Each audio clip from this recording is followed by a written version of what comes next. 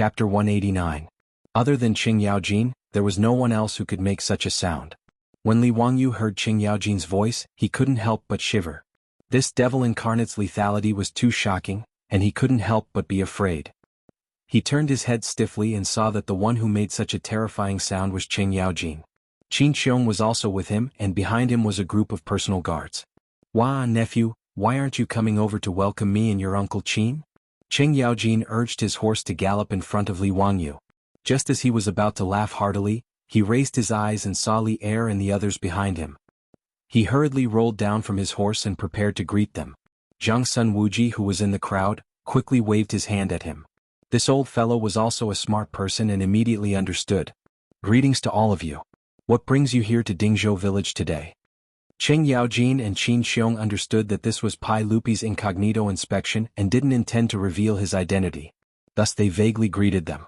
"Haha, we heard that this Li Jia Xiaolang built a water wheel and improved 100 mu of saline alkali soil, so we came to take a look. Why are the two high dukes here?" Zhang Sun Wuji explained with a smile. Qing Yaojin laughed. "I'm here to eat the pig slaughtering feast." He pointed at Li Wangyu. The pig slaughtering feast made by this fellow, although he used cheap meat, was very delicious and left a lasting aftertaste.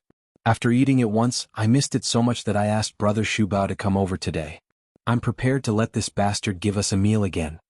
Li Wangyu was dumbfounded. What the heck? Eating the pig slaughtering feast again? Qing Yaojin, this old glutton, despised him. He was freaking ready to freeload again. Li Wangyu suddenly wanted Niu Wu to quickly go home and hide the things at home. The bandits were coming again. After Qing Yaojin finished speaking, the others did not think much of it, but Yang Quan could not help but swallow his saliva. He nodded in agreement and said, "What Lu Guogong said is true. Ziyu's pig slaughtered rice is the best in the world. It is rare. This lowly official has eaten it once and it is indeed unforgettable." After the two of them finished speaking, Zhang Sun Wuji's eyes lit up. He turned to Li Wangyu and asked, "Xiaolang, can you treat us to a taste today?" Zhang Sun Wuji loved to eat in one bite. Regardless of whether it was the local snacks or various feasts, he would gladly enjoy them. The reason why Li Wangyu was able to meet Zhang Sun Wuji in Chongren Square that day was because he liked the taste of the Hu biscuits in the food shop in the square. As the granduncle of the emperor, he was willing to lower himself to eat the Hu cake in that restaurant. He could be considered as the model of the foodies in the Tang dynasty. Now that he heard that Li Wangyu knew how to make some kind of pig slaughter rice, which could attract Qing Yaojin and Qin Xiong, two people to come here out of admiration, plus who County Magistrate Yang's was endorsement, how could he not be moved? Li Wangyu silently rolled his eyes. All right, since Qing Yaojin had spoken, he could not refuse. Since he had to feed a sheep and chase a flock of sheep, he would just treat them. He glared at the old butler Li Heng, who was laughing happily at the side, and ordered him to go to the village to buy a pig. Then he would ask the Niu brothers to slaughter the pig. How can a child like you be so stingy? There are so many of us, how can one pig be enough to eat? He did not expect Qing Yaojin to not be polite at all. He even said that Li Wangyu was stingy. *CK. Are you here to eat pigs, or are you preparing to become a pig? You will be stuffed to death, you old bastard. Li Wangyu was speechless, but he did not dare to oppose Qing Yaojin. He could only clench his teeth and order Li Heng to buy 2 pigs. Was there no law in the Tang dynasty that prohibited officials from eating, drinking, and being corrupt in the countryside? They should really learn what the 8 honors and 8 disgraces were. Li Wangyu cursed in his heart, but he still forced a smile on his face. After Qing Yaojin arrived, Li Wangyu clearly became more well-behaved. He was not stupid. Although he did not know this group of big shots in the imperial court of the Tang dynasty, he believed that they would not bicker with a 16-year-old boy like him. There was no harm in throwing a tantrum with them. However, Qing Yaojin was unreasonable and would actually hit him. Li Wangyu was already too ashamed to show his face when he was spanked at Zhang Liang's residence last time. He did not want to be beaten by this old bastard again in front of everyone. If he was beaten again, he would really have the heart to die. After Qing Yaojin and Qin Xiong arrived, he did not make any trouble for Pai Lupi's questions and answered honestly. However, none of the people present believed him when he said that the seedling throwing method could increase the yield of the fields. Even the old village head and the other farmers who had been managing the fields all their lives did not believe in Li Wangyu's words, let alone these big shots in the imperial court. Pai Lupi and the others were too lazy to say anything more. They only felt that Li Wangyu was still young and inexperienced. Li Wangyu was also too lazy to waste his breath. In any case, whether the rice seedling throwing method was good or not, it would be clear in a few months during the autumn harvest. After looking at the water wheel and rice fields, the group of people under Li Wangyu's lead went to the Li family in the village. When they passed by the wheat fields, Du Ruhui could not help but exclaim softly, "Prime Minister Du, what's wrong?" Zhang Sun Wuji asked curiously. "Look at the fields of Dingzhou village. Why are there so few locusts in the fields?" Du Ruhui pointed at the wheat fields and asked. With his reminder, Pai Lupi and the others also noticed the difference. Compared to the locusts that they had seen along the way in the fields of other villages, there were very few locusts in the fields of Dingzhou village. "Xiaolang, do you know why? Could it be that Dingzhou village has already started to exterminate the locusts?" Fang Xianling asked while twirling his beard. His intuition told him that this matter was related to Li Wangyu. When everyone heard this, they also looked at Li Wangyu. Could this young man convince the villagers to risk universal condemnation and exterminate the locusts? Why are you all looking at me? I did not exterminate any locusts. These were all done by the duck god. That's right, that's it. Li Wangyu nodded with certainty. What? Duck god? I'll beat you to death, you coward. Speak to me properly. What do you mean? It was fine if the others did not understand, but only Qing Yaojin raised his big palm and was ready to use force to threaten him. Duck, it means that ducks eat locusts. Faced with the absolute threat of force, Li Wangyu immediately cowered. What duck? Tell me clearly. Li Wangyu quickly replied, I bought a few thousand ducks and raised them in the fields of the village to eat the locusts. It's that simple. He explained the ins and outs of the matter, but Pai Lupi and the others looked at each other. Fabricating a duck god to shut the villagers' mouths, only this kid would do such a thing. Alas, it's a pity that we can't find so many ducks in the Tang dynasty. Otherwise Xiaolang's method would be worth a try. Fang Xianling sighed. Li Wangyu swallowed back the words that were on the tip of his tongue. He wanted to tell this group of Tang dynasty officials that there could be a god, like the fire god. Forget it, the less trouble the better. What if among these officials, there was also a fan of only by virtue can we exterminate locusts? Chapter 190. In Li Wangyu's house, after receiving the notice from the old housekeeper, everyone was busy. Fang Xianling, Qing Yaojin, Qin Xiong, and several court officials were coming to visit. This was naturally a top priority. After receiving Li Heng's report, Su Changqing immediately ordered everyone in the house to get busy. The Niu brothers went to the village to buy pigs from a pig farmer. Perrin went to the kitchen to boil water and prepare to slaughter the pigs. The 4 maidservants cleaned the originally clean courtyard again. Even Ma Zhou was ordered by Su Changqing to find the old village chief and ask for a 4-wheeled carriage. He took the copper coins and rushed to the county seat to buy wine. With so many people, the wine in the house was obviously not enough to drink, not to mention the old hooligan Qing Yaojin. Knowing that the honored guests had many guards, Su Changqing asked Li Heng to find the old village chief and borrow a mat and a short table. He laid it on the ground in the front yard as a place for the guards to rest and eat. When Li Wangyu returned home with Pai Lupi and the others, the Niu brothers had already slaughtered the 2 pigs. They were waiting for him to come back and personally cook them. Li Wangyu invited Qing Yaojin and the others to sit in the central room. He also had Su Changqing bring the Medicine King tea for everyone. Su Changqing very generously came out to greet the guests. When Li Wangyu introduced Su Changqing to everyone and said that she was his distant cousin, Pai Lupi had a strange expression. This bastard was spouting nonsense again. Recently, Su Changqing often went to the Tai Chi Palace to teach yoga to Empress Zhang Sun and Yang Fei. Pai Lupi already knew about this. As for Su Changqing's origin, the 100 Horsemen Department had also investigated, but they had no clue. However, Pai Lupi didn't care who Su Changqing was. After all, she was just a woman. He didn't care. Even if Su Changqing's identity was suspicious, Pai Lupi wouldn't worry about it. However, Yang Quan's heart was beating like a drum. Madame Su's marriage to the Li family was handled by the Huxin County Yamen. At that time he and Lu Xiao were just 2 people. Who would have thought that Li Wangyu, a down-and-out boy, would actually invite Pai Lupi, the emperor of the Tang dynasty, to his home? Su Changqing bowed to everyone and personally went forward to brew tea for Pai Lupi and the others. Different from the fried tea popular in the Tang dynasty, this kind of tea was brewed with boiling water without adding scallions, ginger, and garlic. It was very novel to Pai Lupi and the others. The white porcelain teacup was custom-made by Li Wangyu at the magnetic kiln. In each teacup, 2 pinches of tea leaves were poured into the boiling water. A moment later, a strong tea fragrance wafted in all directions. Su Changqing liked to drink tea in her previous life. She also studied the way of tea for a period of time. Her movements of brewing tea were like moving clouds and flowing water. Her slender fingers picked up the teacup and delivered it to each guest. Pai Lupi and the others all smiled and nodded at Su Changqing to express their gratitude. Then they picked up the teacup and tasted it. Only Qing Yaojin muttered, "Nephew, I heard that you owe a lot of debt. Sure enough, your family is poor. You only use clean water to brew tea for guests. I really can't bear to see you like this." Li Wangyu was about to go to the kitchen to prepare a pig slaughtering feast. When he heard Qing Yaojin's words, he almost staggered and fell to the ground. "This stinking shameless person, you still can't bear to see me like this? Who was it that told me to prepare 2 pigs for you to eat? Who was it that lost a game of mahjong last time and reneged on a debt? Who was it that freeloaded at home and stole a bunch of things? I don't believe you. You're a rotten old man, very bad." Li Wangyu walked to the kitchen in grief and indignation. Suddenly he thought of something. He rolled his eyes and beckoned the Niu brothers over. He whispered a few words in their ears. His words made the Niu brothers put on a difficult expression. "Langjun, I'm afraid this isn't appropriate." "What?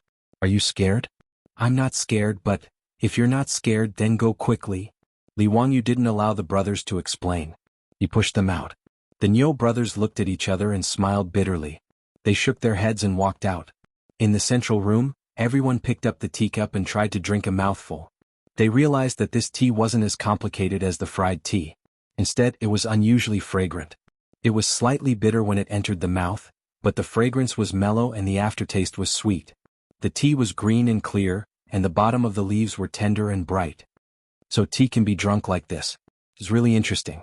Pai Lupi put down the teacup and nodded in praise. "Not bad. This tea is fragrant and elegant. It tastes fresh and mellow. It has a unique flavor." Zhang Sun Wuji also praised. Even Qin Xiong nodded in praise. "Li Jia Xiaolang is so elegant. This tea is fragrant and mellow. Not bad, not bad." The Tang people loved tea. The tea ceremony began to develop in the Sui dynasty. In the Tang dynasty, the tea ceremony culture had formed the palace tea ceremony, the temple tea ceremony, and the scholars' tea ceremony. However, the tea ceremony at that time was still mainly about frying tea. It was the first time in the Tang dynasty to brew tea like the Li family. Although it was simple, Pai Lupi and the others could taste it. Only Qing Yaojin shook his head discontentedly. "This tea is tasteless. Lady Su, do you have wine at home? How can you entertain guests without wine?" His words made everyone have the urge to kick this bastard to death. It was simply a waste of time. Fang Xuanling's face was even twitching. He had the intention to enforce justice on behalf of heaven. They pretended not to hear Qing Yaojin's words and turned to talk with Su Changqing. Lady Su was a distant cousin of the Li family. Naturally, it was impossible. However, Su Changqing's bearing and temperament revealed that kind of noble aura everywhere. It was impossible for her to be a girl from a small family. They did not think that Su Changqing was a modern white-bone spirit. How could an ordinary girl in the Tang dynasty compare with her temperament? Moreover, although Li Wangyu and Su Changqing didn't have much to say to each other, how could the eyes of these people be easy to deceive? Even Qing Yaojin could see that the relationship between Su Changqing and Li Wangyu was not ordinary, let alone this group of court officials. However, they could not understand. Li Jia Xiaolang was only 16 years old.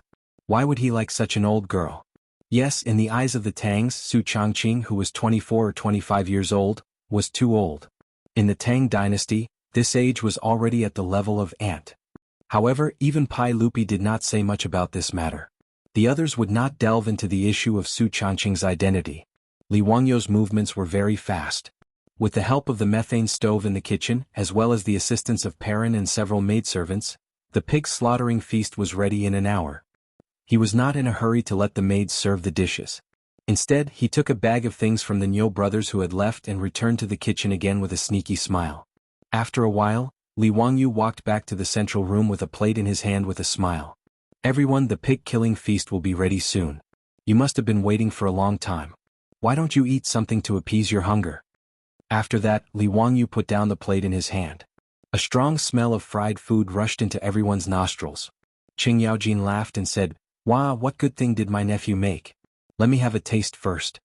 After all, he was a famous general in the Tang dynasty. He quickly rushed to the table and stretched out his chopsticks to pick up the food on the plate. However, he suddenly stopped. What is this?" "Fried flying prawns." Chapter 191. The so-called fried flying prawns, also known as flying locusts in some places, were actually fried locusts. The meat of the locust was soft and tasted as delicious as prawns. In the future, many restaurants served this dish. However, unlike Li Wangyu, who used wild locusts as ingredients, they used farmed locusts. Although locusts were pests, they were high in protein and rich in lecithin, which could improve memory. It could strengthen the spleen, aid digestion, stop coughing and asthma, prevent cardiovascular and cerebrovascular diseases, lower blood pressure. In short, it was a delicacy and a good tonic. Unfortunately, no one in the Tang dynasty dared to eat such things. Due to their fear of the locust god, they did not even dare to hunt them. The locusts in Wuxia in the later generations had to be reared by humans to survive on their last legs. These locusts were caught by the Niu brothers in the fields under Li Wangyu's orders. The brothers were originally in awe of the locusts, but after seeing the ducks at home eating locusts, the reverence in their hearts for the locust god had lessened. Therefore, when Li Wangyu ordered them to catch locusts, the brothers only hesitated for a moment before they obeyed and caught a bag of locusts. Li Wangyu threw the locusts into a big pot in the kitchen, boiled them in boiling water, and then fished them out with a hedge to drain them. He fried the locusts in hot oil until they were golden brown and crispy. Then he took them out and sprinkled some salt and pepper. A delicious fried flying prawn was presented in front of the emperor of the Tang dynasty, Pai Lupi, and all the officials. Qing Yaojin's chopsticks froze in midair. He hesitated for a moment and asked uncertainly, "Kid, what kind of prawn is this? Why does it look like locust?" "Ah, Uncle Qing has good eyesight.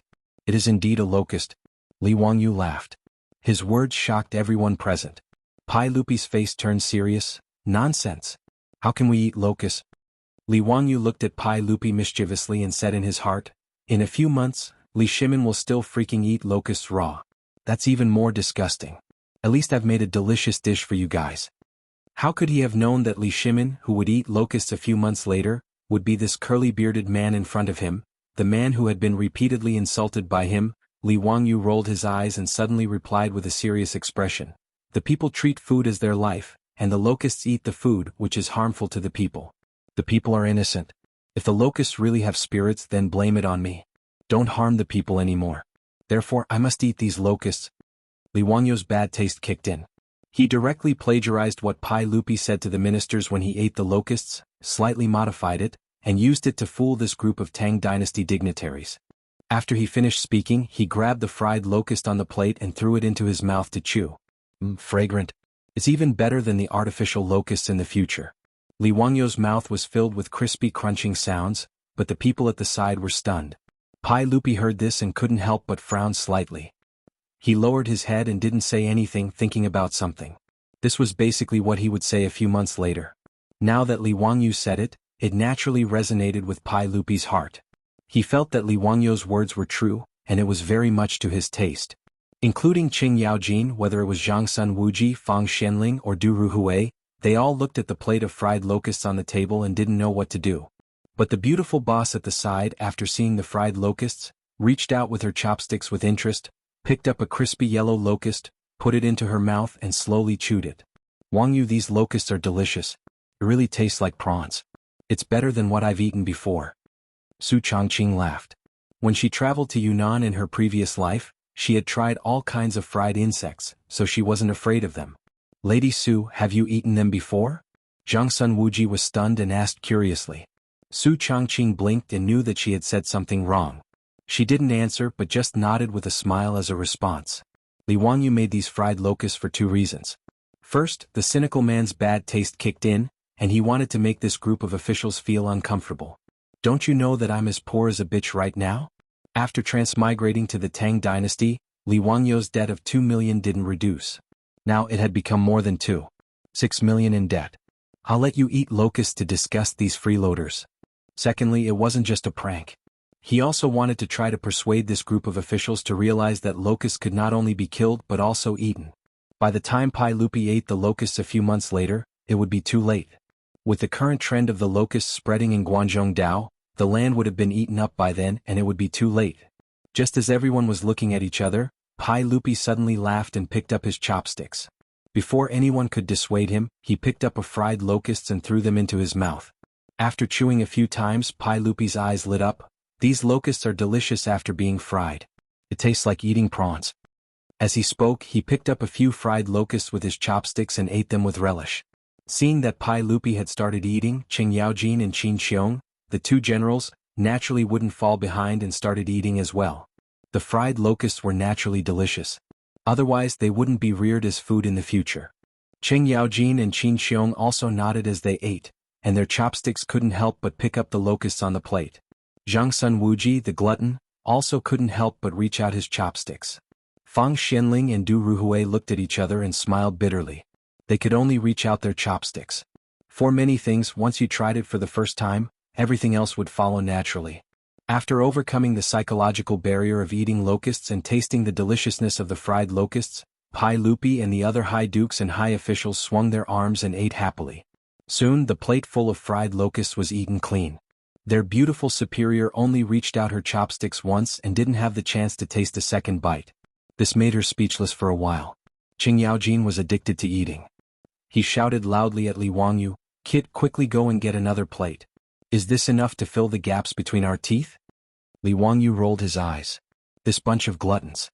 He called the Niu brothers to catch more locusts from the fields and then bowed solemnly to everyone. Fang Xiang, Uncle Cheng, Uncle Qin, everyone, not only can these locusts be eaten, they can also fill one's hunger. The locust god's words are pure nonsense. With the impending disaster, I beg everyone to persuade the saint in the imperial court to give the order to exterminate the locusts. Save the world. His words came from the bottom of his heart, and there was no pretense in them. Everyone secretly looked at Pai Lupi, wanting to see how he would react. Pai Lupi pondered for a moment and then sighed, "Exterminating the locusts, how can we not want to? Sigh, we still need to plan for this." Li Wangyu was anxious. It was this bearded man again. Was he trying to flirt with a blind man? Was he doing all this for nothing? His temper rose and he straightened his neck. "Then please, I don't have any extra food at home. Forgive me for not being able to entertain you." When these words came out, everyone was stunned. To chase Li Shimin and a group of high dukes and high officials out of the house. How dare you say that? Chapter 192.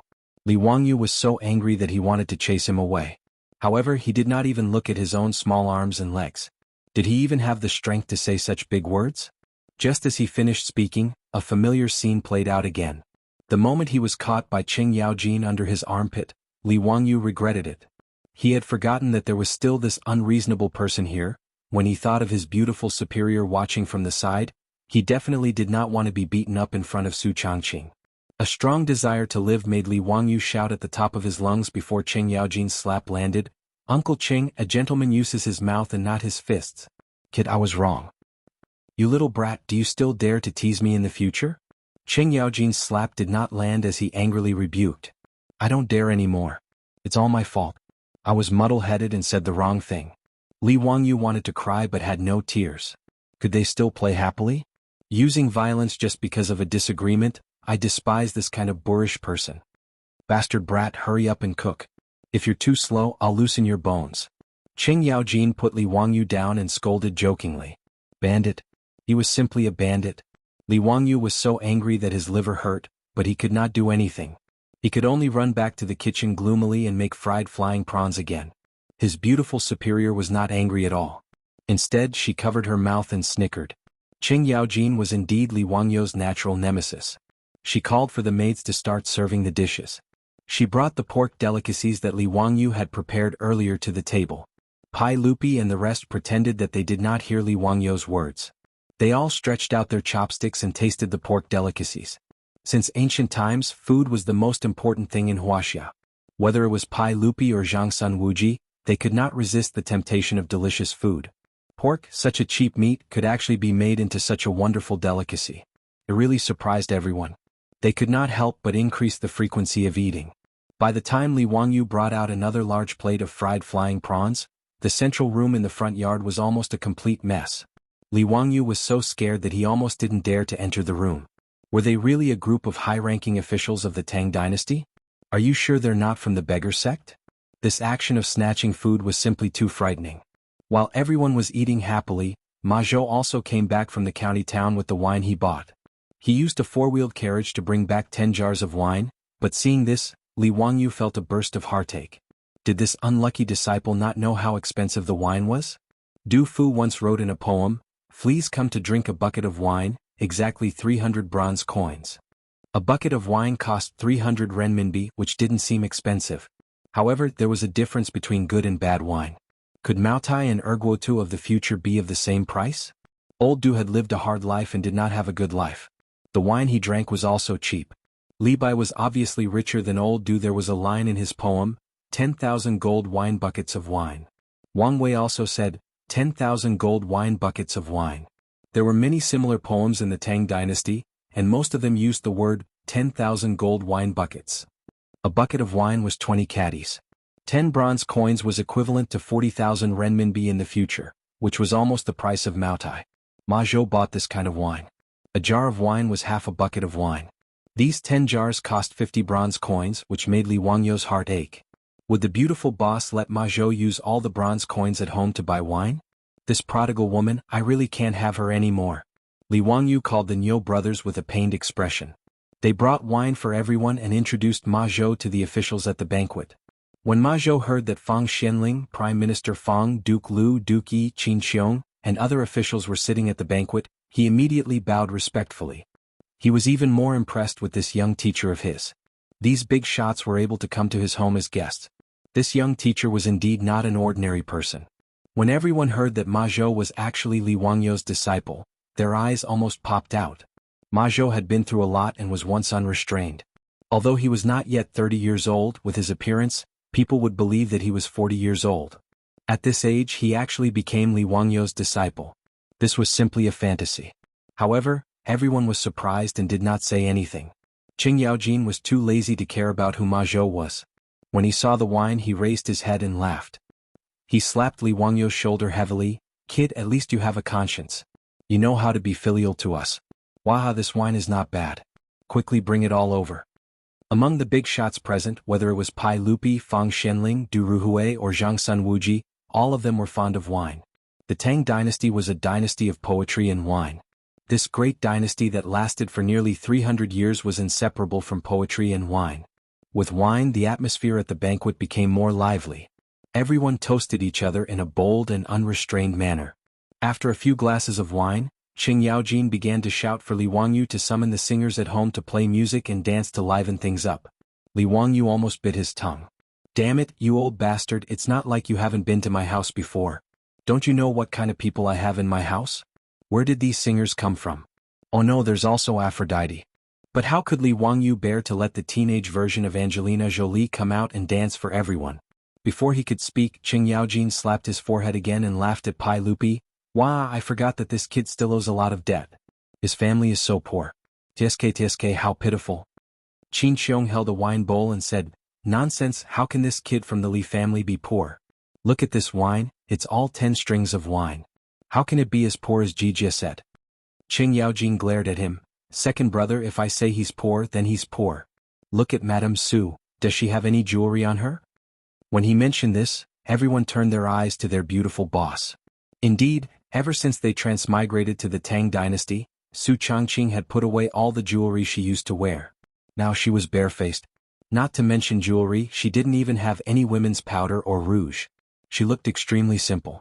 Li Wangyou figured out something. Why did Qing Yaojin seem to be crying poor for him? But who was he talking to? Fang Xianling? Or the other bigwigs? Li Wangyou was a little confused by Qing Yaojin's actions, but he didn't notice that the bearded man was glaring fiercely at Qing Yaojin. Qing Yaojin naturally saw the look in Pai Lupi's eyes, so he didn't say anything more. He just laughed and went to drink with Qin Xiong. In fact, everyone except Li Wangyou and the beautiful boss understood the meaning of Qing Yaojin's words because they didn't know Pai Lupi's identity. On the surface, Qing Yaojin was crying poor for Li Jia Xiaoleng, but in fact he was using his words to squeeze Pai Lupi. Li Wangyou was a member of the imperial family, and the elders in his family had all passed away, leaving him as a young man with a lot of debt. How could this uncle, who hadn't even made 5 generations, have the nerve to look at him like this? Pai Lupi's face was as black as the bottom of a pot. This Qing Yaojin was really not a good person. He glared and pointed at Li Wangyou. Come here and talk. Li Wangyou was confused. Why are you glaring at me? He stammered and walked to Pai Lupi. What can I do for you, Langjun? Let me ask you, do you hate the sage for taking away your family's position? When he asked this, everyone looked at Li Wangyou to see how he would answer. Chapter 193. Li Wangyu was confused by Pai Lupi's question. He didn't understand what the bearded man meant. Resentment? Why should I? Your father was originally in charge of Huxian, but because he offended the saint, he was stripped of his position and caused your life to be difficult. Don't you have any resentment? Pai Lupi asked. His words made Fang Xianling and the others nervous. They were afraid that Li Wangyu would speak without thinking and annoy Pai Lupi again. Unexpectedly, Li Wangyu smiled. What's there to be resentful about? My family owed money because my father was forced by the clan to lend money. It wasn't the imperial court that exploited us, so we can't blame anyone. As for losing his position, that's even less of a problem. Although the son doesn't blame the father, in my opinion my father was wrong. Oh? Why do you say so? Pai Lupi didn't expect Li Wangyu to answer like this. As a white-collar worker in his previous life, Li Wangyu had seen a lot of ups and downs in the workplace, including himself. He felt that Li Zhou's EQ was too low. Just because the company had a new boss, he went against the boss. If one couldn't stand being wronged in the workplace and even fought with the boss, then they should just go home and eat themselves. Li Zhou was like this, but he angered himself to death. Li Wangyu felt that it was unwise. Li Wangyu remembered a chicken soup for the soul class he attended in his previous life. He felt that the chicken soup for the soul class could answer this question. Noble but not arrogant, power but not arrogant, second best, support but not hidden, ups and downs without chaos. This is the nature of a subject. My father didn't do that, so he can't blame the saint. As the saying goes, be indifferent to favor or disgrace. Watch the flowers bloom and fall in front of the court. Have no intention of leaving or staying, watch the clouds roll in and out of the sky. His words made his beautiful superior laugh. This guy was plagiarizing again. She had also heard the content of the Emerson Headhunting Company's lectures in his previous life. Fang Xianling and the other ministers were stunned. They did not expect that such a principle of becoming an official would be summed up so brilliantly by this 16-year-old boy. Zhang Sun Wuji clapped his hands and applauded. Xiaolang is really impressive. To be so mature at such a young age, it's really rare. What a good saying, not shocked by honor or disgrace, watching the flowers bloom and wilt in front of the courtyard, not caring whether to leave or stay, looking at the clouds beyond the sky. Du Ruhui also stroked his 3 strands of beard and nodded. Li Zhou gave birth to a good son. Xiaolang, you see things more clearly than your parents. Ma Zhou was so excited that he was unable to control himself. So it turned out that the little division commander not only knew how to investigate things and apply knowledge to the world, but he also understood the principles of being an official so thoroughly. He thought about how he was an assistant teacher in Bozhou, but because of a moment of indignation he became unrestrained and unrestrained. In a fit of anger he traveled west to Chang'an. He was truly ashamed. Pai Lupi was even more stimulated by Li Wangyu's words. He repeatedly muttered and felt that Li Wangyu's words were not false. His eyes flashed and he asked again, "Kid, are you satisfied with poverty? Have you never complained about injustice?" Li Wangyu blinked and thought, why would I be satisfied with poverty? My dream is to be a small landlord in a prosperous world. My family has a house and land and my life is boundless. Cough cough, this seems to be Stephen Chow's line. No matter what, he did not plan to live a hard life.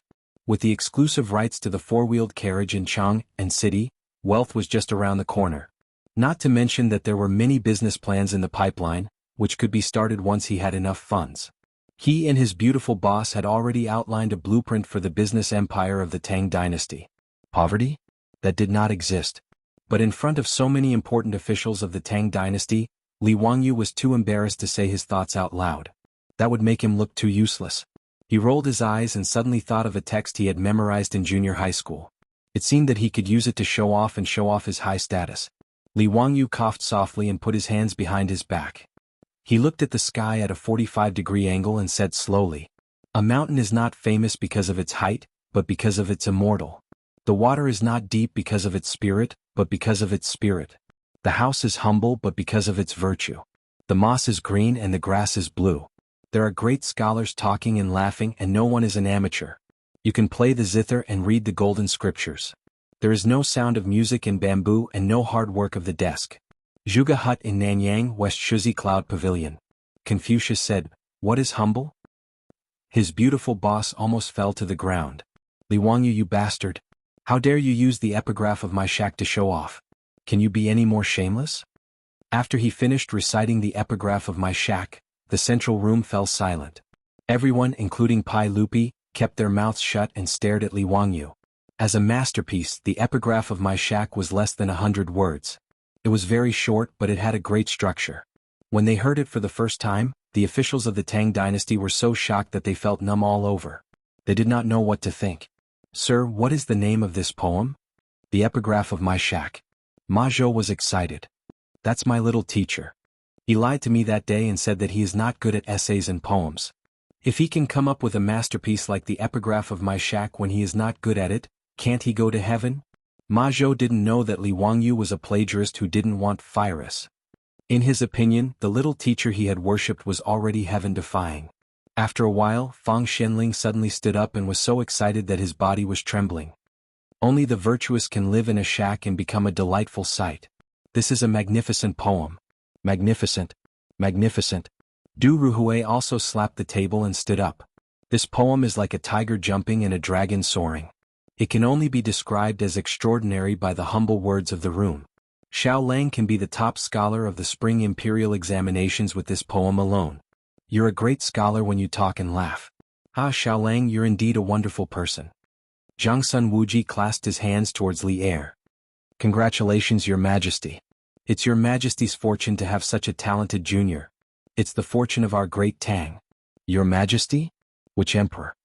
Li Wangyu, Su Changqing and Ma Zhou were all stunned. "This bearded man is the emperor of the Tang dynasty? Pai Lupi Li Shimin?" The old butler, Perrin, and the others who were waiting on the side all trembled in fear and hurriedly knelt down. Although kneeling was not popular in the Tang dynasty, for them, the sudden visit of a saint to the Li family was too shocking. They could not help but kneel down. Li Wangyu was even more dumbfounded. If the bearded man was Pai Lupi, he seemed to have, perhaps, disliked him many times. At the birthday banquet in Zhang Liang's mansion, he teased him with the chessboard and rice. He teased him again when he gave him the painting. In the county prison of Chang'an County, and just now by the Ganjiang River. Should he take his beautiful boss and run away? Is it safer to run along the Silk Road to the western regions or to Nanyang? Would Pai Lupi immediately let the guards rush in and chop him to death? Li Wangyu's mind was filled with random thoughts. He did not even greet Pai Lupi and just stood there stupidly. While he was in a daze, Pai Lupi made a gesture to Fang Xianling. Fang Xianling took out a scroll of yellow paper from her arms. Li Wangyu of Hu County received the Imperial Edict. Chapter 194. An Imperial Edict was an Imperial Edict. Of course, there was no such thing as an Imperial Edict in the Tang dynasty. It was generally called an Imperial Edict, or an Imperial Edict. Receiving an Imperial Edict was not like the scene in the TV series of later generations where everyone knelt down to greet the Imperial Edict. Before the Ming dynasty, there was no need to kneel to receive an Imperial Edict. In the Tang dynasty, people just had to sit down to receive an Imperial Edict. Disciple, Li Wangyu of Hu County, son of Li Zhou. Loyal and pure, virtuous and virtuous. He is the founder of a county and will be bestowed with 10,000 gold, 300 households and 100 households. The master will execute it. Fang Xuanling's reading of the Imperial Edict was like a clap of thunder, exploding Li Wangyu's head and making it buzz. He was conferred a title? After reading the Imperial Edict, Cheng Yaojin and Qin Xiong both breathed a sigh of relief. They looked at Li Wangyu with a bit of surprise in their eyes. Before, the two of them used words to provoke Pai Lupi. Wasn't the purpose of Pai Lupi not to treat his nephew harshly? They didn't expect that not only did Pai Lupi not treat him harshly, but he was already prepared. He even wrote the Imperial Edict and directly conferred a title. The Imperial Edict of the Tang dynasty was not so simple. It needed Pai Lupi to instruct the officials of the Hall of Governmental Affairs to draft it. Then Pai Lupi would read it and send it back to the Hall of Governmental Affairs. The Hall of Governmental Affairs would make a new copy of the Imperial Edict, file it, sign it, and send it to the Hall of Governmental Affairs for review. After the review of the Hall of Governmental Affairs, the big shots would sign it, send it to Pai Lupi for review, and then send it to the Hall of Governmental Affairs. In short, the Imperial Edict of the Tang dynasty was a long and complicated process from the drafting of the Imperial Edict to the final issuance. The complexity was simply a headache. In comparison, the government of the Celestial Empire was more efficient. Therefore, Pai Lupi's decision to confer a title to Li Wangyu, the founder of a county, was not made in a hurry. Ever since Fang Xianling said, "I owe you a lot," Pai Lupi was ready to reward her. Not to mention Li Wangyu's status as a member of the imperial clan, Just the water wheel and four-wheeled carriage that he had created were enough for Pai Lupi to make up his mind and give him a noble title. What surprised Qing Yaojin and Qin Xiong was Li Wangyu's title of nobility. In the Tang dynasty, the titles of nobility were mostly based on the names of places. But generally speaking, the titles of nobility in Mingchuan and mountains were not conferred, nor were the important places in the capital. Hu County was only 80 li away from Chang and city and was within the boundaries of the capital. Yet, Pai Lupi had bestowed this title upon Li Wangyu. It was impossible for everyone not to have their imaginations run wild. Li Wangyu finally came back to his senses and hurriedly bowed respectfully, "Yes. Fu Dao Xing Wangyu thanks His Majesty." Pai Lupi snorted proudly, "Li Wangyu, just don't make me angry in the future." These words made Li Wangyu very embarrassed and he didn't know what to say. Li Wangyu also felt that he had been wronged. "Damn, who told you, the emperor of the Tang dynasty, to go incognito? How would I know that you were Pai Lupi's son? You can't blame me for this." He smiled awkwardly, "Your Majesty, it was all because of my youth and impetuousness. Please forgive me." Li Wangyu couldn't be blamed for humbling himself. He wasn't a fool. In a feudal society, wasn't it crazy to play with the emperor's strength of character? Normally, only someone with a screw loose would do that. The result would be nothing but a graveyard full of weeds.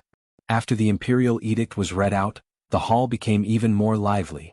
Everyone congratulated Li Wangyu. The old hooligan Qing Yaojin even poured Li Wangyu several bowls of wine. Li Wangyu was so angry that he almost fought with him. This old hooligan was too bad. Fang Xianling introduced him to several people in the hall. Only now did Li Wangyu know that the one who freeloaded his breakfast that day was actually Zhang Sun Wuji. Next to Fang Xianling was a famous minister, Du Ruhui. These two people were the golden partners of Jingguan dynasty, known as Fang Mao and Du Duan. They were all famous people of the Tang dynasty and were all 24 meritorious officials of the Lingyan Pavilion. "Congratulations, Hu Xin man, come, drink with this old man." This title, why does it sound so weird? Hu Xin man, it's so weird. Li Wangyu didn't dare to neglect. He hurriedly bowed respectfully to everyone, and then dizzily poured a lot of wine. If it weren't for the low alcohol content of the Tang dynasty's wine, he would have fallen on the table. Yang Quan also came to congratulate Li Wangyu with wine. Yang Quan was also greatly stimulated by the imperial edict just now.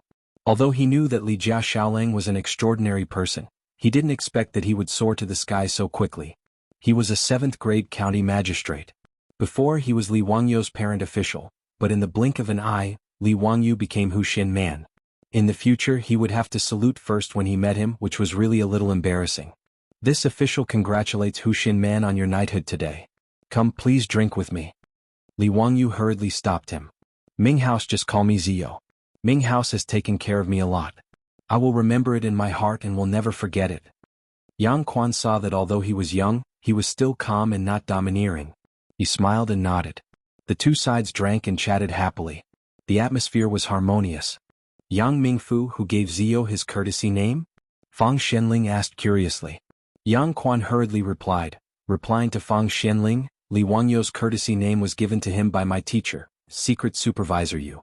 It was taken from Zi Lai Zi Qiong, and in Zi Lai Zi Qiong. In Zi Lai Zi Qiong, there is the worry of hunger and cold. Secret Supervisor Yu is indeed a knowledgeable person. This courtesy name is good. Zio, don't disappoint Secret Supervisor Yu's expectations." Pai Lupi was in a good mood. He clapped his hands and smiled. The fact that Li Wangyu was conferred a noble title made the old steward, Li Heng, so excited that his face flushed red. Looking at Li Heng's appearance, Li Wangyu was afraid that the old man would be too excited and have a brain hemorrhage or something. That would be very funny. The backs of the Niu brothers also straightened even more. The little girl Pei Lan and those 4 maidservants, on the other hand, had faces full of shock. Their Langjun was knighthood? A 16-year-old county boy who founded the country.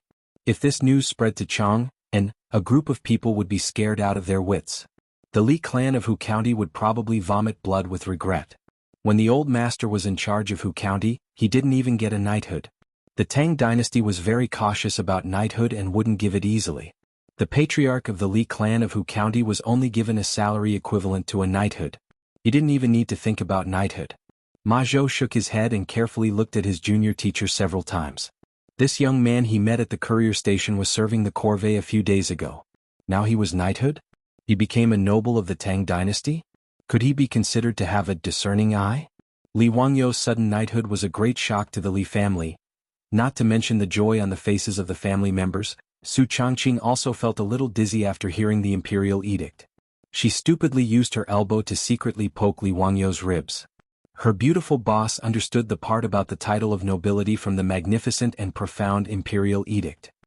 Wangyou, what kind of knighthood is the county boy who founded the country? Also, is that imperial edict an imperial edict? Why isn't there an imperial edict from the heavens? Li Wangyou blinked and almost burst out laughing. His beautiful boss was deceived by the unscrupulous TV series of the future. Chapter 195. He explained in a low voice to Su Changqing. In the Tang dynasty there were 9 ranks of nobility. Wang Jun Wang Guogong Jun Gong, County Duke, County Marquis, County Earl, County Son, and County Man. County Man was regarded as secondary class 5. Although his rank was not high, he belonged to the category of nobility. Nobility was different from an official position. Simply speaking, a nobility was equivalent to lifelong benefits, while an official position was just a job. As for the imperial edict, it was made by the shameless emperor of the Ming dynasty Zhu Yuanzhang. The emperors before Zhu Yuanzhang were not so shameless that they could not say that they were following the imperial edict. The beginning of the imperial edict of the Tang dynasty was very simple. It was just 2 words, Minxia, because the imperial edicts were generally drawn up by the Minxia province. After figuring this out, Su Changqing asked again, "Is the reward of 10,000 taels of gold for our family?" Li Wangyou rolled his eyes at her. "What are you thinking? 10,000 taels of gold. 10,000 taels of gold is 10,000 copper coins. Li Shimin is really stingy. He only gave us 10 copper coins, which is enough to buy a bucket of water wine." Su Changqing was also speechless. It turned out that it was such a reward. She was happy for nothing. What does it mean to have 300 households in the feudal land and 100 households in the feudal land? 300 households in the feudal land is a false title. After adding the feudal land, it is a real title. That is to say, 100 households in our family are really going to be class households. Customers? Su Changqing was confused again. In the Tang dynasty there were customers? Did they need a salesperson? Li Wangyou knew that she misunderstood. Stupid, it's a tax class. It's the rent for 100 households. In the future, it won't be handed over to the imperial court. It will be handed over to our family. In the future we will be landlord class. Those who ate the feudal land would get real households. These 100 households would become Li Wangyou's class households and pay taxes to him in the future. Moreover, the feudal land was hereditary, which was the most important thing. Who would have thought that after transmigrating to the Tang dynasty for only a month, he would achieve his dream of becoming a small landlord, and a small landlord with a title of nobility. Ordinary small landowners still had to pay taxes, but he didn't even need to pay taxes. It was really wonderful. Your Majesty, let me propose a toast to you. Your Majesty, thank you for your magnanimity. Li Wangyou didn't forget to propose a toast to Pai Lupi. Flattery was a compulsory course for white-collar workers. Pai Lupi was in a very good mood today. After drinking the wine in one gulp, he smiled and said to Li Wangyou, "Speaking of which, we are still your Uncle Kong. From now on, when we are in private, you can call us Uncle." "Yes, your nephew greets Uncle." Li Wangyou immediately seized the opportunity. Since the emperor of the Tang dynasty had said so, what was there to be embarrassed about? If Pai Lupi really treated him as his nephew, wouldn't he be able to do whatever he wanted in the Tang dynasty in the future? Carrying caged birds, eagles, and dogs, he could run rampant in the east and west cities with a group of Tang dynasty playboys and flirt with pretty girls while he was at it? Thinking of this, Li Wangyou almost drooled. However, his good mood didn't last long. When his eyes swept across the table and saw the plate of fried locusts with little left, his mood became a little heavy. Li Wangyou was not a saint. He was just a layman. But even if he was a layman, he couldn't be stone-hearted. Knowing that a great famine would sweep across Guanyi province, but doing nothing, Li Wangyou would despise himself in his heart. He gritted his teeth and planned to take advantage of Pai Lupi's good mood to go out and persuade him again even if he was scolded again. "Uncle, I beg you to give the order to eliminate the locusts. This plague of locusts really can't be delayed. Otherwise there will be no harvest and starving people will be everywhere in Guangzhou." This topic made Pai Lupi slightly startled and his face became a little gloomy. He raised his head and drank the wine in the cup, sighing. "Zio, how could I not want to give the order to eliminate the locusts?" Li Wangyou was a little surprised. According to the history books of later generations, Didn't Pai Lupi personally eat the locusts and give the order to eliminate them all over the country? Why did Li Er's expression seem to suggest that there was more to the matter of exterminating the locusts? It seemed that it wasn't just the scholar officials who were against eliminating the locusts. Was there some other reason that he didn't know? The conversation between the two was heard by everyone present. Fang Xianling, Du Ruhui, Zhang Sun Wuji, and the others all looked bitter and didn't want to say more. Only Qing Yaojin, this idiot, threw his wine bowl heavily on the table and shouted in a rough voice, "Damn it, it's all because of those bastards. Jijia, be careful with your words." Before Qing Yaojin finished, Zhang Sun Wuji interrupted him. Pai Lupi waved his hand. "No matter, we can tell him about this and let Zio listen. This kid might have a way to get out of this situation." After getting Pai Lupi's permission, Zhang Sun Wuji still carefully waved his hand to let Li Heng, Niu Wu and the others leave. Ma Zhou's clothes were white and he was about to leave, but he was stopped by Li Wangyu. "Bin Wang, you will become an official sooner or later, and you are also my disciple. There should be no harm in staying." Zhang Sun Wuji didn't have any objections to Li Wangyu leaving Ma Zhou behind. When there was no one else in the central room, he explained to Li Wangyu in a small voice.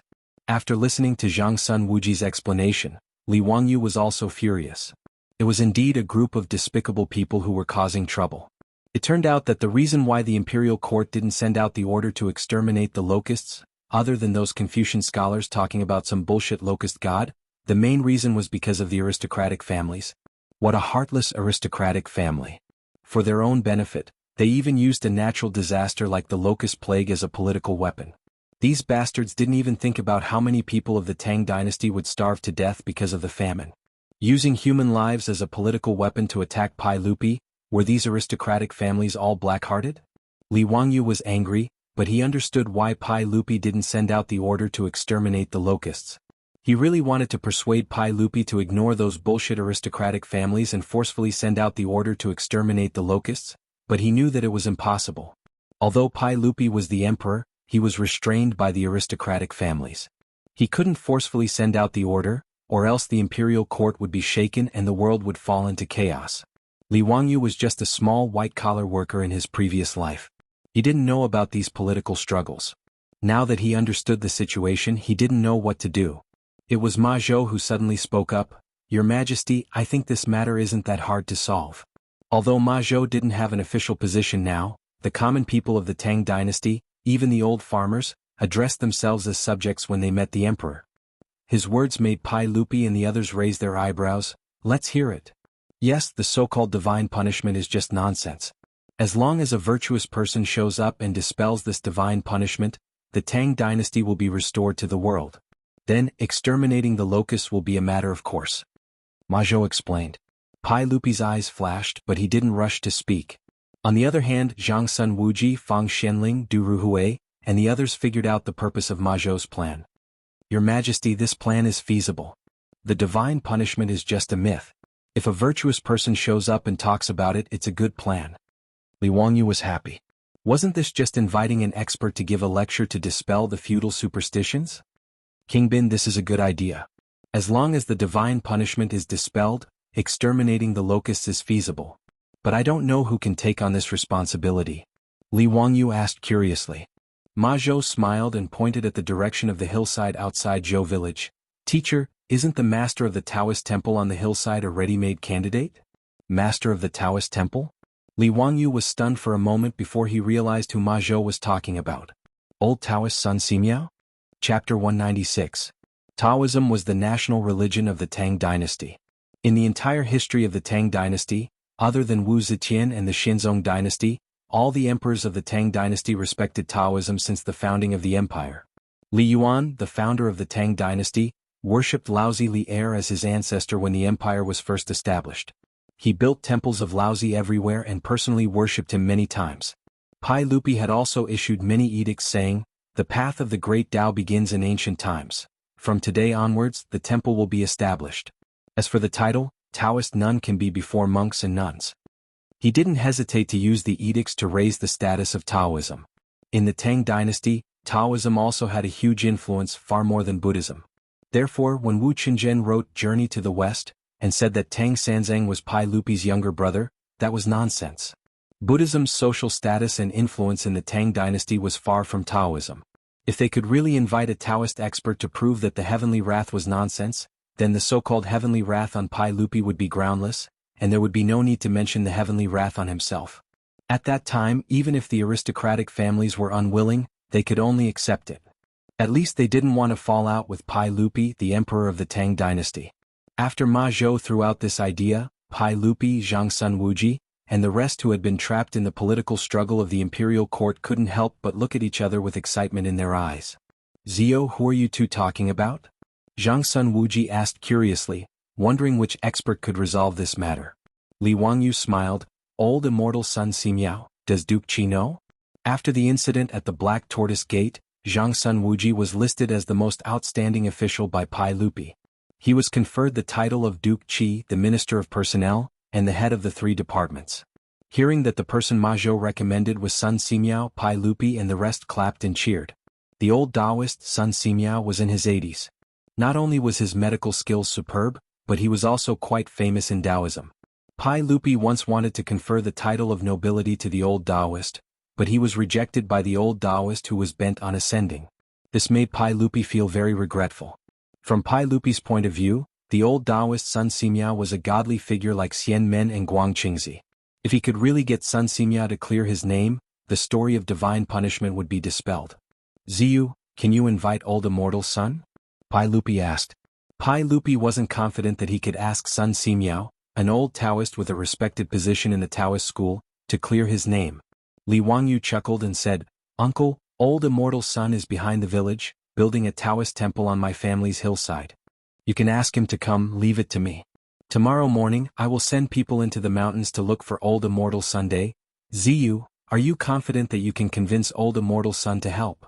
Pai Lupi was a little worried. Li Wangyu pointed at Niu Yong who was standing in the front yard and smiled. Uncle, do you see that troop of mine? He saved old immortal Sun's life before. Old immortal Sun will definitely give him some face. He suddenly thought of the scene where he saw the monks swindling people at the crossroads of Hu County. He couldn't help but chuckle. He lowered his voice and carefully said a few words to everyone. After Zhang Sun Wuji and the rest heard his words, they couldn't help but grit their teeth with a weird expression. Pai Lupi also didn't know whether to laugh or cry. He didn't know how to comment. On the other hand, Qing Yaojin's big palm landed on Li Wangyu's shoulder again. Wah, kid, I think this business of yours is good. Your Majesty, you can leave this matter to this kid. It can't be wrong. It wasn't easy for Li Wangyu to be conferred the title of founding man of the county. However, in front of this old gangster, he didn't have any temper at all. His shoulder was slapped until it was numb, but he still had to wear a smile on his face.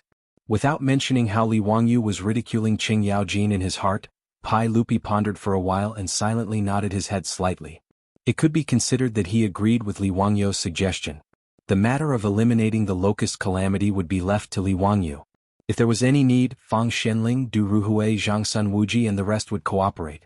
With a countermeasure, Pai Lupi, Zhang Sun Wuji and the rest heaved a sigh of relief. After so many days, the irritation in their hearts faded a little. In addition, there was good wine and delicacies to liven things up today. Pai Lupi simply threw this matter to the back of his mind and turned to look at Ma Zhou. Zio, this disciple of yours has a clever mind. The problem that has troubled us for many days was actually solved by him. Li Wangyu saw that Pai Lupi was interested in Ma Zhou, so he quickly introduced Ma Zhou to him. After knowing that he was an orphan and came from a poor family, but he was studious and had even been a teaching assistant in Bo Prefecture, Pai Lupi began to admire Ma Zhou. Ma Zhou, let me test you. Let me see what you have learned from Zio. Pai Lupi smiled. Ma Zhou was a little fearful. He bowed and said, I have only learned from teacher for a short period of time. I have yet to learn all of teacher's knowledge. Pai Lupi smiled and said, Ha, you are humble.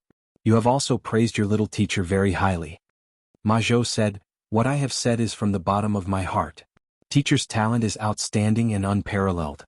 I am very fortunate to be able to become teacher's disciple. Zio, where did you swindle this disciple of yours? He seems to hold you in high regard. Uncle, how can this be called swindle? Li Wangyu smiled. Although he had tricked Ma Zhou into coming to Dingzhou village, he definitely did not trick Ma Zhou into becoming his disciple. Pai Lupi glared at him and said, What? Did I say something wrong? Other than Ma Zhou, who else would want to take a young man like you as their master? Nonsense. Although Pai Lupi knew that Li Wangyu was talented, he still felt that he was still a youth. Taking him in as a disciple was still a little absurd. He also spoke with a joking tone. In his opinion, other than Ma Zhou, no one else would want to be Li Wangyu's disciple. Li Wangyu was embarrassed. He replied shyly, "Uncle, I already have a second disciple." His words stunned everyone in the central room. Li Wangyu had another disciple? Could it be one of the urchins in Dingzhou village? Zio, who has become your disciple? Let's hear it. Pai Lupi smiled and asked. Hehe, uncle, it's junior supervisor Yan Liben. Li Wangyu smiled and said. Nanny? Are you kidding us? Pai Lupi, Zhangsun Wuji, Fang Shenling, and even Qing Yaojin had a black face full of question marks. Their faces were full of shock and confusion. Kid, you're not talking nonsense, right? That junior supervisor Yan is a fourth-rank official. How could he be your disciple? Qing Yaojin was the first to not believe it. Before Li Wangyu could explain, Ma Zhou had already replied respectfully, Lu Guogong, teacher's words are true. There is no doubt that this brother and I will become master's apprentice on the same day. Hiss. Everyone gasped when they heard this. It was fine if Ma Zhou became Li Wangyu's disciple for nothing. But Yan Liben was a fourth-rank official. Why did he become Li Wangyu's disciple? What does junior supervisor Yan learn from you? Qing Yaojin asked. Hehe, to learn painting, Li Wangyu answered honestly. This answer stunned Pai Lupi and the others. They shook their heads. No one believed Li Wangyu's words. If Yan Liben were to learn poetry from Li Wangyu, everyone would still be able to accept it. After all, Li Wangyu had the ability to write a few poems and write the epigraph of my shack. However, Yan Liben was famous in the imperial court for his painting skills. Pai Lupi had even asked him to paint many times. How shameless did Li Wangyu have to be to say that he taught Yan Liben painting skills? Li Wangyu saw that no one believed him and said something else. This almost made Pai Lupi's nose crooked from anger. Chapter 197. Li Wangyu also didn't intend to continue hiding the matter. He could use today's opportunity to honestly explain the matter of the goddess of Luo's painting. His sketch of the goddess of Luo's painting had been collected by Pai Lupi. At that time he didn't know Pai Lupi's identity, but now that he knew Pai Lupi was the emperor of the Tang dynasty, if he didn't explain clearly, he would be committing the crime of deceiving the emperor. Hehe, uncle, there's something that you shouldn't be angry about. Li Wangyu rubbed his nose, appearing slightly embarrassed. Pai Lupi looked at him and suddenly had a bad premonition. He asked, What's the matter? What did you do this time? Li Wangyu said, the ancient painting that you took away from Duke Changping's mansion. Hehe, that wasn't an ancient painting, it was drawn by me. What? You scoundrel, you better speak clearly. Pai Lupi said angrily. The goddess of Luo's painting was his favorite. It was even hung in Pai Lupi's sweet nectar hall in his bedroom to be admired from time to time. Pai Lupi didn't like the sketch at Zhang Liang's mansion and found many problems with it. In fact, such a realistic painting of the goddess of Luo's painting was something that Pai Lupi liked very much. Pai Lupi often regretted that such a peerless painting skill was lost in the long river of history. Today there wasn't a single painter in the Tang dynasty who could make such a vivid painting. Therefore, Pai Lupi regarded the ancient painting, the goddess of Luo's painting, as a treasure and didn't easily take it out to see others. Only Empress Jiangsun and a few imperial concubines in the harem could occasionally see the true appearance of the ancient painting. But now, Li Wangyu, this scoundrel, actually said that his beloved ancient painting, the goddess of Luo's painting, was drawn by this brat. This feeling was really terrible. Western Zhou's cultural relic became last week's. No one would be able to accept this change. Li Wangyu had no choice but to honestly explain the ins and outs of the matter. In the end he had to defend himself. Uncle, it's not that your nephew wants to deceive you. That day the enemy was forced into a corner by the Duke of Changping and had no choice but to ask for your nephew's help. Who would have thought, who would have thought that the painting would end up in your hands? After learning the truth, Pai Lupi was so angry that he was almost ready to commit domestic violence. Li Wangyu was so scared that he jumped behind his beautiful boss. He carefully poked his head out and smiled apologetically. Hey uncle, don't be angry. You see, I didn't mean to deceive you. You're a magnanimous person, so forgive me.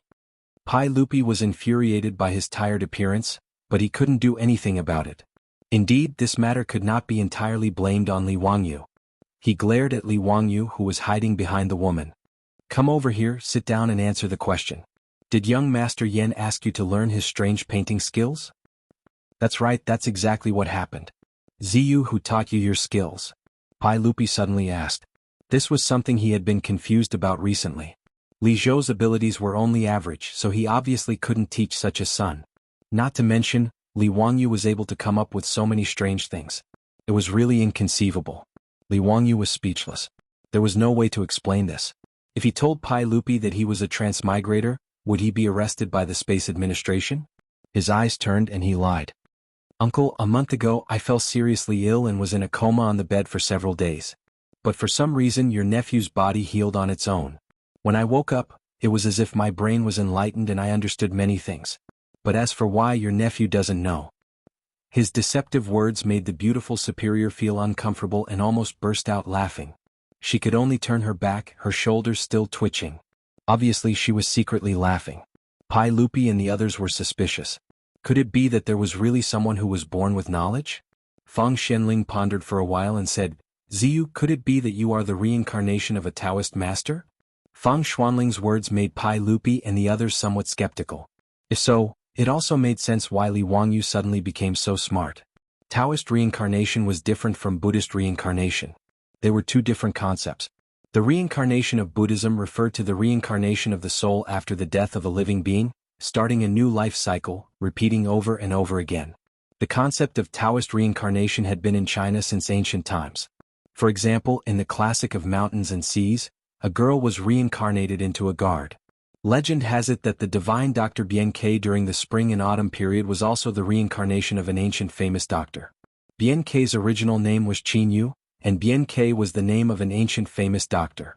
Yu the Great was not his real name, but the honorific title of an ancient immortal who had achieved the Tao. Yu was believed to be the reincarnation of the ancient immortal, so he was called Yu. Therefore, the reincarnated person must have the same characteristics as the original person to be called reincarnation. It was not like Buddhist reincarnation where it was a new life. Feng Xuanling's guess gave Li Wangyu a perfect excuse. Anyway, he could not explain why he had so many strange skills. He could just blame it on reincarnation, which was easier to accept than time travel. Pai Lupi and the others were just curious about where Li Wangyu's skills came from. They did not intend to get to the bottom of it, so the matter was over. Li Wangyu secretly wiped his non-existent cold sweat and exchanged glances with his beautiful boss who was giggling. Finally, a small problem was solved. Pai Lupi did not care about where Li Wangyu's knowledge came from, but he was interested in Ma Zhou. He waved his hand and called him to his side to test his knowledge. It had to be said that the inertia of the wheel of history was always there. Even if it was a few years earlier, Ma Zhou still managed to attract Pai Lupi's attention with his talent. Ma Zhou told Pai Lupi many of his views on politics, which made Pai Lupi clap his hands and applaud. After drinking and chatting, Pai Lupi directly asked Ma Zhou if he was willing to become an official. In this regard, Li Wangyu looked helpless. Pai Lupi was blatantly trying to poach him, but he still had to pretend to be happy. It was really a pain in the ass. But out of Li Wangyu and the others' expectations, Ma Zhou actually refused Pai Lupi. Your Majesty, I do not want to become an official for the time being. I hope your Majesty can understand. Why is that? Pai Lupi was a little unhappy. It was rare for him to be polite, but he was embarrassed. Ma Zhou respectfully saluted. I want to study under the teacher for a few more years, and then serve your Majesty like a dog or horse. His words were out of Li Wangyu's expectations. Li Wangyu did not expect that Ma Zhou would be willing to give up such a good opportunity to study by his side. Li Wangyu seemed to only want to trick Ma Zhou into working for him, but he did not expect Ma Zhou to be like this. This made Li Wangyu feel a little embarrassed. Ben Wang, you don't have to be like this. You can do the same as Li Ben and come to me every 10 days. Don't disappoint His Majesty. Li Wangyu persuaded. He was sincere. Ma Zhou was talented. If he could assist Pai Lupi a few years earlier, he could also make a career and bring the golden age of Zhenguan earlier. Li Wangyu's persuasion made Ma Zhou hesitate. Chapter 198. Li Wangyu saw that Ma Zhou was still hesitating, so he tried to persuade him again. King Bin, life is like a multiple-choice question. You and I both have to make a choice. Let me give you 4 words: knowing and doing as one. Li Wangyu ignored his beautiful superior's rolling eyes and impolitely plagiarized the essence of Wang Yangming's theory. Knowing and doing as one? Teacher, what do you mean? Ma Zhou asked. Actually, Li Wangyu only knew a little about Wang Yangming's theory of mind, and he only knew a little about it. However, this didn't stop him from using the 4 words, knowing and doing as one, to fool Ma Zhou. Li Wangyu coughed lightly and activated his pretentious mode. Knowing is conscience and knowledge, doing as one puts one's actions into practice. In knowing there is action and in doing there is knowledge. Determination, diligence, correction, and good deeds are the unity of knowledge and action. This is the combination of knowing and doing as one. King Bin, you can become an official and apply what you have learned. This is the right way. Although Li Wangyu couldn't explain the true essence of Wang Yangming's knowing and doing as one, these two sentences were enough to enlighten the apathetic and made everyone stunned. Cheng Yaojin and Qin Xiong, the two founding duke, didn't think much of it, but Zhang Sun Wuji, Fang Xianling, and Du Ruhui were distracted by Li Wangyu's words to Ma Zhou. Knowing and doing as one, Ziyu, do you have a detailed explanation? Zhang Sun Wuji asked.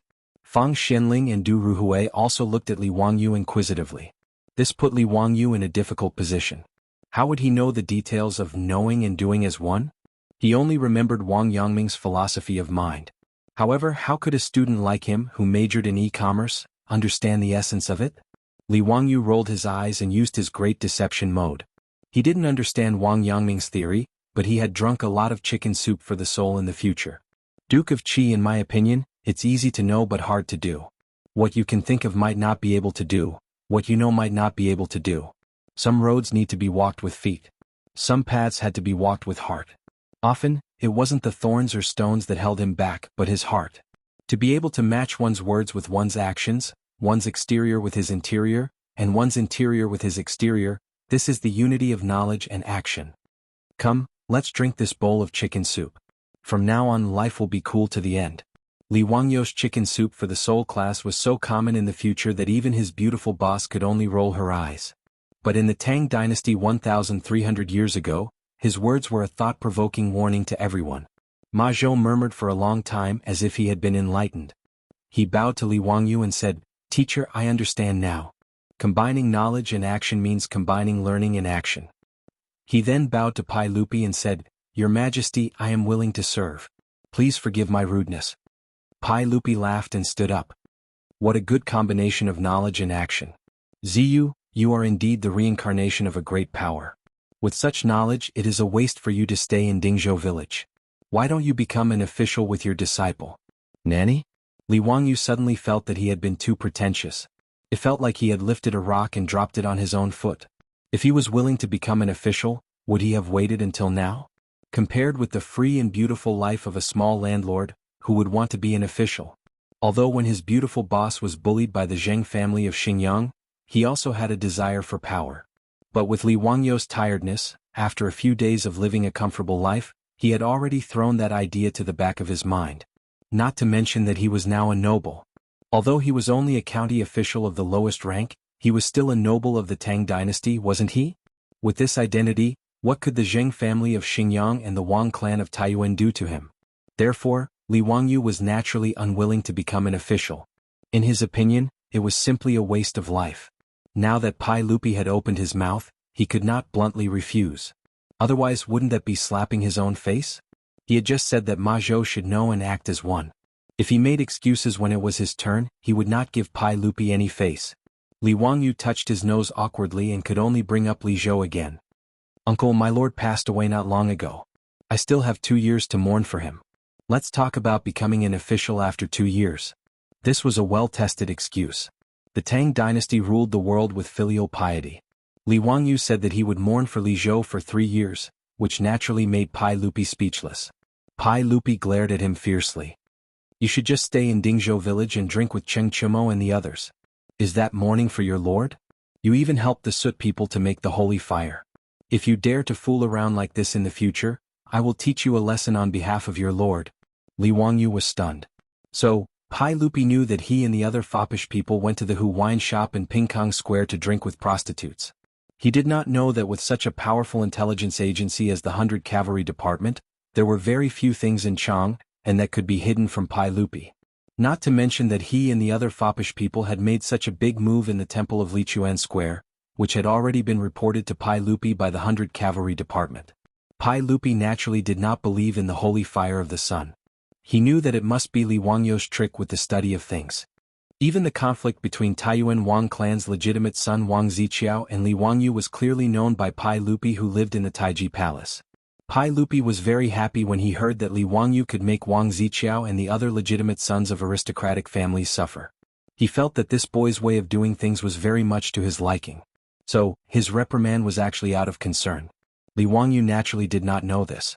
He could only pinch his nose and admit defeat to Pai Lupi's reprimand.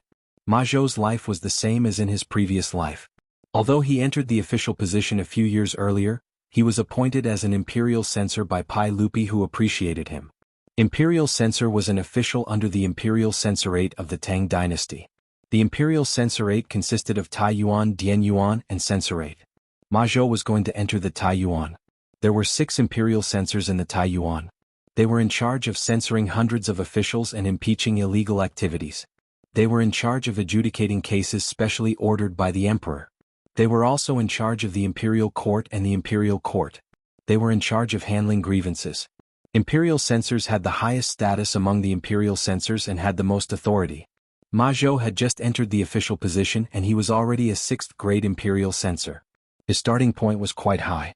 Even Yang Quan, who was open-minded, could not help but feel jealous.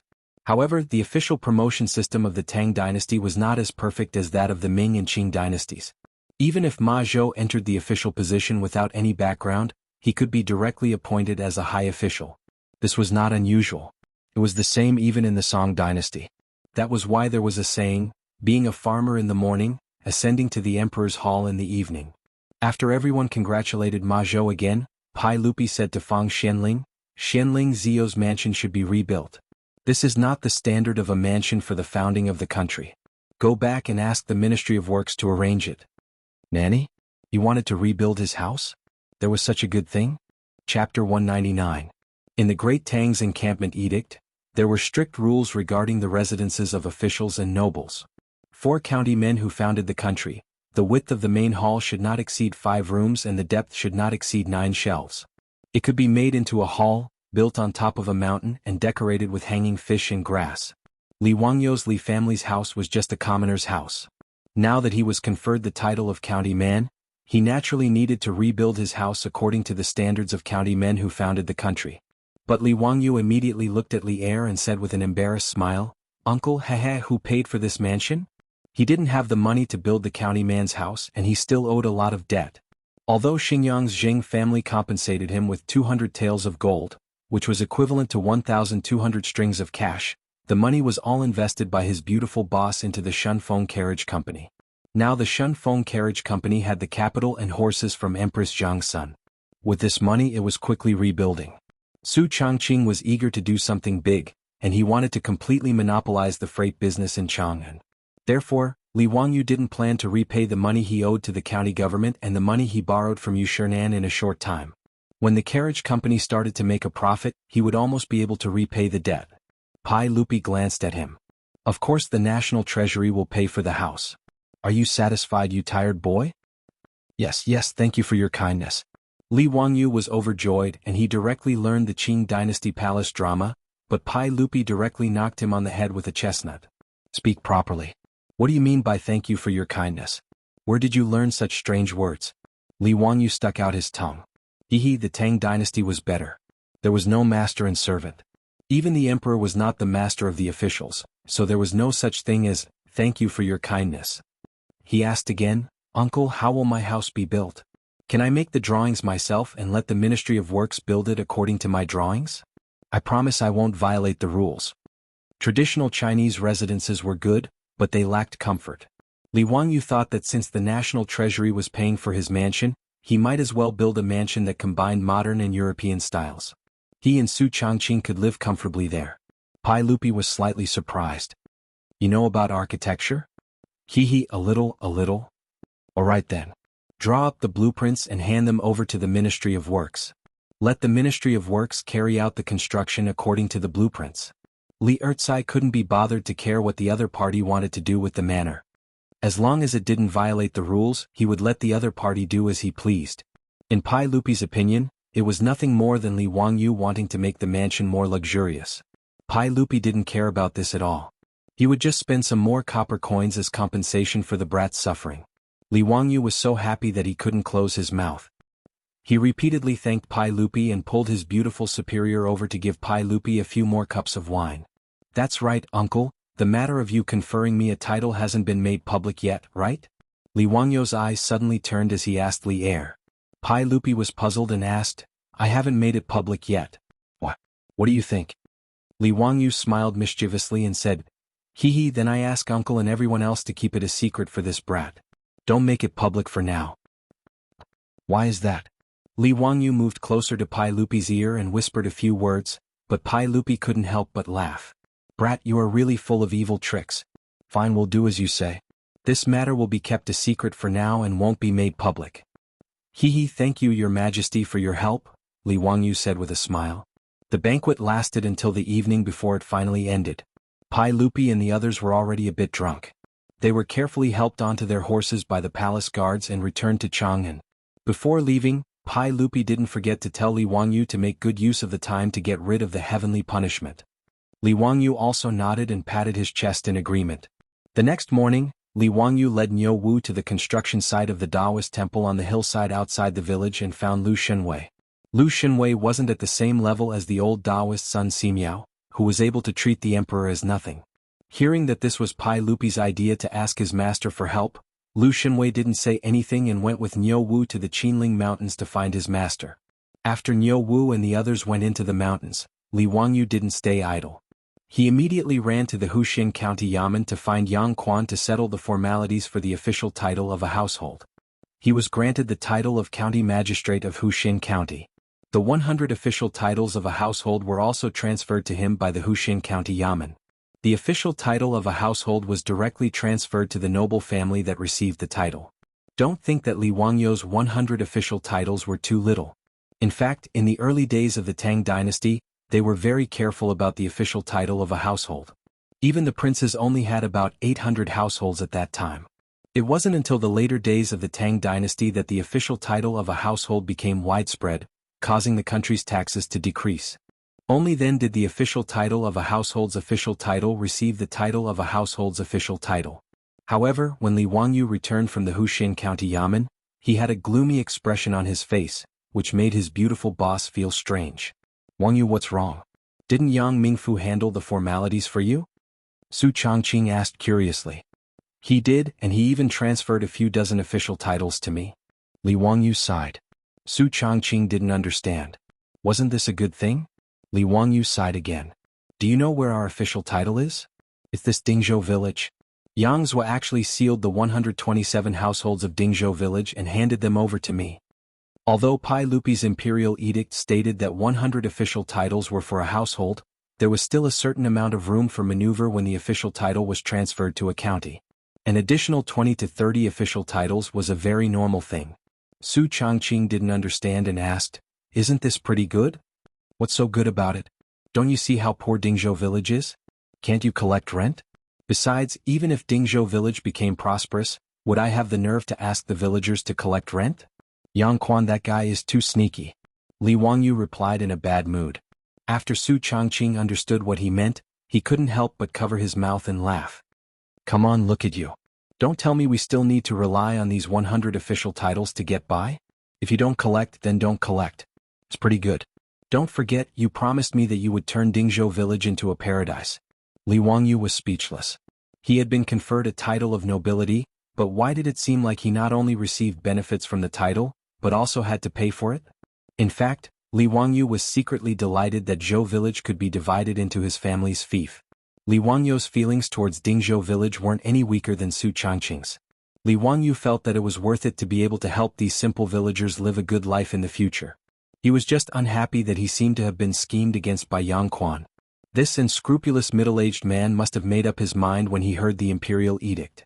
In any case, the county wouldn't be able to collect rent from Dingzhou village. It would be better to give it to Li Wangyou as his fief. The county would also save a lot of trouble. These officials of the Tang dynasty, each more sneaky than the other. Putting aside Li Wangyou's gloominess from being schemed against by Yang Quan, 2 days later, Niu Wu and Lu Shenwei invited the old Taoist Sun Simiao out of the mountains and into the Li family of Dingzhou village. Chapter 200. Li Wangyou hurriedly greeted Sun Simiao and respectfully invited him to sit in the central room. Then he asked the maidservant to bring him tea. Xiao Lang, why are you in such a hurry to ask me to come out of the mountain? Sun Simiao asked in confusion. Li Wangyou asked Lu Shenwei and Niu Wu to invite the old Taoist, but he did not explain to them the details. He only said that the sage of the Tian family had something to ask of him, so he invited Sun Simiao out of Taibai Mountain. Li Wangyu was not in a hurry to answer. Instead he asked Niu Wu and Niu Yong to guard outside the central room and not let anyone in. After that he asked the maidservant to leave. Then he lowered his voice and told him about the disaster of locusts in the imperial court. Old Immortal, this matter concerns the safety of the people in the world. It is urgent to eliminate the locusts. Please help the sage. After hearing his words, Sun Simiao was not in a hurry to answer. Instead he replied awkwardly, Xiao Lang, it's not that I don't want to help. It's a matter of great merit to make the imperial court order to eliminate the locusts. It's just that I'm not capable enough. Old Immortal, why is that? Sun Simiao smiled bitterly, although I'm a Taoist, I'm also proficient in Taoist classics. However, I'm good at medicine. I'm not good at divination. How can I cooperate with you? Li Wangyu was also a little hesitant. He knew that Sun Simiao was right, but he and Ma Zhou had neglected this point. Sun Simiao's medical skills were superb, but he had never heard that he was good at Taoist methods. It was easy to ask the old Taoist to treat and save people, but it was really difficult for him to pretend to be mysterious and fool the officials. For a moment, the two people in the central room looked at each other speechlessly. Li Wangyu was a little depressed. Was he going to mess up this task? Sun Simiao suddenly opened his mouth and said, But Xiao Lang, this old Taoist can recommend someone to you. He should be able to help you. Which Taoist master is it? Yuan Tiangang. The old Taoist's words made Li Wangyu stand up suddenly, giving the old Taoist a fright. Li Wangyu's voice trembled with excitement. That's right. Yuan Tiangang, how could I forget him? Oh? Xiao Lang also knows Yuan Tiangang? Sun Simiao asked curiously. His words made Li Wangyu speechless for a moment, not knowing how to answer. He couldn't say that he had seen Yuan Tiangang in the novels of later generations, could he? Yuan Tiangang and Li Chunfeng, the two famous Taoists of the Tang dynasty, were extraordinary characters in various novels of later generations. Li Wangyu had also developed a strong interest in these two Taoist masters. He even went online to search for information about their lives. However, he realized that the difference between the two people in history and the various people in the legends was too great. However, when Li Wangyu recalled Yuan Qinggong's experience, he sat back at the table and shook his head again and again. Old Immortal, I'm afraid it's not appropriate. Yuan Tiangang is in Shu County. How can we invite him to Chang'an? There were various theories about Yuan Tiangang and Li Chunfeng in later generations. Many people thought that Li Chunfeng was Yuan Qinggong's disciple. In fact, the two were not master and disciple at all. Li Chunfeng was only 26 years old now. He had been learning Taoism at the Quiet Cloud Temple in Nantua Mountain since he was 9 years old. In the second year of Wuda, Li Chunfeng, who was only 17 years old, was recommended to be Li Shimin's secretary in the army. In the first year of Jingguan, Li Chunfeng was appointed by Pai Lupi to serve in the Imperial Historian Bureau. Yuan Tiangang was now 81 years old and was now the county magistrate of Huijing County in Shu County. It would be 4 years later that Pai Lupi heard of his name and invited him to the court as a think tank. Therefore, there was no master-disciple relationship between the two. However, in various legends, the pushback chart co-authored by the two was known as the first book of Chinese Taoist prophecy. It was said that Li Chunfeng used the 8 trigrams of the Book of Changes to calculate. Unexpectedly, he was addicted to it and couldn't stop. He calculated the fate of China for more than 2,000 years after the Tang dynasty. Until Yuan Tiangang pushed his back and said, "You can't reveal the secrets of heaven. Go back and rest." Therefore, the Book of Prophecy was named Pushback Chart. In later generations, there were countless legends about the two powerful Taoists and many TV series were filmed. However, the two of them in history were not that exaggerated. Although they were powerful, they did not have the means to control the clouds and rain with a flip of their hand like in the novel. Yuan Tiangang was from Qingdu, Izhou, Shu County. He was proficient in face reading, Lurin and the 5 elements. He once read the face of the infant Wu Ziqian. At that time, Wu Ziqian was carried out dressed as a boy and lied that she was a boy. Yuan Tiangang was very surprised after reading her face. He sighed and said, "Dragon eyes and phoenix neck are very precious. If she were a girl, she would be the emperor." It showed Yuan Qinggong's ability. At this time, Yuan Tiangang was 80 years old, but he was still a 7th-grade county magistrate in Huijing County of Shu County. The round trip from Huijing County to Chang'an was more than 3,000 miles. With the current traffic situation of the Tang dynasty, it would take at least several months even if he rode fast. By the time Yuan Tiangang was invited to Chang and from Shu County, it would be too late to mention the matter of eliminating the locusts. Therefore when Li Wangyu thought of this he sat down dejectedly. It was not impossible for him to look for Li Chunfeng. Li Chunfeng was now in Chang and serving as a 9th-grade general in the Taisha Bureau. However, Li Chunfeng was only 27 years old and not famous. If he wanted to rely on him to fool the officials and aristocratic families, he was afraid that his reputation was far from enough. After hearing Li Wangyu's words, the old Taoist Sun Simiao laughed and said, "Xiaolang, don't worry. Taoist Yuan is now in Chang'an. He is staying in the Xuandu Temple." Li Wangyu was stunned. "Old immortal, how do you know?" "Aha, Taoist Yuan and I are best friends. He came to Chang and to report to the Ministry of Personnel. He had already asked someone to send a letter to me. Even if you didn't ask someone to invite me down the mountain, I would still go to Chang and to see Taoist Yuan. This is truly a case of traveling far and wide in search of something, only to find it by sheer luck. Old immortal, how about we go to the Xuandu Temple now?" Li Wangyu was overjoyed and stood up to say, "Good." Sun Simiao nodded with a smile. Li Wangyu quickly asked Niu Wu to prepare a horse. Lu Xinwei was also called by Sun Simiao to visit Yuan Tiangang. The 4 of them rode to Chang'an. The Xuandu Temple was the royal Taoist temple of the Tang dynasty. When Emperor Wen of Sui planned Daxing City with the Qin hexagram, he built the Xuandu Temple in Chongye Lane in order to guard the 5th high slope. The Xuandu Temple was magnificent and magnificent. There were tens of thousands of Taoist scriptures in the temple. It was famous in Chang and for peach blossoms. According to the old Taoist Sun Simiao, Yuan Tiangang came to the Ministry of Personnel of Chang and to report to the Ministry of Personnel and lived in the Xuandu Temple. Li Wangyu could only complain about it in his heart. The official system of the Tang dynasty was really strange. Anyone could be an official. Even a Taoist like Yuan Tiangang could be a county magistrate. It was amazing to think about it. He didn't know whether Yuan Tiangang wore a Taoist robe or an official robe when he tried the case in court. It was really interesting. The 4 of them entered Chang and went straight to the Xuandu Temple in Chongren Lane. When the old Taoist Sun Simiao just entered the Xuandu Temple, the abbot of the Taoist temple immediately came out to greet him. Chapter 201. That's right. The leader of the Taoist temple was called abbot or abbot. The word abbot was originally an inherent title of Taoism. Later, Buddhism was introduced to Wuxia and borrowed this term. However, after the prosperity of Buddhism, abbot became a special term of Buddhism. Taoism became a pirated term which was really unfair. Abbot Tianxin Abbot Tianxin was the title of the highest leader of the Taoist 10 Directions forest. It could also be called abbot. In the Song dynasty, Wang Engshi wrote, "The Taoist abbot should be without dream. He wants to recite and imitate Huaxiu." Zhuangzi the world became Shenying Shu, Fang Dao. Dali Li Ji, Zhang Chang Dao. That was the title of the senior Taoist.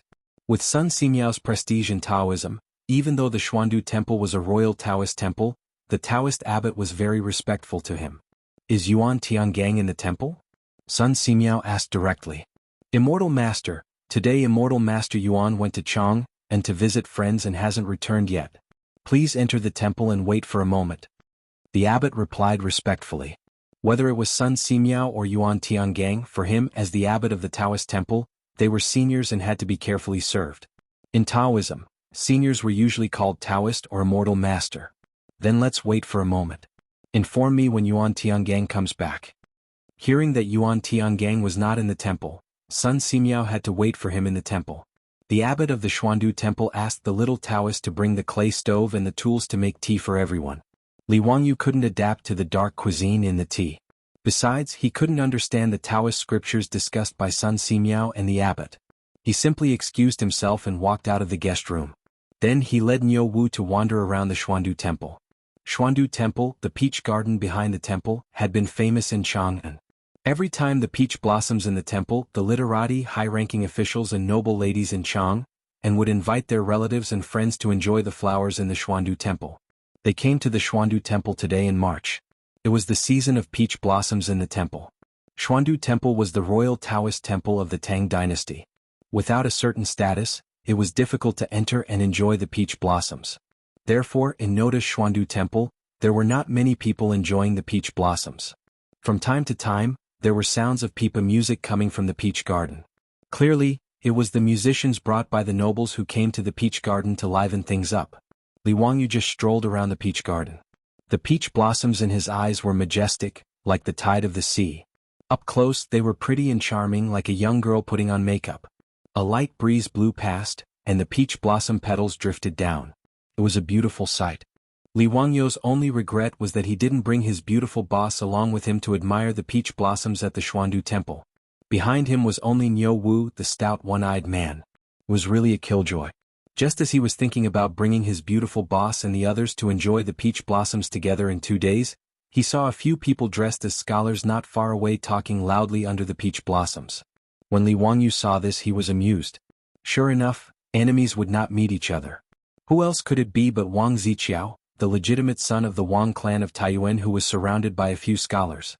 He, the legitimate son of the Wang clan of Taiyuan, was really awe-inspiring. Wherever he went, he was the center of the crowd. Was he planning to debut in the center position? Li Wangyu also had a deep grudge against Wang Ziqiao. The reason why he asked Pai Lupi to keep the knighthood a secret for the time being was that he wanted to dig a hole for Wang Ziqiao and others. The cynical man was not a generous person who could forget the enmity with a smile.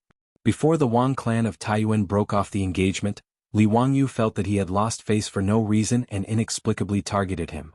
Li Wangyu had been angry for a long time. However, at that time he was a commoner. Although he was on good terms with the playboys, he had no power or influence. The playboys could not protect him at all times. Therefore, even if he was unhappy, Li Wangyu had to endure it. After winning the gambling fight with Wang Ziqiao, he shrank in Dingzhou village because he was worried about the revenge of the Wang clan of Taiyuan and the Zheng family of Xinjiang. His small arms and legs could not stand the tossing of the aristocratic families. Li Wangyu saw very clearly that if these aristocratic families really wanted to deal with him, it was no different from pinching an ant to death. In the beginning, the Li clan of Huxian was a small 7th-level official who joined the army. He and the villagers of Dingzhou village were almost tortured to death, not to mention the aristocratic families. They were the forces that even dared to cheat Pai Lupi. He was forced to choose to be dormant because he did not have enough strength to fight against the aristocratic families like the 5 clans and 7 kings. However, the day before yesterday he was accidentally knighted by Pai Lupi. Li Wangyu, the cynical man, immediately became brave. Although he was only the lowest county man who founded the country, it could ensure that he did not have to fear being wantonly bullied by others with the power of the government. Although the knighthood of the Tang dynasty was only an honorary title, it belonged to the real privileged class. In addition to not paying taxes, Li Wangyu's knighthood of the founding county baron was equivalent to the official rank of the 5th level. Therefore, after being knighted, Li Wangyu, the cynical man, actually thought about how to use this opportunity to set a trap for the Wang clan of Taiyuan. He just did not expect that he and Sun Simiao would meet Wang Ziqiao when they came to Xuandu Temple to look for Yuan Tiangang. Li Wangyu smiled and walked quickly to greet him. He also greeted him warmly. "Brother Wang, I didn't expect that we would meet again today after we parted in Pingkong Square a few days ago. It's a small world." Wang Ziqiao, who was surrounded by a group of scholars and occupied the center position, heard Li Wangyu's voice and could not help but look gloomy. This bastard, after humiliating me last time, how dare he appear in front of me? Wang Ziqiao suddenly felt a little guilty and quickly looked behind Li Wangyu to see if Cheng Chumo's group of playboys were there. When he saw that Li Wangyu was alone, and there was only a one-eyed troop following behind him, he couldn't help but breathe a sigh of relief. "Li Wangyu, you are truly bold. You actually dare to appear in front of this young master." Li Wangyu pretended to be surprised. "Hey, why do you say so, Brother Wang? Did I remember it wrong? I seem to have won the gambling fight last time, didn't I? Brother Wang, have you forgotten the content of our gambling fight? Do you want me to remind you?" Wang Ziqiao's face was even gloomier. Thinking that he said that day that he should salute and avoid Li Wangyu when he saw him in the future, he felt a surge of anger. However, in front of these scholars, he did not want to lose his demeanor. Forcefully suppressing his anger, Wang Ziqiao snorted coldly, "Humph, I am too lazy to talk to an ignorant person like you." Tsk, Brother Wang's words are really hurtful. However, Brother Wang, one cannot go back on one's words. Don't forget our gambling agreement. You can salute and avoid me now," Li Wangyu said mischievously with a smile on his face. The scholars that surrounded Wang Ziqiao like stars surrounding the moon were the scholars that came to the capital for this year's spring imperial examination. They had all submitted their examination papers to the Wang clan of Taiyuan and were recognized by the Wang clan of Taiyuan. Today, Wang Ziqiao invited them to come to Xuandu to admire the flowers in order to win over people's hearts. These scholars originally thought that Li Wangyu was Wang Ziqiao's friend. After hearing the conversation between the two, they immediately understood that the two sides were not on good terms. These scholars originally wanted to curry favor with Wang Ziqiao. At this moment, seeing Li Wangyu dressed in white, they knew that he was just a commoner. Therefore, without waiting for Wang Ziqiao to speak, someone immediately jumped out and attacked Li Wangyu for Wang Ziqiao. Chapter 202. These few scholars fought to show their loyalty and devotion in front of Wang Ziqiao, and all of them scolded Li Wangyu. "Young man, how dare you be so rude? Why don't you take a look at your status? How dare you speak to Master Wang in this manner? Why don't you apologize? Arrogant words, young man, how dare you speak such arrogant words? Is this how your parents taught you? Asking young Master Wang to bow to you? That's ridiculous. Shut up. Don't be rude. How can Master Wang be humiliated by people like you? How can a white-robed person enter the Xiandu temple? Are they not afraid of degrading the status of the Imperial Taoist temple?" Li Wangyu was slightly stunned. What was the situation? These few scholars were as agitated as if they had been injected with chicken blood. Did he step on their tails? However, he quickly reacted and couldn't help but be amused. As expected, there would be no lack of people who flatter others no matter what dynasty it was. Obviously, this group of scholars all wanted to show off in front of the legitimate son of the Wang family of Taiyuan. Their loyal and devoted appearance of protecting their master made Li Wangyu involuntarily think of the dogs that guarded the house in Dingzhou village. It seemed that they were also like this. They liked to bark at people non-stop. What made him feel even more amused was that this group of scholars were also wearing white, but felt that he had degraded the status of the Imperial Taoist temple by entering the Xiandu temple. This was really black humor. Li Wangyu naturally did not know that this group of scholars who surrounded Prince Qiao had already submitted their examination papers to the Taiyuan Wangs. They were the best of the best. With the recommendation of the Taiyuan Wangs, it could be said that these scholars already had one foot in the official career. Naturally, they started to look down on those who wore white. Their sharp and unkind words angered Niu Wu so much that he rolled up his sleeves and wanted to beat them up, but he was stopped by Li Wangyu. Li Wangyu laughed and said loudly to Niu Wu, "Niu Wu, do you know that recently because of the locust plague in Chang'an City, prices have skyrocketed, everything has increased in price, but this person is getting more and more despicable." Niu Wu was stunned. What did Lang Jun mean? When Niu Wu came to his senses, he almost laughed out loud. His Langjuan's mouth was really unforgiving. When the scholars on the other side figured out the meaning of Li Wangyu's words, they almost choked to death. This brat was scolding them for being cheap in a roundabout way. "Yutian Shileng, how dare you do this? What a disgrace. What a disgrace. How dare you be so impudent in front of young Master Wang?" These scholars were infuriated by Li Wangyu's words, and Prince Qiao's face turned even darker. If not for the fact that there were many nobles in the Xiandu temple who came to admire the flowers and that he had to consider the face of the Wang clan of Taiyuan, Wang Ziqiao would have ordered his troops to drag Li Wangyu out and give him a good beating. As for that bullshit bet, Wang Ziqiao had already thrown it to the back of his mind. After being defeated at Peace Square, Wang Ziqiao had always wanted to take revenge on Li Wangyu. But recently, it was the crucial period of the battle between the aristocratic families and Pai Lupi in the imperial court. The aristocratic families, led by the 5 surnames and 7 hopes, wanted to use the locust plague to attack Pai Lupi's reputation and obtain a greater speaking power. This was not a secret in the imperial court. After Zheng Konghua of Xingyang, the aristocratic families all restrained their disciples. They were afraid that they would cause trouble at this crucial moment and allow Pai Lupi to turn the tables. That was why Wang Ziqiao did not immediately go to Dingzhou village to find trouble with Li Wangyu. But he did not expect to meet him at the Xiandu temple today. Wang Ziqiao's triangular eyes shot out a ray of cold light.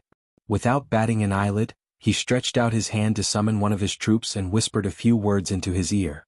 That troop nodded his head and looked at Li Wangyu with a sinister smile. After bowing, he turned around and left. Li Wangyu did not notice Wang Ziqiao's actions. He was still busy arguing with the scholars beside Wang Ziqiao.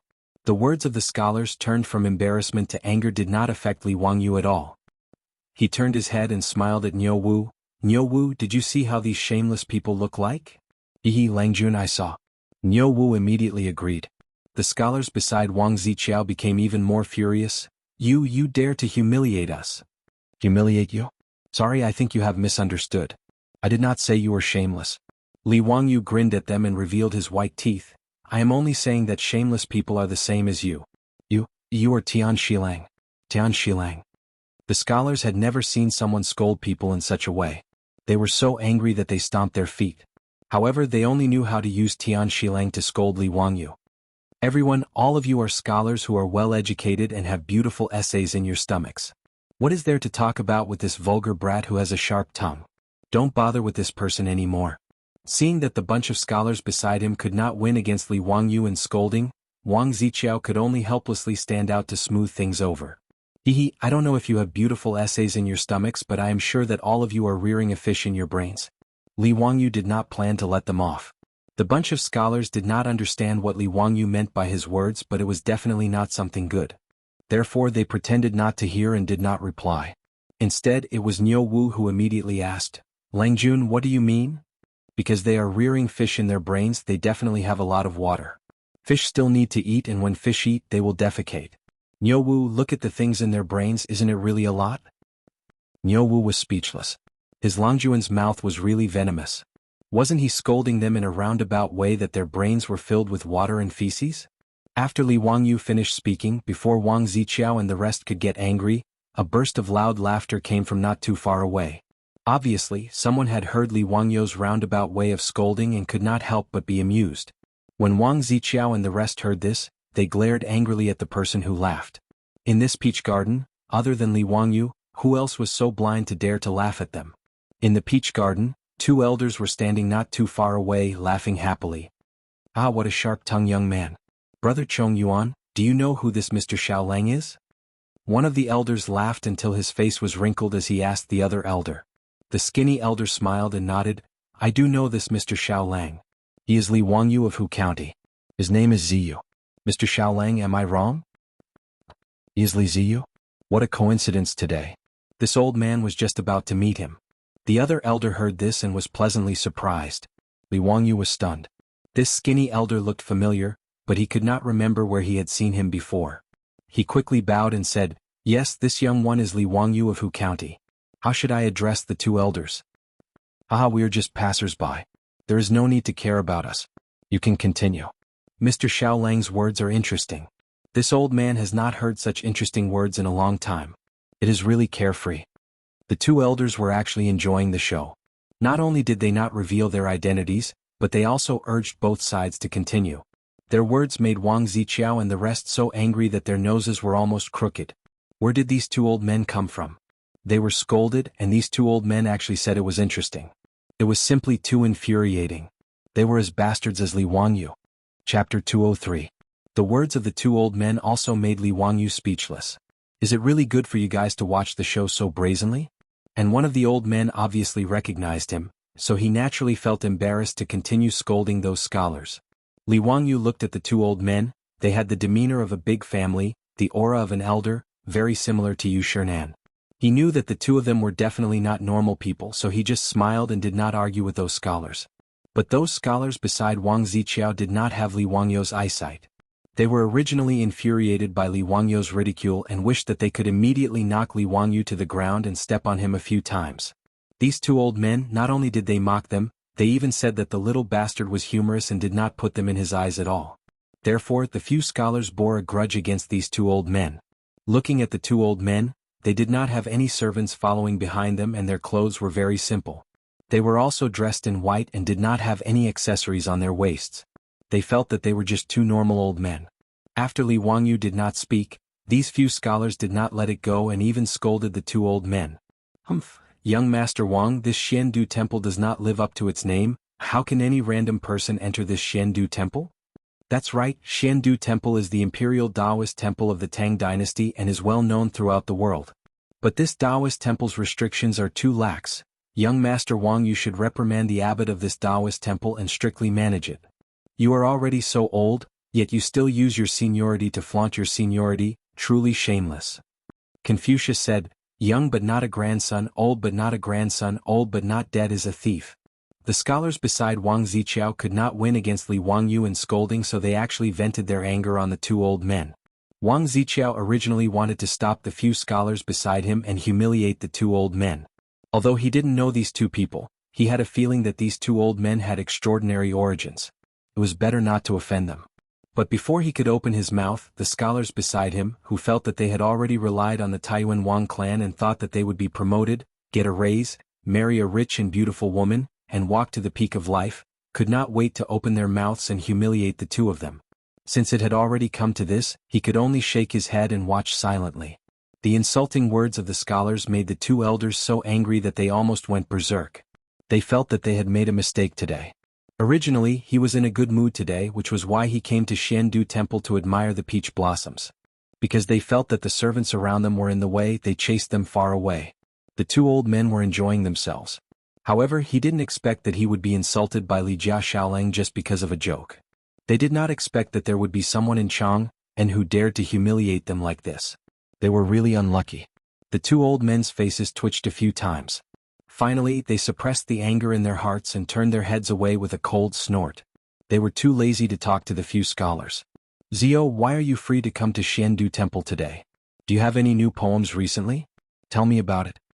The skinny old man who was called Brother Chong Yuan looked at Li Wangyu and asked. Li Wangyu stretched out his hand and touched his nose. He thought to himself, who exactly are these two people? He had never seen them before. How did they know his surname and name and that he could compose poems? He smiled embarrassedly and replied, Two elders, I am here today to look for someone. As for poems, I don't have any for now. Haha, with your intelligence, isn't it easy for you to compose poems? Why don't you compose a poem for us using the peach blossoms of Xiandu Temple today? That's right. Li Zio, your poems are now being sung everywhere in Chang'an. I wonder if you can compose a poem for us today? After the two old men finished their words, before Li Wangyu could reply, he heard a burst of laughter from the scholars not far away. Ah, brother, did you hear that? This old man actually wants the young boy to compose a poem. This is the biggest joke in the world. Since when did this poem become something that even the field workers could compose? What's even funnier is that he actually said that this young boy's poems are famous in Chang'an. What a joke. Do these peasants really know what a poem is? Being sung everywhere in Chang'an? I have been in Chang, and for more than a month. How come I have never heard of any poem written by Li Zio? You really don't know how to brag. How dare you talk about poems in front of us? Haha, I'm afraid you don't know that we are this year's spring imperial exam candidates? The imperial exam was one of the subjects in the Sui and Tang imperial exam system. Other than testing Confucian classics and current affairs, the imperial exam also tested poetry. In the Tang dynasty, the imperial exam could be publicly recommended by the aristocratic families before the exam. It was called the pass of the imperial exam. The old Tang book, the biography of Shui Deng, described it like this: driving the door of the temple, entering and exiting the palace of the kings and dukes, opening Qin Chen's poem, only sighing and spitting, touching the top to the foot, Jihe's grace in guiding you. It was talking about how these scholars painstakingly curried favor with the rich and powerful in order to gain their favor and thus become scholars who passed the imperial exam. And these scholars were the scholars who were prepared by the Taiyuan Wang clan to be recommended by the Taiyuan Wang clan to the chief examiner, the pass of the imperial exam. To be accepted by the Taiyuan Wang clan, these scholars had some ability in poetry. So when they heard the two old men praising Li Wangyu for writing good poems, they ridiculed him like this. In their eyes, these peasants discussing poems in front of them was simply showing off their skills in front of Guan Yu and asking for humiliation. However, their words made Wang Ziqiao curse in his heart. He felt that the scholars that his family had selected this year were not crazy. Even if Wang Ziqiao and Li Wangyu were like fire and water, he would not attack him for not knowing how to compose poems. Were they idiots? They had been in Chang'an for so long, could it be that they had not heard of Li Wangyu's works that had been handed down for generations? Even their Taiyuan Wang clan was ridiculed because of Li Wangyu's poems. Were they crazy? They wanted to compete with Li Wangyu on the level of poems? Actually, Wang Ziqiao had really wronged them. These scholars had not heard of Li Wangyu's works that had been handed down for generations. There was no other reason except for one word: poverty.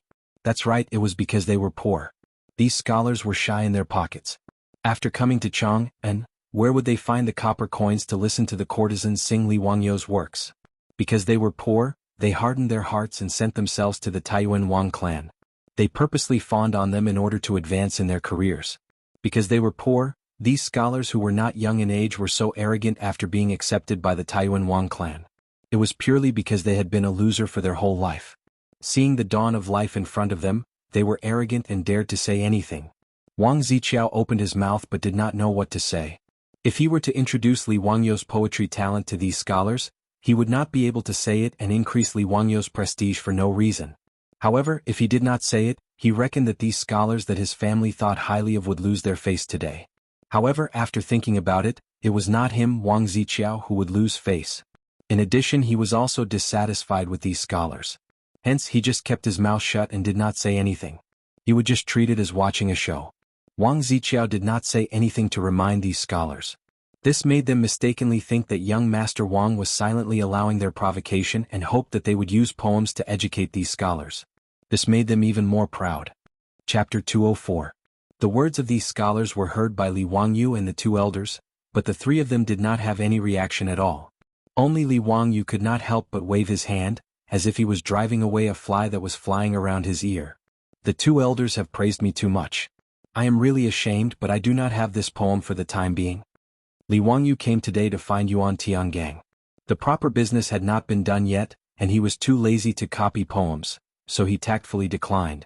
Seeing that Li Wangyou was not willing to compose a poem, the two elders were very regretful. However, the scholars beside Wang Ziqiao were interested. One of them purposely frowned, paced back and forth a few steps, and suddenly began to recite a poem. Thousands of dewdrops, where can they shine red? In the source of the warm wind, in the country of spring and water. This poem was naturally not made by that scholar on the spot. It was just that he had previously made a poem about peach blossoms, so he recited it at this moment, wanting to show off. This poem was not bad. Although it was far from being a masterpiece, it was still considered a masterpiece. A scholar from a poor family that could catch the eye of the Wang clan of Taiyuan naturally had some skills. When this poem was recited, even the two elders could not help but twist their beards and nod, feeling that this poem was not bad and was a masterpiece. However, it was just not bad. Compared to Li Wangyou's previous masterpieces, it was the difference between an abalone and a salted fish. Haha brother, good poem. I also have one here, please listen to it. Immediately, another scholar did not want to be left behind. He also stood up and recited his poem with his hands behind his back. Flowers are empty in the dance floor, still red year after year. Tears stop at dawn, melancholy relies on the spring breeze. Good. This is called a poem. Haha, it is laughable that some farmers think that they can compose poems just because they can recite some limericks. The two of you are indeed talented, you will definitely pass the imperial examination this year. Haha, well said, well said. You are also talented in poetry, but we are all relying on young Master Wang's support. After these few scholars recited their own works that they were proud of, they couldn't help but flatter each other. They didn't forget to flatter Wang Ziqiao while they were at it. Hearing them say the word spring examination, no one noticed that the two old men couldn't help but reveal a trace of ridicule. Li Wangyou and the others did not know that the two old men who were humiliated by this group of scholars were the two great scholars of the current imperial court. One was the Minister of Rights, Lu Quan. The other old man who knew Li Wangyou was the Chancellor of the Imperial College, one of the 18 scholars of King Qing's mansion, Kong Yingda, Kong Chongyuan. That day at Chu Jiangqi Poetry Gathering, it was Kong Yingda who announced the topic of the poem to the students. Li Wangyou had seen him from afar at that time. However, at that time he had only seen them twice from afar. After that, Li Wangyou had gotten himself drunk and entered the Tsujiang Pond Pavilion in a muddle-headed state. He had no idea who he had met that day. Therefore, Li Wangyou did not recognize Kong Yingda just now. He only felt that Kong Yingda looked familiar. For this year's spring examination, the chief examiner of the Ministry of Rights was Lu Quan and the assistant examiner was the Chancellor of the Imperial College, Kong Yingda. In other words, the scholars that Wang clan of Taiyuan had prepared to announce, had just spoken without thinking and insulted the two chief examiners. After listening to the poems of these scholars, Lu Quan and Kong Yingda felt that it was a pity. They then turned their gazes towards Li Wangyou. Ziyu, don't hide your incompetence. How about composing a poem for the two of us? This. Li Wangyou was slightly hesitant. Without waiting for him to decide whether he should plagiarize a poem or not, he heard the scholars start to clamor again. Compose a poem? A limerick? If this little brat knows how to compose a poem, I'll kneel down and kowtow to him as my master. Li Wangyou couldn't help but cast a sideways glance at the person who spoke. He said indifferently, "Acknowledge me as your master? You don't have that right." His words weren't considered nonsense. Now that Li Wangyou had two disciples, One was a lower 6th rank imperial censor and the other was a higher 4th rank assistant minister of the Ministry of Justice. If this was spread out, it would scare this group of scholars to death. Needless to say, this middle-aged scholar's character was low and Li Wangyu didn't even take a liking to him. Even if this kind of person knelt down and begged to be taken in as a disciple, Li Wangyu wouldn't take a second look. Li Wangyu felt that what he said was the truth, but this group of scholars took it as words to humiliate them. All of them flew into a rage. If it wasn't for the fact that he was behind Li Wangyu and Yo Wu's tall and sturdy body, he would have thought of charging up to fight with his life. You are indeed eloquent. Insolent. Full of nonsense, you really don't know what you're talking about. Young Master Wang, which family does this young man come from? How can he be so frivolous? Li Wangyu snorted coldly, you bunch of poor people, if you want to hear my poem, then prick up your ears and listen. He originally wanted to keep a low profile, but since there were people who wanted to give him face, Li Wangyu naturally didn't mind giving these few scholars a resounding slap. He paced around the peach garden and thought about which great poem he should copy. In the peach garden of Xiandu Temple, there was a small grass hut built. This was a resting place for the craftsmen who managed the peach garden. Outside the grass hut, there were a few farming tools for plowing the soil. Li Wangyu's eyes couldn't help but light up as he opened his mouth to recite. In the peach garden is the Peach Blossom Nunnery. Under the Peach Blossom Nunnery are the Peach Blossom Immortals. The Peach Blossom Immortals plant peach trees and pluck peach blossoms to exchange for wine money. What he recited was the great scholar Tang Bohu's Song of Peach Blossom Nunnery. However, he changed the beginning of the Peach Blossom Cove to Peach Blossom Garden, which was more suitable for the scene. These 4 lines of the poem were simple and didn't have any flowery words. When the few scholars heard this, they curled their lips and revealed a mocking expression. This was called a poem? In the Peach Blossom Garden, there was a Peach Blossom Nunnery, and in the Peach Blossom Nunnery, there was a Peach Blossom Immortal. The Peach Blossom Immortal planted many peach trees and plucked peach blossoms to exchange for wine money. To be so straightforward, he was indeed a farmer. How could he have any literary talent to speak of? These few scholars exchanged glances with one another and couldn't help but want to mock him. Lu Quan and Kong Yingda naturally wouldn't be as shallow as them. However, they felt that these 4 lines were using peach blossoms as a metaphor for a hermit, vividly portraying the image of a hermit who wandered under the forest, was free and easy, loved life and lived happily like an immortal. However, if there were only these 4 lines, it was a little too weak and couldn't be considered a great work. Just as the two of them were frowning, they heard Li Wangyu continue to recite. When sober, only sit in front of the flowers; when drunk, still sleep under the flowers. Half drunk and half awake, day after day, flowers wilt and bloom year after year. When these 4 lines of the poem were recited, the few scholars couldn't help but reveal a surprised expression, and the mocking expression on their faces disappeared. Lu Quan and Kong Yingda exchanged glances and felt that Li Wangyu's poem was not bad. No matter if he was sober or drunk, he didn't leave the peach blossoms. Day after day, year after year, even as time passed, the flowers bloomed and withered. His original intention didn't change. Wonderful. Without waiting for them to praise, they heard Li Wangyu continue to recite. I hope to die in the wine and flowers, and not bow in front of carriages and horses. The rich are interested in the dust of carriages and horses, the poor are fated. If wealth is compared to poverty, one is on the ground, one is in the sky. If poverty is compared to carriages and horses, he has to drive and I have nothing to do. These few lines of the poem caused the few scholars' expressions to turn ugly. They thought that Li Wangyu was mocking them. Money could buy enjoyment, but it couldn't buy a leisurely and poetic life. Even if they were poor, they wouldn't lose the joy of life and the richness of the spirit. And the few of them purposely sucked up to the Taiyuan Wang clan for glory and wealth. It was the complete opposite of the attitude in the poem. Lu Quan and Kong Yingda's eyes became brighter and brighter. They were right to come to the Xiandu temple today. To be able to hear such a poem, they had to drink a lot. It was a pity that they didn't have any wine on them. Chapter 205. Li Wangyu's Song of Peach Blossom Nunnery had been copied to this point. No matter if it was Kong Yingda, Lu Quan, Wang Ziqiao and the other scholars, they all thought that it was finished. They had to admit that this poem was already many times better than the so-called proud works of those scholars. Comparing goods would be embarrassing, comparing people would be infuriating. Lu Quan and Kong Yingda were already prepared to clap their hands and cheer. Li Jia Shaoling indeed did not disappoint them. Even though in the eyes of the two scholars, this poem seemed to be lacking a bit of charm and did not seem to have reached the level of a work that could be passed down for generations, but compared to the poems of those scholars that they had heard before, it was already rather stunning. They heard Li Wangyu's voice paused, took in a deep breath and continued to recite. Others laugh at me for being too crazy, I laugh at others for not being able to see through.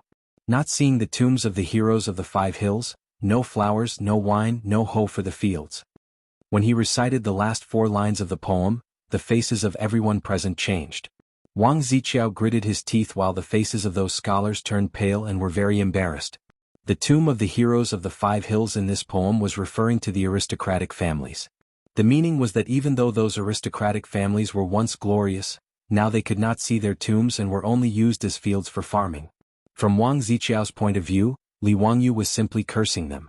How could these aristocratic families not be enraged? As for those scholars, their faces were filled with embarrassment. They had been bragging to each other for so long and in the end, they were slapped in the face by this weak young man. Even if they did not want to admit this song of peach blossom nunnery, they could only accept it in their hearts. It was because they realized the difference that these scholars were even more embarrassed and angry. Compared to this young man in front of them, they had lived for so many years in vain. How could they not be angry? As for Lu Quan and Kong Yingda, their faces were filled with astonishment.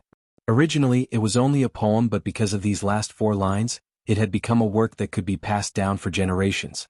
It could not help but make these 2 scholars surprised. Kong Yingda chewed and savored the entire poem. He stroked his beard and praised, "This poem is real and easy, not restricted to the method. The concept is fresh and fresh. It is indeed a work of art. Ziyu, based on this poem alone, if you were to participate in the spring imperial examination, you would definitely come in first place. Others laugh at me for being too crazy and I laugh at them for not being able to see through me. Li Ziyu, it's a pity that you're not participating in this year's spring quarter examination." Lu Quan had the same attitude.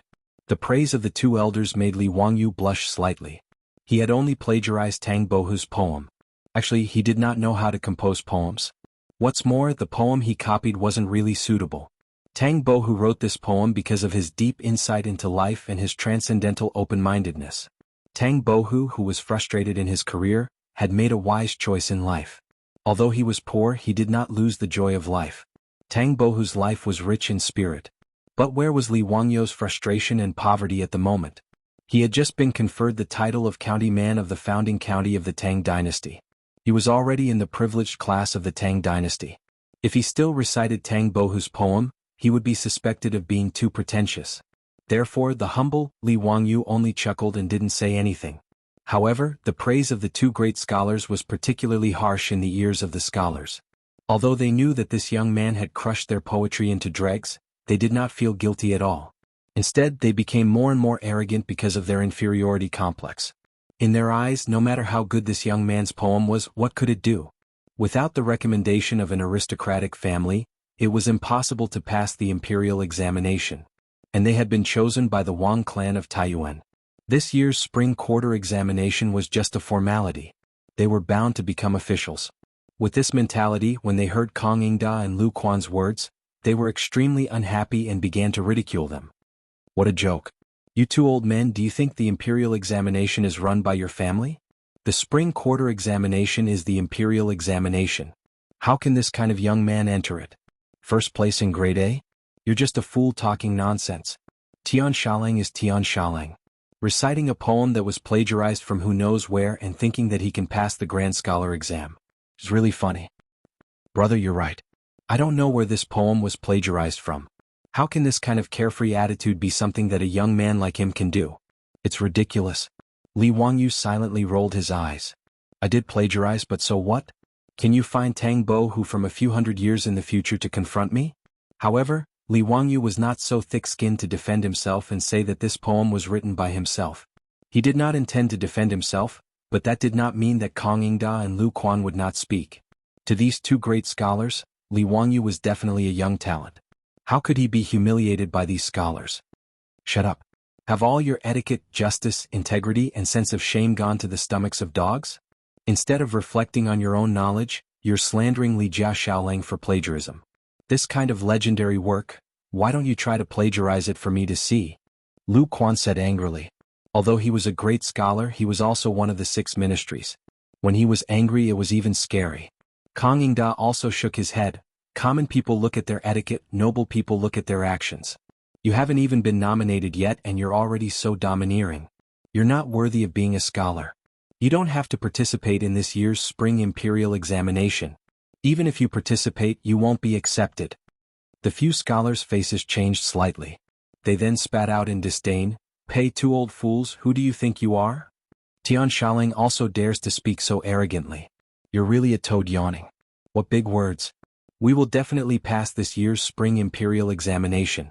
Is it something that two old fools like you can talk nonsense about? We are scholars who have obtained the recognition of Taiyuan Wang clan. Who do you think you are?" At this moment, these scholars had long been overwhelmed by anger and started to speak without thinking. When Li Wangyu heard the two old men's words, a strange glow flashed across his eyes. The identities of these two old men didn't seem to be simple. Haha, the few scholars beside Wang Ziqiao are probably going to be in big trouble. Taiyuan Wang clan. How impressive. I would like to see how Taiyuan Wang clan will allow you to enter the spring imperial examination. Lu Quan took a glance at Wang Ziqiao, who was behind the scholars, and spoke with disdain. Wang Ziqiao became more clear-headed at this moment. He hurriedly separated the few scholars in front of him and went forward to greet Lu Quan and Kang Yingda. "Greetings, I am Taiyuan Wang clan's Wang Ziqiao. May I know the names of the two old men?" Lu Quan glanced at him from the corner of his eyes and replied unhurriedly, "I am Lu Quan." "I am Kang Yingda." "Lu Quan? Kang Yingda?" Wang Ziqiao and the few scholars felt that these two names were very familiar. After pondering for a moment, everyone's faces instantly turned pale. Minister of Rights? Chancellor of the Imperial College? The Chief Examiner and Deputy Chief Examiner of this year's Spring Imperial Examination? Did we call these two old fools just now? The few scholars who were still speaking rudely earlier felt their legs go soft and fell onto the ground. Chapter 206. These scholars who were flushed with success earlier now had ashen faces and their bodies were trembling like sieves. They were scared to the extreme. Even if their minds were not clear, they knew that their official career was over. Even if they had the recommendation of Taiyuan Wang clan, it was simply wishful thinking to want to pass the imperial exam after offending the two main examiners of the spring imperial examination and the big shots of the imperial court. Originally, these scholars from poor families had a decent level of knowledge. Otherwise, they would not have been accepted by Taiyuan Wang clan. However, because of a mistake, they purposely curried favor with Wang Ziqiao and thought that they could become an official. However, they forgot their duty as a person. His reckless actions had destroyed his own future. He really regretted his actions in the first place. If they had another chance, these few scholars would rather not go to the examination paper and honestly rely on their own knowledge to go to the examination hall. Who knows, they might be able to pass the examination in one go and become an official. However, it was obviously too late to say anything now. Lu Quan and Kang Yingda, the two great scholars, now had an extremely bad impression of these scholars.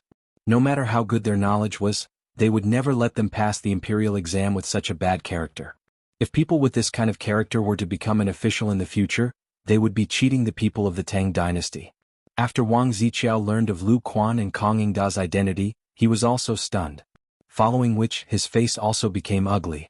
He turned around and looked at the scholars who were sitting on the ground. A look of disdain flashed through his triangular eyes. He was only glad that he did not say anything excessive just now and did not attract unnecessary enemies for his family. As for these scholars, without a doubt, Taiyuan Wang clan would definitely abandon them. Those who could not pass the imperial exam were trash. For Taiyuan Wang clan they were useless. Wang Ziqiao bowed deeply to Lu Quan and Kang Yingda again.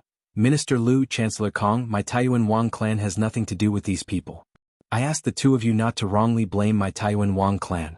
My Taiyuan Wang clan is also ashamed to be associated with such despicable people. I ask the two of you to investigate clearly." How could Lu Quan and Kang Yingda be fooled by his words of disentanglement? Towards Wang Ziqiao's actions of abandoning those few scholars, the two of them felt disgusted from the bottom of their hearts. The aristocratic families were indeed cruel to the extreme. However, they did not want to offend the Taiyuan Wang clan too much, so they only nodded slightly. "Since it has nothing to do with the Taiyuan Wang clan, Xiaolang, please do as you please."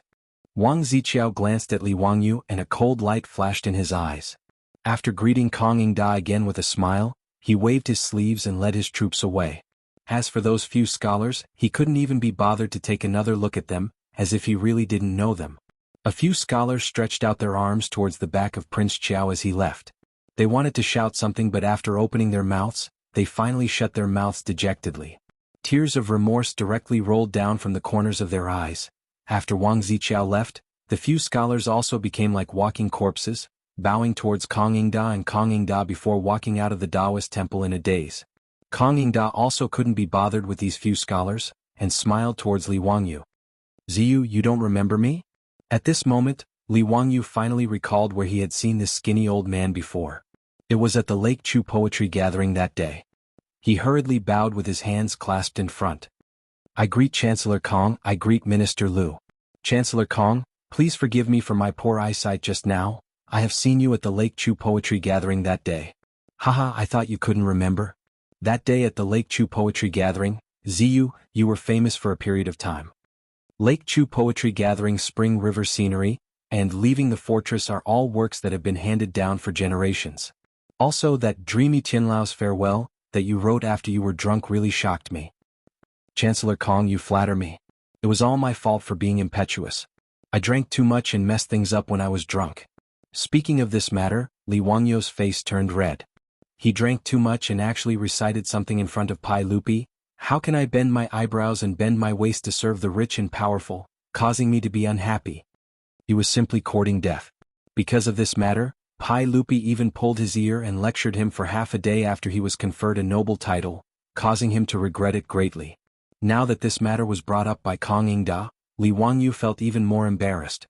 His embarrassed look made Lu Quan and Kong Yingda burst into laughter. They increasingly felt that Li Wangyu was to their liking. Zio, what I said just now was not a joke. Are you really not going to consider participating in this year's spring examination? Kong Yingda asked Li Wangyu seriously after he finished laughing. Li Wangyu was speechless. Why were these great scholars the same as you, Shernan, wanting him to enter an official career? He didn't want to reject the good intentions of these two elders. He looked around and saw that there was no one else around, so he took out an item from his robe and handed it to them. Hee, Chancellor Kong, Minister Lu, it's not that I don't want to.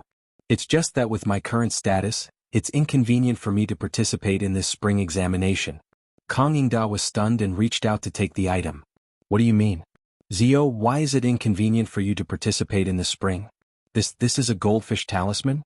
Lu Quan was also stunned when he heard this.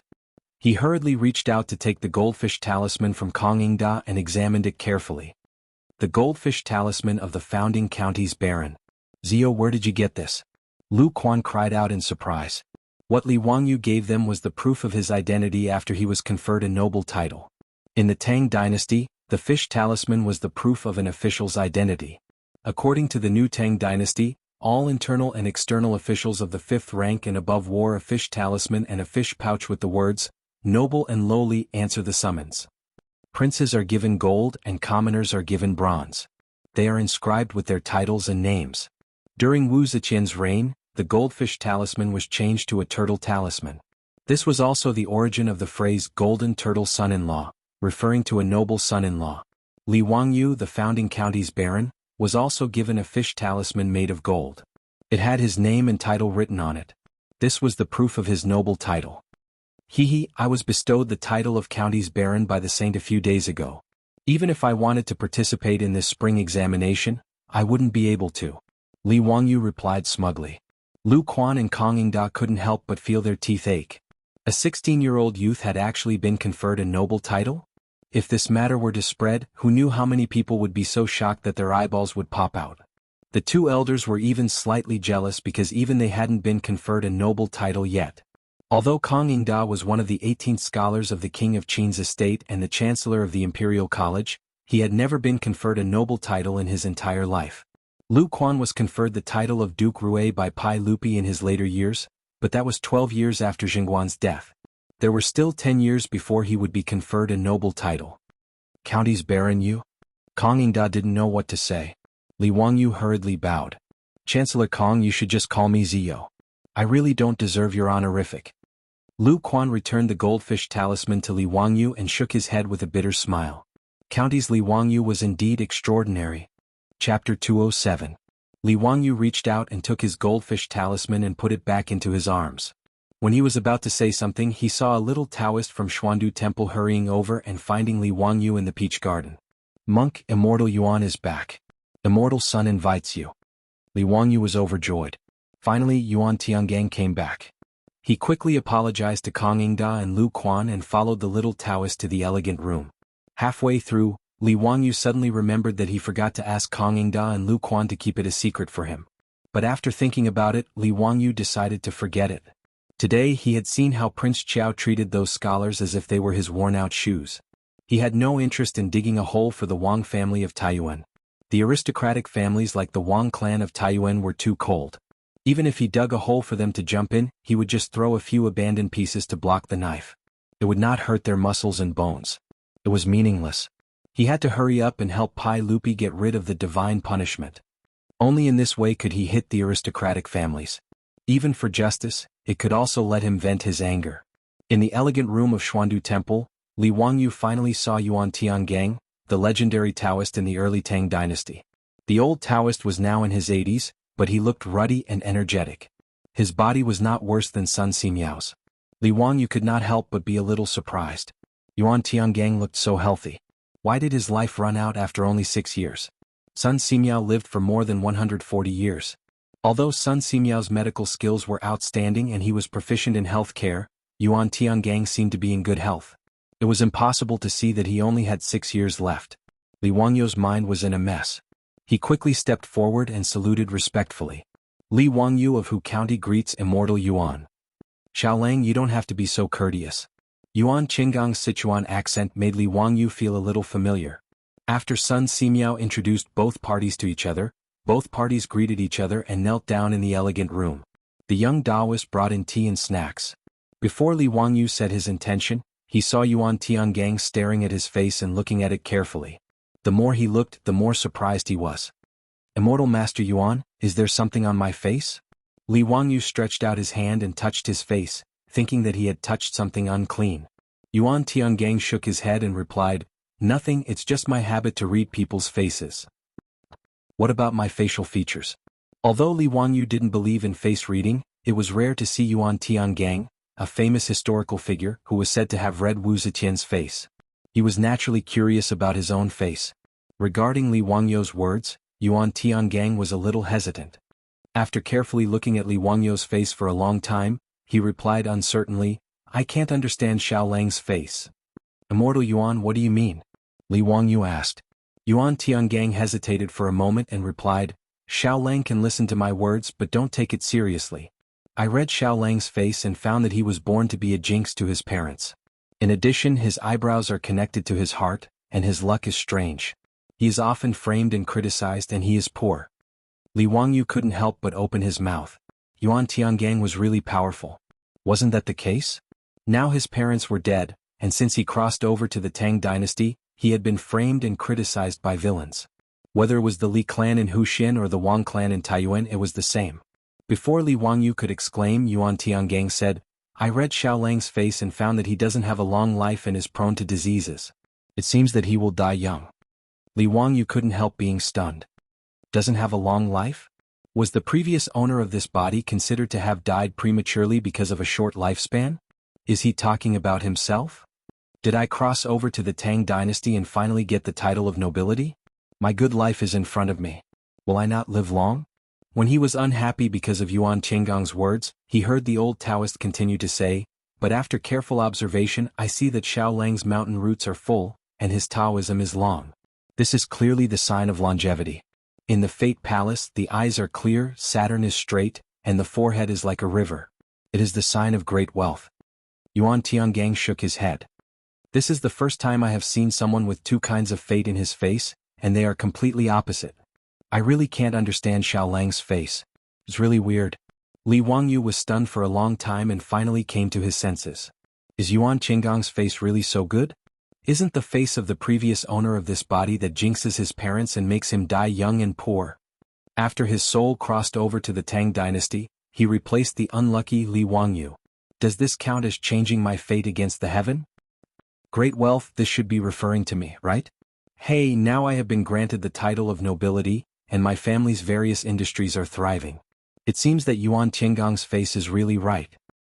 He glanced at Yuan Tiangang with a little guilty conscience and secretly thought that the old Taoist wouldn't see through his soul crossing over to the Tang dynasty and taking over the nest of the magpie, would he? Yuan Tiangang just glanced at him with a little deep meaning, and then passed the matter and no longer mentioned it. Li Wangyou's back almost sweated. Yuan Tiangang is really a metaphysics master. He can see so much just by looking at my face. He quickly changed the topic. Immortal Yuan, how old are you this year? Boy, look at your ruddy face and white hair. You are really a Taoist master. Haha, I am 81 years old this year and I don't have much life left. Immortal Yuan, what are you talking about? Your body is better than mine and you are a Taoist. You must live a long life. Yuan Tiangang smiled and waved his hand. I have calculated it clearly. In another 6 years, my lifespan will be exhausted.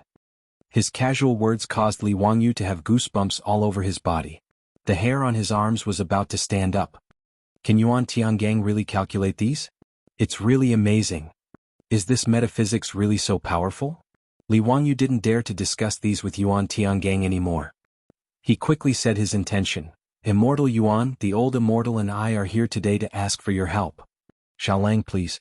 After Li Wangyou asked the little Taoist who served everyone in the elegant room to leave, he told the whole story of why he and Sun Simiao came to him. In the end, he cupped his hands and said to Yuan Tiangang seriously, this matter is related to the people of the Tang dynasty. Whether they can escape this disaster of locusts, I ask Immortal Yuan to help. After it is done, the sage will reward me. This is also a matter of great merit. Please don't refuse. After listening to Li Wangyou's words, Yuan Tiangang didn't speak for a long time, just bowing his head and thinking. Li Wangyou was a little anxious and asked, Immortal Yuan, do you have any concerns? You don't have to worry about those aristocratic families. The sage will make the decision for you. Yuan Tiangang waved his hand and said, Xiaolang, I have nothing to worry about. I am naturally willing to preside over the ceremony of the great sacrifice of all heaven. But how can it be possible for the Taoist ancestor to show his spirit and personally say that it is not the wrath of heaven? I don't have this ability. It turned out to be this. Li Wangyou couldn't help laughing when he heard this. It depended on his ability. Chapter 208. The plan that Li Wangyou just told Yuan Tiangang was very simple. He asked Yuan Tiangang to hold a Luotian grand ritual in the name of praying in front of Pai Lupi and the ministers in Taiji Palace. In the Luotian grand ritual, the Tao ancestor would show himself and personally eliminate the disaster of locusts. The ritual was a grand ceremony of Taoism to worship the god of heaven. Luotian, or Daluotian, referred to the extremely high and mysterious realm above the three realms of heaven. The Luotian grand ritual was an extremely grand ceremony to worship the god of heaven.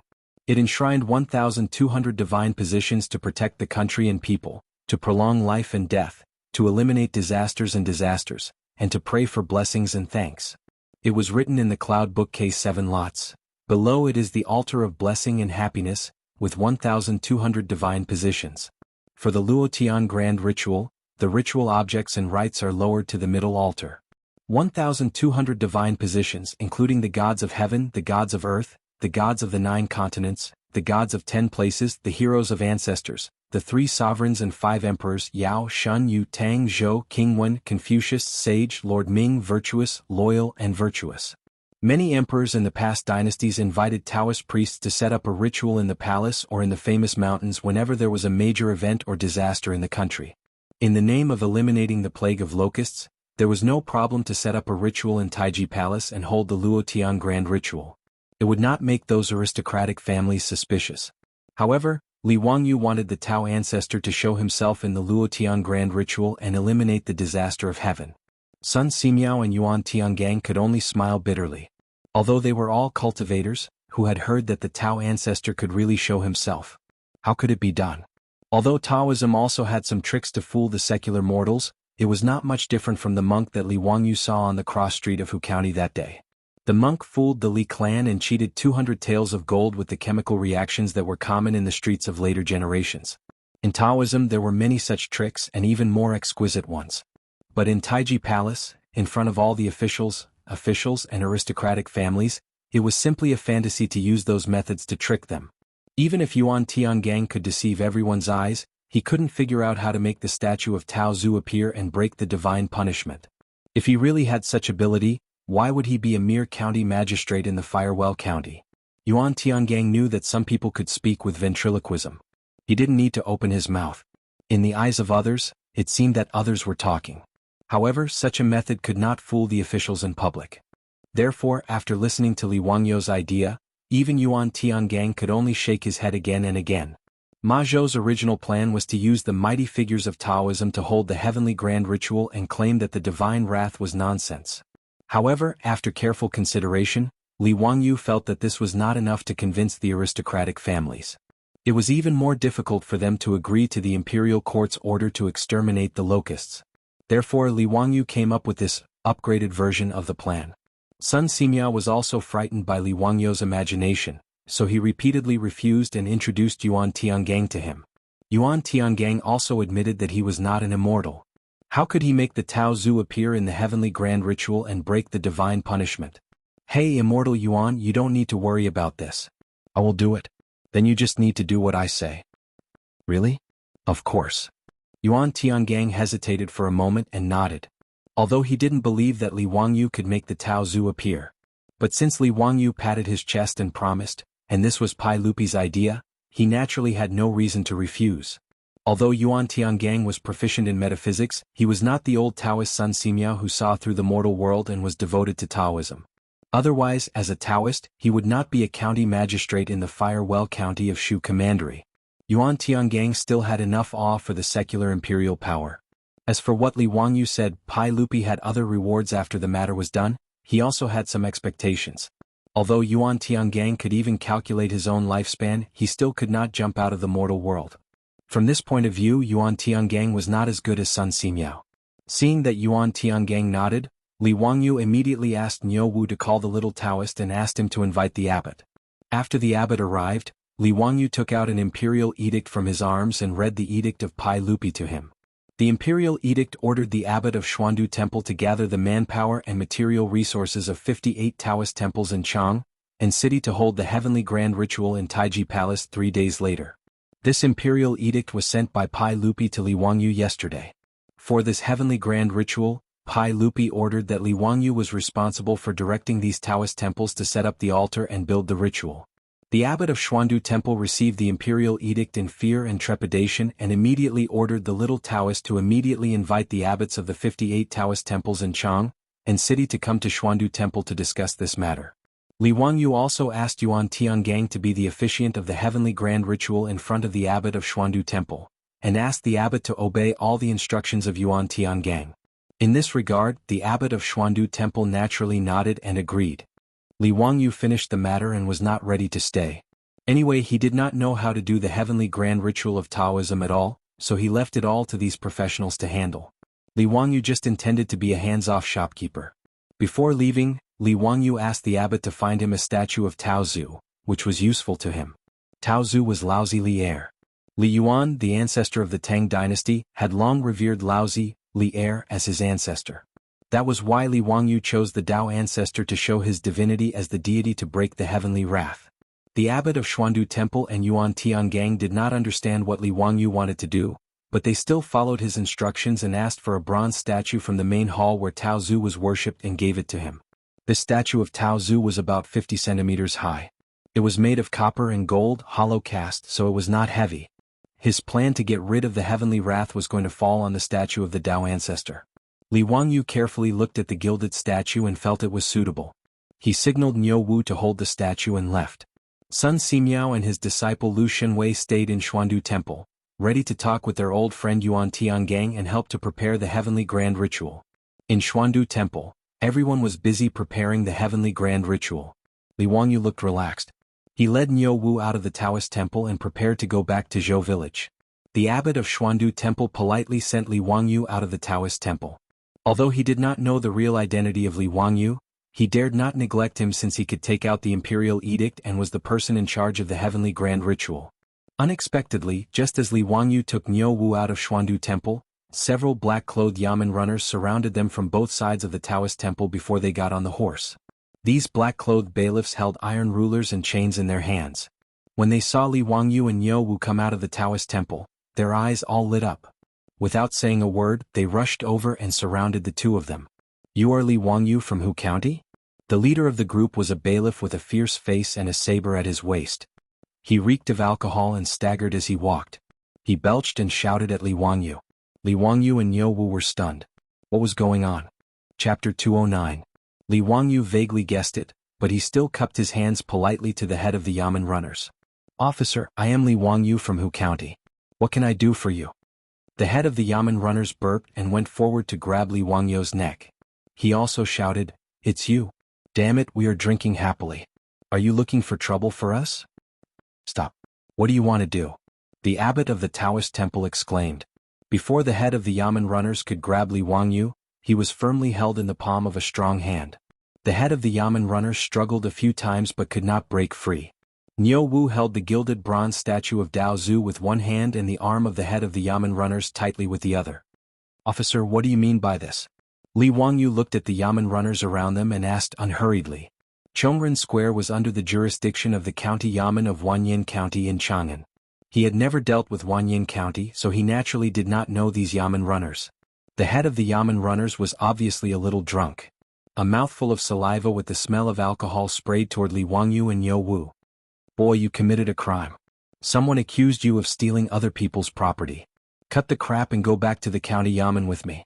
"Stealing property? Officer, are you drunk? Whose property did I steal?" The abbot of Xuandu Temple was also angry. He reprimanded, "Head of the Yamen runners, are you crazy? Do you know where you are? How could Mr. Xiao Lang steal other people's property?" "What did you say, Ox Nose? You are the one who is crazy. Let me tell you, this is Wang." The head of the Yamen runners suddenly realized that he had almost spilled the beans and quickly corrected himself. "It's none of your business.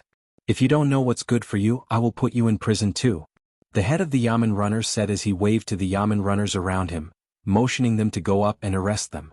This group of Yamen runners was obviously the same as the head of the Yamen runners. It seemed that they had been drinking just now. At this time they walked a little unsteadily and spoke with a lisp. "How dare you? Impudent! You with the surname Tan, are you tired of living? I want to see who dares to make a move today." Even if the Lu Ming house were here, they would not dare to be so presumptuous. The abbot of the Xiandu Temple was about to go crazy from anger because of the bailiffs from Wanyin County. He did not expect that a small bailiff from Wanyin County would dare to come to the entrance of the Xiandu Temple to arrest people. This bailiff's surname was Tan. He was usually very respectful to the Xiandu Temple. Today this fellow might have drunk too much cat piss and actually dared to shout at him. The Xuandu Temple was a royal Taoist temple. Those who could enter the Xuandu Temple were all influential people in Chang'an. Not to mention this group of black-clothed bailiffs, even the county magistrate of Wanyin County, the Lu Ming House, a sixth-grade official, would not dare to act recklessly in this Xiandu Temple. As for this Tan Ban, he didn't even have the qualifications to meet him. In the eyes of the abbot of Xiandu Temple, he was just an ant-like nobody. However, such a nobody dared to point at him and call him an ox nose. This made the abbot of Xiandu Temple furious. If he really let this Tan Ban take Li Wangyu away from the entrance of the Xiandu Temple, his face would be completely thrown to the ground. Moreover, how could a young man who could take out Pai Lupi's imperial edict be an ordinary person? He did not dare to watch Li Wangyu being taken away by this group of bailiffs. "Ox nose, you don't King use the Ming house to scare me?" The bailiff was not frightened by the words of the abbot of Xiandu Temple. Instead he waved his arms and shouted, Today no one can do anything. Today I have to take this little boy away." The bailiff was a wily old fox in the county government. If it was a normal day he would not dare to speak like this. However, he drank 2 more cups today. As the saying goes, wine can make a person brave. Secondly, in Tan Ban's view, the person who asked him to do this today had a great background. Even if it was the Lu Ming house, so what? The person who asked him to do this promised him that he would be promoted to an internal official. It should be known that even if he was the bailiff of the county government, he was just an official with no rank at all. There was a huge difference between the officials of the Tang dynasty and the officials of the Su dynasty. All the civil and military officials who were in the 9 ranks were called internal officials. Su and official were 2 separate concepts. Official referred to the officials who had no rank. Minor officials and officials without rank were also called external officials. However, Su was not an official. It was only a duty, and was regarded as a lowly servant. Had Tan belonged to the Su family, which was the lowest-ranking official in the government. Su officials had no political future and almost no hope of promotion in life. He was in his early 40s and had been a Su official in Chang and city for half of his life. He dreamed of becoming an internal official. However, he had no money and no power. It was simply a dream to be promoted from a Su official to an internal official. Today he was leading a group of bailiffs to drink and have fun in a wine shop. However, he was unexpectedly found by someone who asked him to guard the entrance of the Xuandu temple and wait to catch a young man. Tan Ban naturally did not dare to go to the entrance of the Xuandu temple to catch a person. Even if he was drunk, he knew how much weight he had. However, the person who came promised him that he would be promoted to an internal official. This could not help but make Tan Ban tempted. It should be known that the person who asked him to do this was a troop of the Taiyuan Wang clan. As a wily old fox in Chang'an City, Tan Ban naturally knew this troop of the Wang clan. Not only did he know this troop of the Wang clan, but he also knew that this person was the confidant of the Wang clan's legitimate son, Wang Ziqiao. That was to say, the person who really asked him to do this was Wang Ziqiao, the legitimate son of the Taiyuan Wang clan. With the promise of the Taiyuan Wang clan, Tan Ban did not care about the Xuandu temple. He directly took his drunk bailiffs and blocked the entrance of the Xuandu temple, waiting for Li Wangyu to come out. In his eyes, it was simple to casually charge the young man, put him in the county jail and teach him a lesson. Tan Ban seemed to have seen himself in an official's robe and could not help laughing. "Brothers, let's go. Capture this thief who stole other people's property." He turned his head and saw the gilded Taoist ancestor statue in Niu Wu's hands. He immediately shouted, "See, this is the stolen goods." The abbot of the Xuandu temple was so angry that his nose was almost crooked. Tan Ban was simply crazy. The group of drunk bailiffs saw that Niu Wu was still holding Tan Ban's arm tightly, so they simply pulled out their swords from their waists. It seemed that they were ready to fight at any time. Niu Wu saw that they actually pulled out their swords. He was afraid that they would hurt Li Wangyu, so he pushed Tan Ban hard and protected Li Wangyu behind him. He did not have a sword with him today, so he simply held the gilded Taoist ancestor statue and confronted this group of bailiffs. The abbot of the Xuandu temple also became nervous. Obviously, this group of bailiffs was drunk. If they accidentally hurt Li Wangyu, it would be a big problem. "Stop, put down your swords. Put them down." The abbot of the Xuandu temple was so anxious that he rushed to the bailiffs and reached out to grab their swords. Chapter 210. Not far away from Xiandu Temple, in an elegant room on the second floor of a restaurant, Wang Ziqiao was sitting by the window facing the street, leisurely drinking wine. "Brother Ziqiao, why did you think of drinking with us today? Why did you choose this shabby restaurant? Let's go, let's drink at Peace Square." The door of the elegant room was pushed open from the outside, and Cui Daogu, Cui Hong and Lu Xiang entered. "Haha, I invited you to watch a good show." "What good show?" Lu Xiang asked in confusion. Wang Ziqiao proudly pointed outside the window. "Isn't that a good show?" The few of them moved to the window and looked in the direction that Wang Ziqiao was pointing. They saw the scene of Li Wangyu and Niu Wu being surrounded by bailiffs. "Ah, Brother Ziqiao, your hobby is really special. Just find someone to teach that Tian Shilang a lesson, but you had to personally watch it." Cui Daogu smiled. "How did that kid end up in your hands?" It was fine if he didn't mention this matter, but when he did, Wang Ziqiao was filled with anger. "I was in a good mood today and wanted to find a few scholars to accompany me to Xiandu to enjoy the flowers. In the end, I didn't expect to bump into this Tian Shilang in Xiandu Temple." Wang Ziqiao drank a cup of wine. "Naturally, I couldn't let him go just like that, so I told my family to find 10,000-year county bailiffs to teach this bastard a lesson." Cui Daogu clapped his hands. "Haha, he really walked right into the trap. This kid is unlucky." Wang Ziqiao spat. "Bah, I am even more unlucky. Today I even met Lu Quan and Kong Yingda, those two old things in Xiandu Temple. The few scholars that my family has high hopes for this year's spring examination offended those two old things. This young master could only harden his heart and give up on those pieces of trash. What a waste of this young master's efforts." His words caused Cui Daogu and the other two to look at each other and laugh. "Ha, Brother Ziqiao, you are really unlucky today. But it's fine, we'll teach that kid a lesson and vent your anger for you." The bailiff who blocked Li Wangyu was naturally found by Wang Ziqiao's own troops. As for the recommendation he promised, it was just a matter of a word. With Wang Ziqiao's face, it would be easier for him to get a lower 9th grade official position than drinking water. He ordered his own troops to find the bailiffs to deal with Li Wangyu. He also didn't forget to ask people to inform those rich young masters of aristocratic families to come and watch the show. That day he had been humiliated by Li Wangyu in Peace Square. He had also lost face in front of the few silk pants. Today he had invited them to watch the show in order to regain his face. A few silk pants were sitting in the restaurant, laughing and joking. They were drinking wine while watching the commotion at the entrance of Xiandu Temple.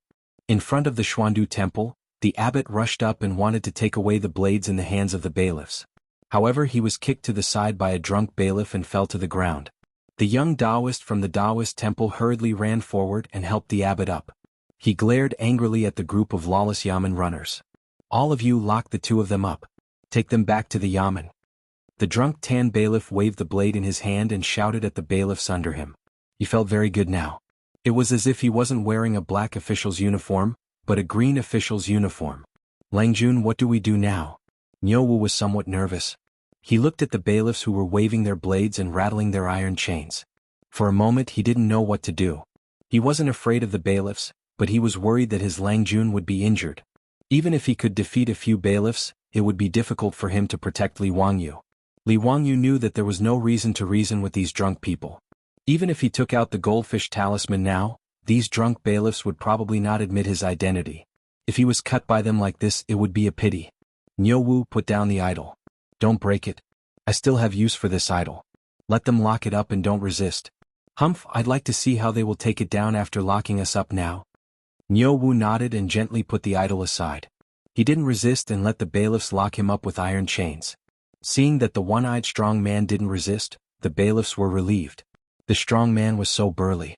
If he really made a scene, they were afraid that they would be beaten by him. Haha, lock that boy up for me too. Take away the idol too. It's evidence. Tan bailiff laughed proudly when he saw that the situation was under control. The abbot of Xuandu Temple was angry and glared at Tan bailiff. He also saw that this fellow was now very drunk. He even dared to beat and scold him. It was useless to say anything now. It was better to wait for revenge later. Xiaolang, I'll go with you to Wanyan County's Yamen. I also know Lu Ming House. I want to seek justice from him. I'm not done with them today.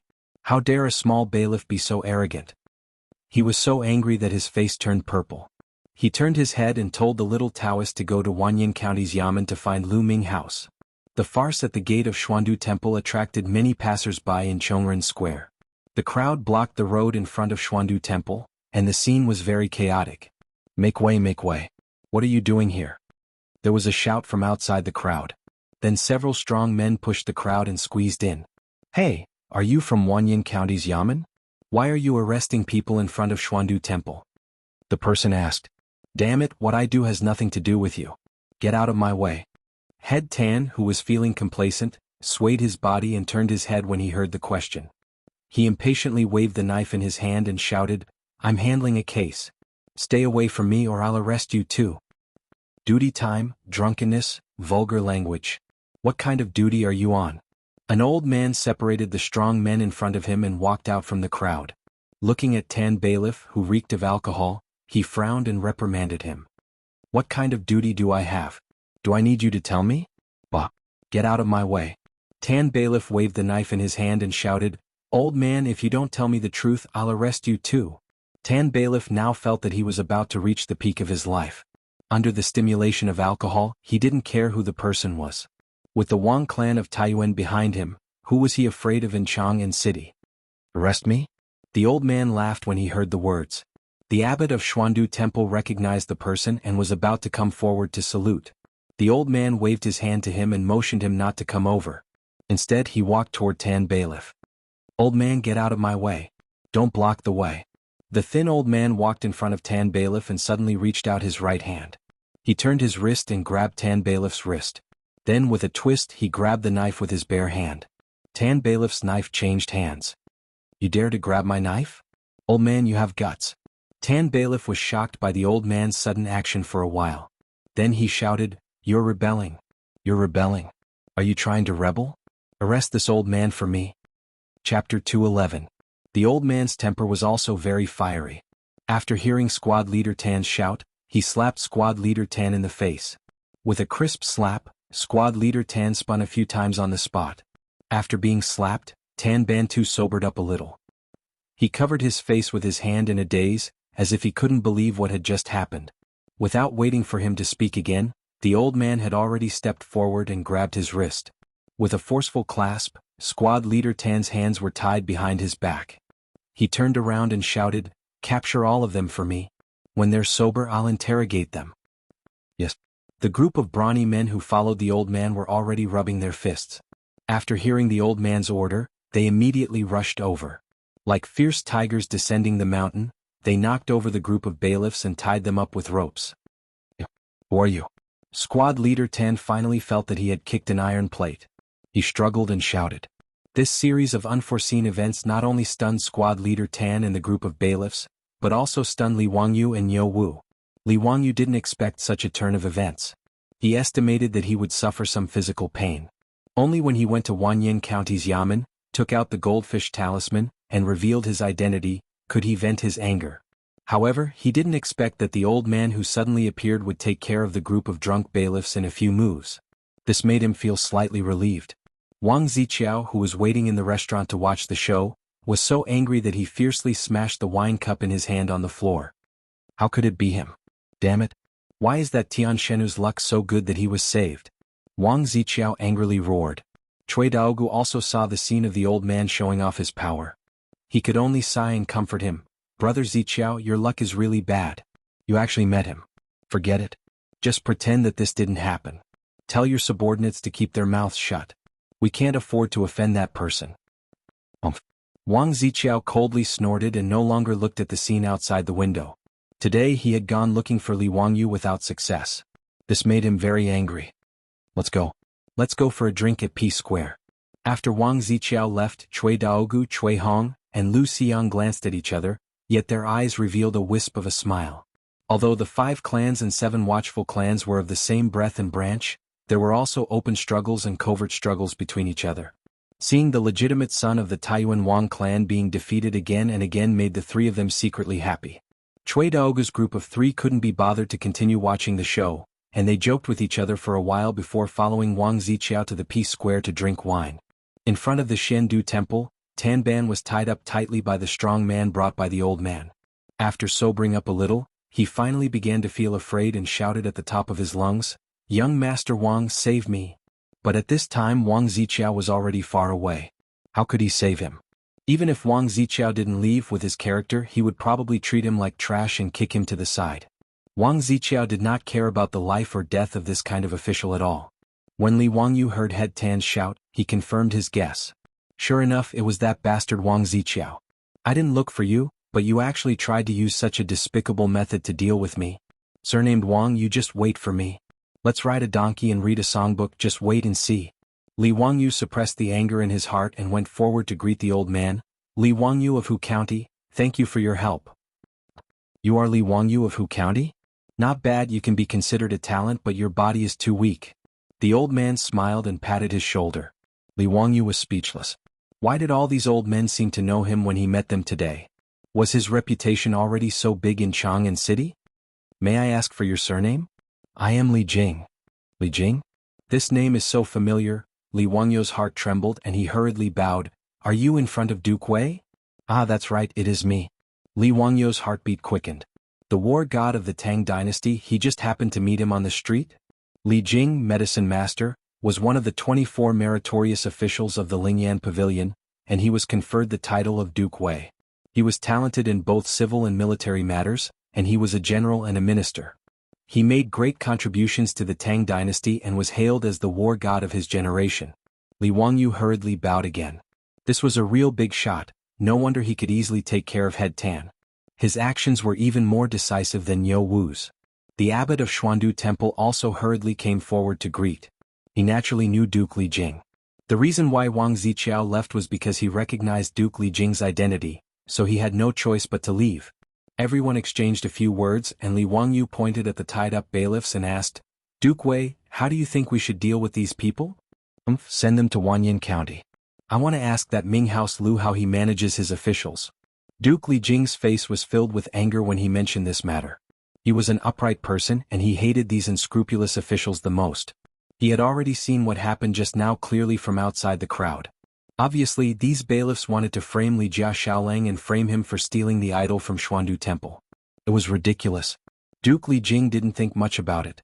He thought that these bailiffs were just drunk and wanted to blackmail Li Wangyu. He didn't know about the grudge between Li Wangyu and the Taiyuan Wang clan. Li Wangyu naturally didn't have any objections. He also wanted to teach these unscrupulous bailiffs a lesson, so that no Tom, Dick, or Harry would dare to reach out their claws to Li Wangyu in the future. Duke Li Jing's troops escorted the bailiffs to Wanyan County's Yamen, ready to punish them. Shenyang Lane, where Wanyan County's Yamen was located, was not far from Xuandu Temple. After leaving Chongren Lane and passing Peace Lane, they would arrive at Xinyang Lane. The structure of Wanyan County's yamen was almost the same as Chang'an County. When the group entered the yamen's yamen, the Wanyan County magistrate who had been notified came out to welcome them. The Wanyan County magistrate's name was Lu Dehang, and he was a collateral member of the Fanyang Lu family. However, he didn't know anything about what happened today. Wang Ziqiao didn't let anyone inform him. Hearing his subordinate report that the Minister of War, Duke Wei, Li Jing, had led his own troops and escorted the bailiffs of the county yamen, Lu Dehang's heart skipped a beat. He knew that things were not going well. He didn't know what that damned head Tan had done, but if it could cause Duke Wei to personally escort them back to the yamen, it couldn't be a small matter. Greetings, Duke Wei. Lu Minghouse, these bailiffs are from your Wanyan County's yamen, right? Duke Li Jing didn't give him any face and asked directly. Lu Dehang secretly swallowed a mouthful of saliva and nodded carefully. That's right. How did these bastards make Duke Wei angry? I definitely won't let them off. Duke Li Jing snorted coldly. These bastards, they got drunk on duty and even framed others for stealing money. They deserve to die. As he spoke, he pointed at Li Wangyu, implying that he was the victim who had been framed by the bailiffs. Lu Dehang quickly looked up and saw a white-clothed youth. He couldn't help but let out a sigh of relief. It was fine as long as he didn't offend any aristocratic family's young master or noble. He was just a commoner in white, so it wasn't a big deal. When he returned, he would give him some compensation and then reprimand the bailiffs. Note: Duke Li Jing was conferred the title of Duke Wei in Jingguan's second year, which was brought forward in the novel. Chapter 212. Lu Dehang glared at Head Tan. This old fox was causing trouble for him again. If it wasn't for his daughter, he wouldn't have let him off so easily today. Although Head Tan was older than Lu Dehang, he could be considered half of Lu Dehang's father-in-law. This was because he gave his youngest daughter to Lu Dehang as a concubine. Although a concubine wasn't considered a marriage in the Tang dynasty, Lu Dehang doted on little Miss Tan a lot, so he took care of Head Tan. Lu Dehang also knew that Head Tan wanted to become an internal official, but he was just the head of the bailiffs. He couldn't even be considered an external official, let alone an internal official. Therefore, he could only turn a blind eye to Head Tan's actions. As long as he didn't cause too much trouble, he would act as if he didn't see anything. Head Tan had worked in the county government for half his life, so he knew all the tricks in the county government. He had also used County Magistrate Lu's name to gain a lot of benefits. In Lu Dehang's view, today's matter was just Head Tan trying to blackmail someone and gain some benefits. He didn't expect to be so unlucky as to bump into Duke Wei and Li Jing. This wasn't the first time Head Tan and the others had done something like this, so Lu Dehang didn't take it seriously. At most, he would throw the bailiffs into jail in front of Li Jing and release them after Li Jing left. In any case, Duke Wei couldn't possibly stay in the county government and wait for him to deal with them on the spot. This kind of thing was nothing more than dragging it out. After dragging it out for a while, everything would calm down. There was no way a noble like Duke Wei would care about such a trivial matter all the time. As for the victim's family, he would just give them some money. How could he dare to say anything about it? After making up his mind, Lu Dehang cupped his hands towards Li Jing and smiled apologetically. At the same time, he signaled the bailiffs to take Head Tan and the others away. Duke Wei, it's all my fault for not being strict enough. It's my fault. I will definitely punish these bailiffs who neglected their duties and framed others. Li Jing did not feel that there was anything wrong with Lu Dehang's words.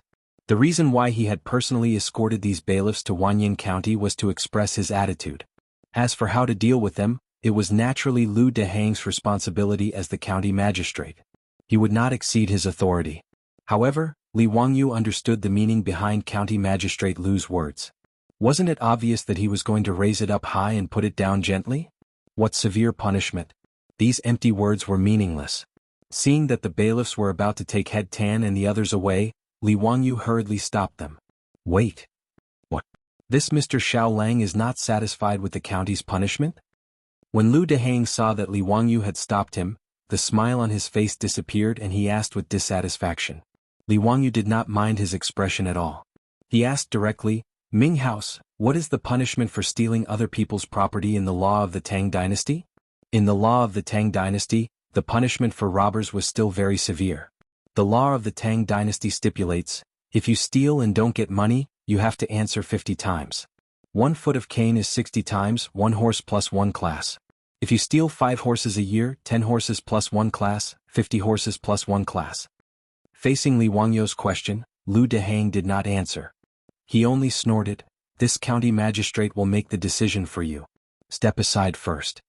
Even Li Jing could see that Lu Dehang was perfunctory in his answer. He said with dissatisfaction, "Ming House Lu, why don't you answer Xiao Lang's question?" This. Hearing Li Jing's words, Lu Dehang had no choice but to answer honestly, "If you steal and don't get money you have to answer 50 times. Hearing him recite the law of the Tang dynasty about robbers, Li Wangyu sneered and pointed at the gilded idol in Niu Wu's hands. "The head of the class accused me of stealing this gilded idol. If it is true, how should I be punished? This idol was cast in copper and gilded in gold." Li Wangyu estimated that the price of this idol would not be lower than 100 strings of copper coins. Its value was obviously much higher than the value of 50 bolts of silk. According to the law of the Tang dynasty, if this idol was really stolen by Li Wangyu, according to the law, he would be exiled 3,000 miles away and serve 3 years of hard labor. This. Lu Dehang did not know how to answer. He vaguely guessed why Li Wangyu asked such a question. Sure enough, without waiting for him to answer, Li Wangyu pointed at the stone tablet at the west end of the county magistrate's tunnel. The words "false accusation plus 3 classes" were engraved on it. Ming House, according to the law of the Tang dynasty, false accusation plus 3 classes. Am I right? Since the head of the class accused me of stealing, shouldn't I be punished plus 3 classes? False accusation plus 3 classes meant that the punishment for falsely accusing others would be increased. As soon as Li Wangyu said this, Lu Dehang's face immediately became very ugly. The faces of the head of the class and the group of Yamen runners also turned ashen. "Enough. This county magistrate will investigate this matter and give you an explanation." Lu Dehang did not want to talk to Li Wangyu anymore. "Haha, what a good investigation. The facts are in front of us. What else does the Ming House need to investigate?" Li Wangyu asked. Lu Dehang could not help but be annoyed. How could this white-clothed youth be so insensible? He flung his robe and said coldly, "What? Do I need a young man like you to teach me how to judge a case?" Li Jing did not say anything. He wanted to see how Li Wangyu, who was rumored to be extraordinarily intelligent and talented, would deal with this matter. Li Wangyu said, "Ming House, the law of the Tang dynasty states that those who falsely accuse others should sit opposite. Since the head of the class framed me for stealing, he should naturally sit opposite and be punished." This county magistrate knows. This county magistrate just said that he will investigate and give you justice. Xiao Lang, don't push your luck and forget your identity. Lu Dehang intended to use his official power to suppress Li Wangyu, this insensible white-clothed youth, so that he could turn around and let go of the head of the class. But after he finished speaking, he saw Li Wangyu sneer. "My identity? If the Ming House did not mention it, I would have almost forgotten." He reached out and took out the goldfish talisman from his bosom and threw it directly to Lu Dehang. "My identity? Isn't this it? The Ming House will know when you see it." Lu Dehang caught the goldfish talisman and wanted to throw it to the ground without looking at it. Just as he was about to throw it, he inadvertently caught a glimpse of the golden object in his palm. He thought that Li Wangyu threw a gold ingot to him to bribe him. How could he accept the gold ingot in front of Li Jing, not to mention that he wanted to protect the head of the class, his cheap father-in-law? Just as he was about to reprimand Li Wangyu, his eyes fell on the golden object in his hand and he could no longer pull them out. Goldfish talisman, you are the county magistrate of the founding county? What? Xiao Lang, you have been conferred a title?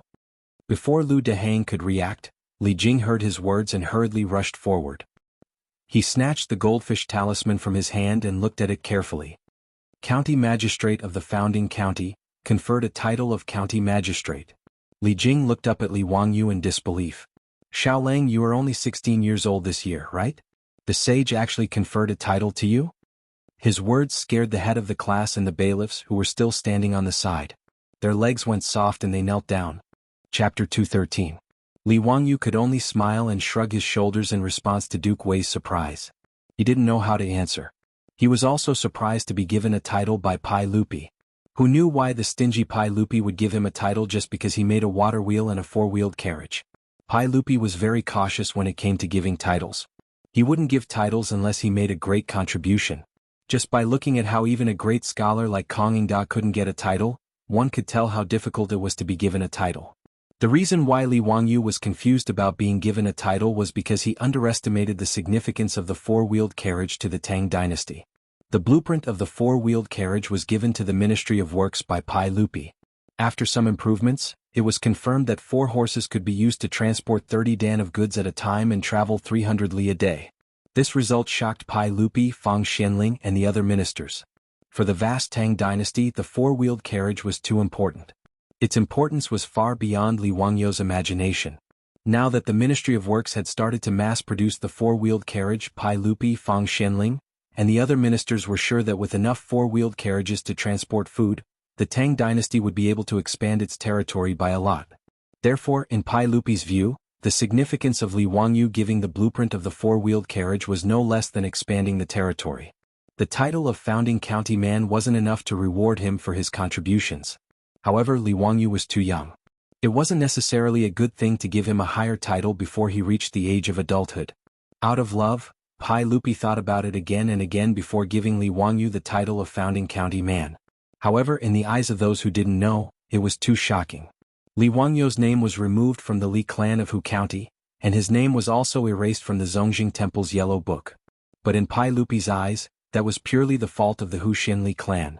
The Li clan of Huxian didn't recognize Li Wangyou, but Pai Lupi now regarded him as a treasure. If it weren't for the fact that Li Wangyou had yet to reach the age of 20, Pai Lupi would have ordered Li Wangyou to return to the imperial family as the head of the family. Even though there was no official decree and the imperial ancestral temple had not yet re-entered Li Wangyou's name into the clan's Yellow Book, just based on that day at the Li family, Pai Lupi's golden words had Li Wangyou call him uncle. It was enough to show Pai Lupi's attitude. Knowing that the young man in white in front of him was actually the man who founded the country, Lu Dehang felt unwell. He hurriedly and respectfully bowed to Li Wangyou. This official didn't know the identity of the man from Huxian. Just now this official was too presumptuous. Please don't take offense. Li Wangyou still couldn't get used to hearing his title. It was 2F** king unimpressive, okay? It was also an honorific title. Other people called him Duke of Wei, Duke of Lu. How domineering were they? Titles like Duke of Wei, Duke of Lu, how resounding were they? His title was Huxian. Could it be that when he was conferred the title of founding duke in the future, he would also be respectfully called Huxian Duke? Thinking of this possibility, Li Wangyou couldn't help but shiver. It was too frightening. Li Wangyou wasn't too surprised by Lu Dehang's change from arrogance to respect. He only nodded calmly. Lu Ming House, no need to be so courteous. It's fine as long as you can give me an explanation. After saying this, he looked at Head Tan and the others kneeling on the ground and trembling. Lu Ming House, let's start the trial now. I still have some matters to attend to in a while and need to go to the palace to seek an audience with the sage. I don't have much time to waste. Li Wangyou's words completely destroyed Lu Dehang's thoughts of protecting Head Tan. He could only helplessly make an inviting gesture to Li Jing and Li Wangyou and prepare to go to the main hall of the county yamen to start the trial. In the Wanyan County Yamen, a group of yamen runners and scribes cast sympathetic glances at Head Tan and the others kneeling on the ground. It seemed that Head Tan was doomed to be unlucky. Who told him to be so blind as to frame a founding duke? Wasn't this king courting death? Just as the crowd was about to move to the hall of the county government, more than a dozen figures rushed in from outside the county government. They were yelling loudly, "Lu Dehang, get your ass out here right now. How dare you send people to capture us brothers? I'll skin you alive. Don't talk nonsense with them. Kill your way in and save Zio." The yamen runners of the Wanyan County Yamen didn't have time to stop them and were beaten to a pulp by the crowd that rushed into the county yamen. This sudden scene almost made Lu Dehang burst into tears. What kind of sin did he commit today? Li Jing, Duke of Wei, personally came to escort the yamen runners who committed the crime, and the victim was actually a founding duke. This was enough to give him a headache. Now the county yamen has been invaded. What are you trying to do? Did they really take bean buns and not dry food? Did they not take him, a 6th-grade county magistrate, as a cadre? Lu Dehang's anger rose in his heart. He opened his mouth and wanted to call the yamen runners to arrest these people. But when he saw the people who had rushed into the county yamen, the anger that had just surged in his heart was immediately extinguished by him. The words that came out of his mouth were also somewhat flattering and fawning. "Young dukes, what are you doing? If you have any orders, I will do it." The people who rushed into the Wanyan County Yamen were Cheng Chumo and the others. "Bastards, you yamen runners of the Wanyan County actually dare to capture my brother. Hurry up."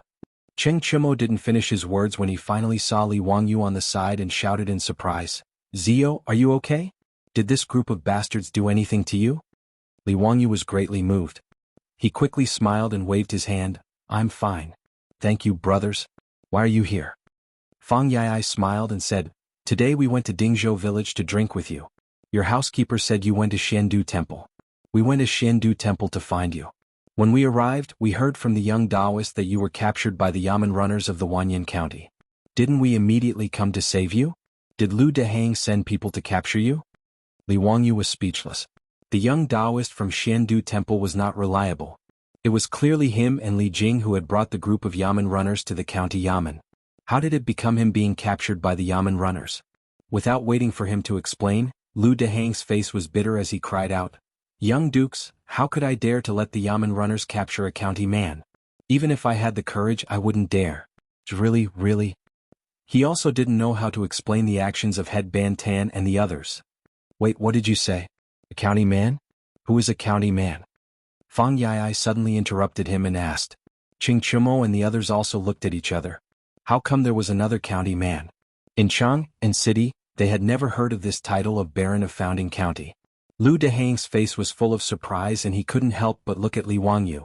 Before he could explain, Li Wangyu rubbed his nose and said embarrassedly, brothers, I am a county man.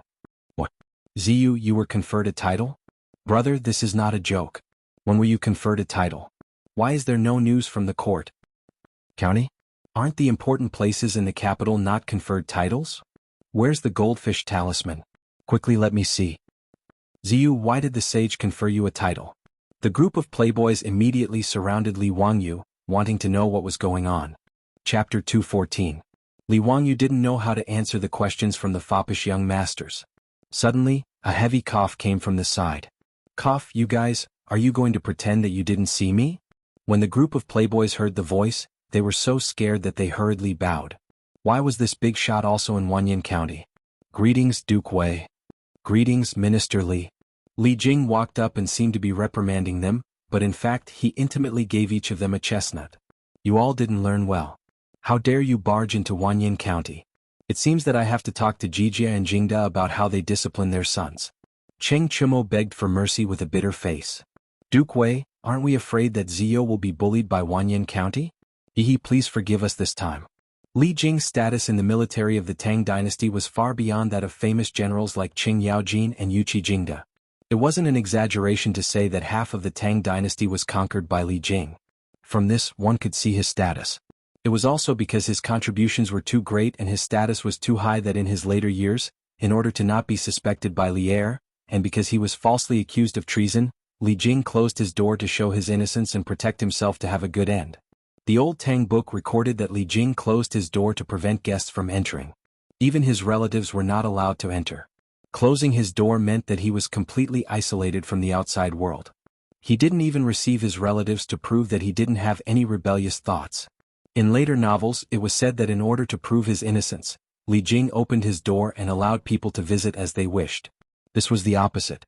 With the Li family's status as the founding duke, even if the door was opened, outsiders wouldn't be able to see anything, because the duke's mansion was too big. Qing Chumo and the other dandy young masters were all scared out of their wits when they saw Li Jing here. They dared to be unreasonable with Lu Dehang, but in front of Li Jing, they were all as obedient as kittens and didn't dare to get angry. Even Fang Yai and the others looked at Li Wangyu with resentment. Brother, why didn't you say that this big shot was here earlier? You don't even know how to inform your brothers. You're really not loyal enough. Li Wangyu rolled his eyes speechlessly. You guys directly attacked Wanyan County's Yamen? How am I supposed to inform you guys? Li Jia Shaolang kicked each of their butts.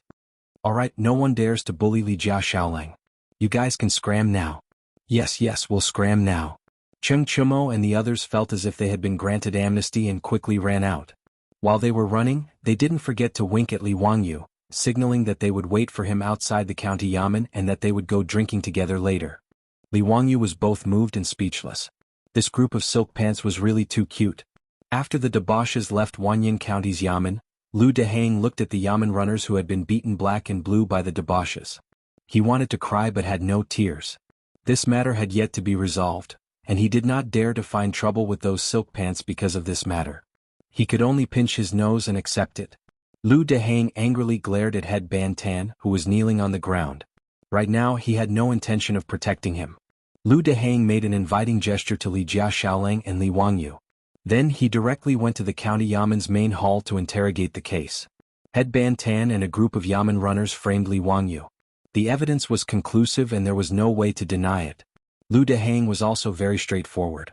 According to the third-class crime of false accusation, Headband Tan was sentenced to 80 beatings, 3,000 miles of exile and 3 years of hard labor. The other Yaman runners who were accomplices were also sentenced to 30 beatings and had to resign from the county Yaman. Duke Wei, Li Wangyu, are you satisfied with this county's punishment? Lu Dehang asked Li Jiaxiaolang and Li Wangyu flatteringly. Li Jiaxiaolang did not comment. He just did not like the behavior of these Yaman runners. Li Wangyu shook his head. Lu Minghouse, I remember that the sentence for falsely accusing an official is even more severe than sitting on the bench. Li Wangyu's words made Lu Dehang feel a bit of a toothache.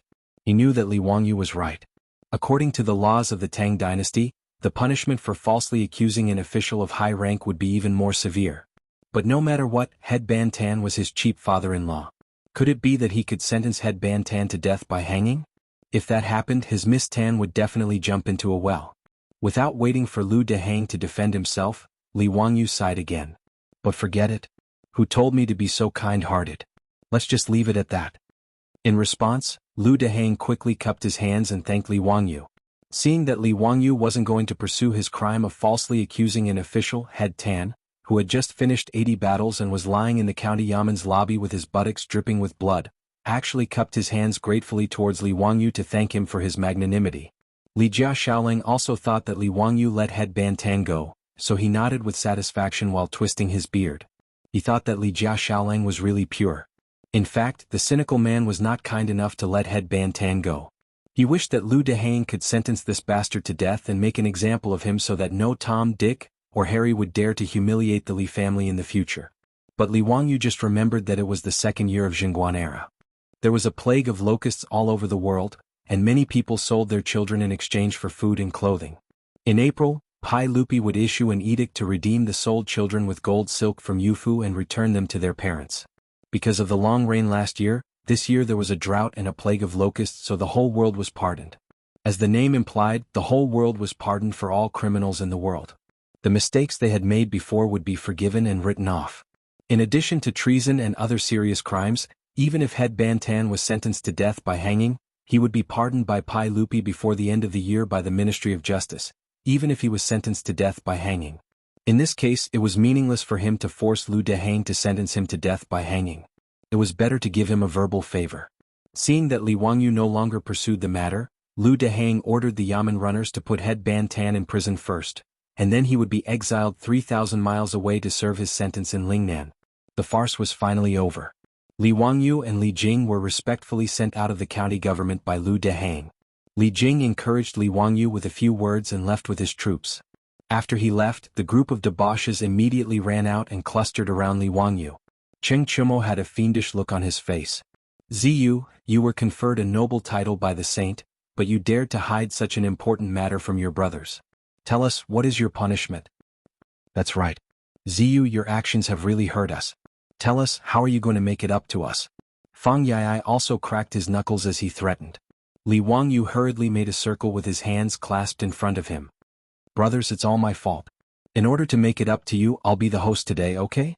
Haha, that's right. Let's go, Peace Square or the Hu Wine Shop. Ziyu, you have the final say.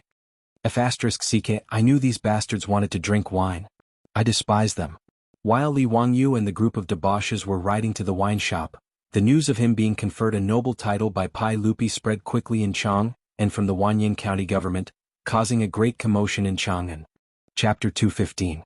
After the playboys rushed into the Wanyan County Yamen, the 100 Horsemen Department immediately reported to Pai Lupi, who was in the Taiji Palace. Pai Lupi did not care too much about the playboys' mischief. Pai Lupi actually liked and appreciated Cheng Chumo's group of playboys. At least compared to those playboys from aristocratic families, their natures were much better. Although they were a tyrant in Chang, and Pai Lupi often heard reports from the 100 Horsemen Department about the playboys' mischief, he had never heard that they bullied the market or kidnapped women. Therefore, in Pai Lupi's eyes, Cheng Chumo and the others were just a group of playboys.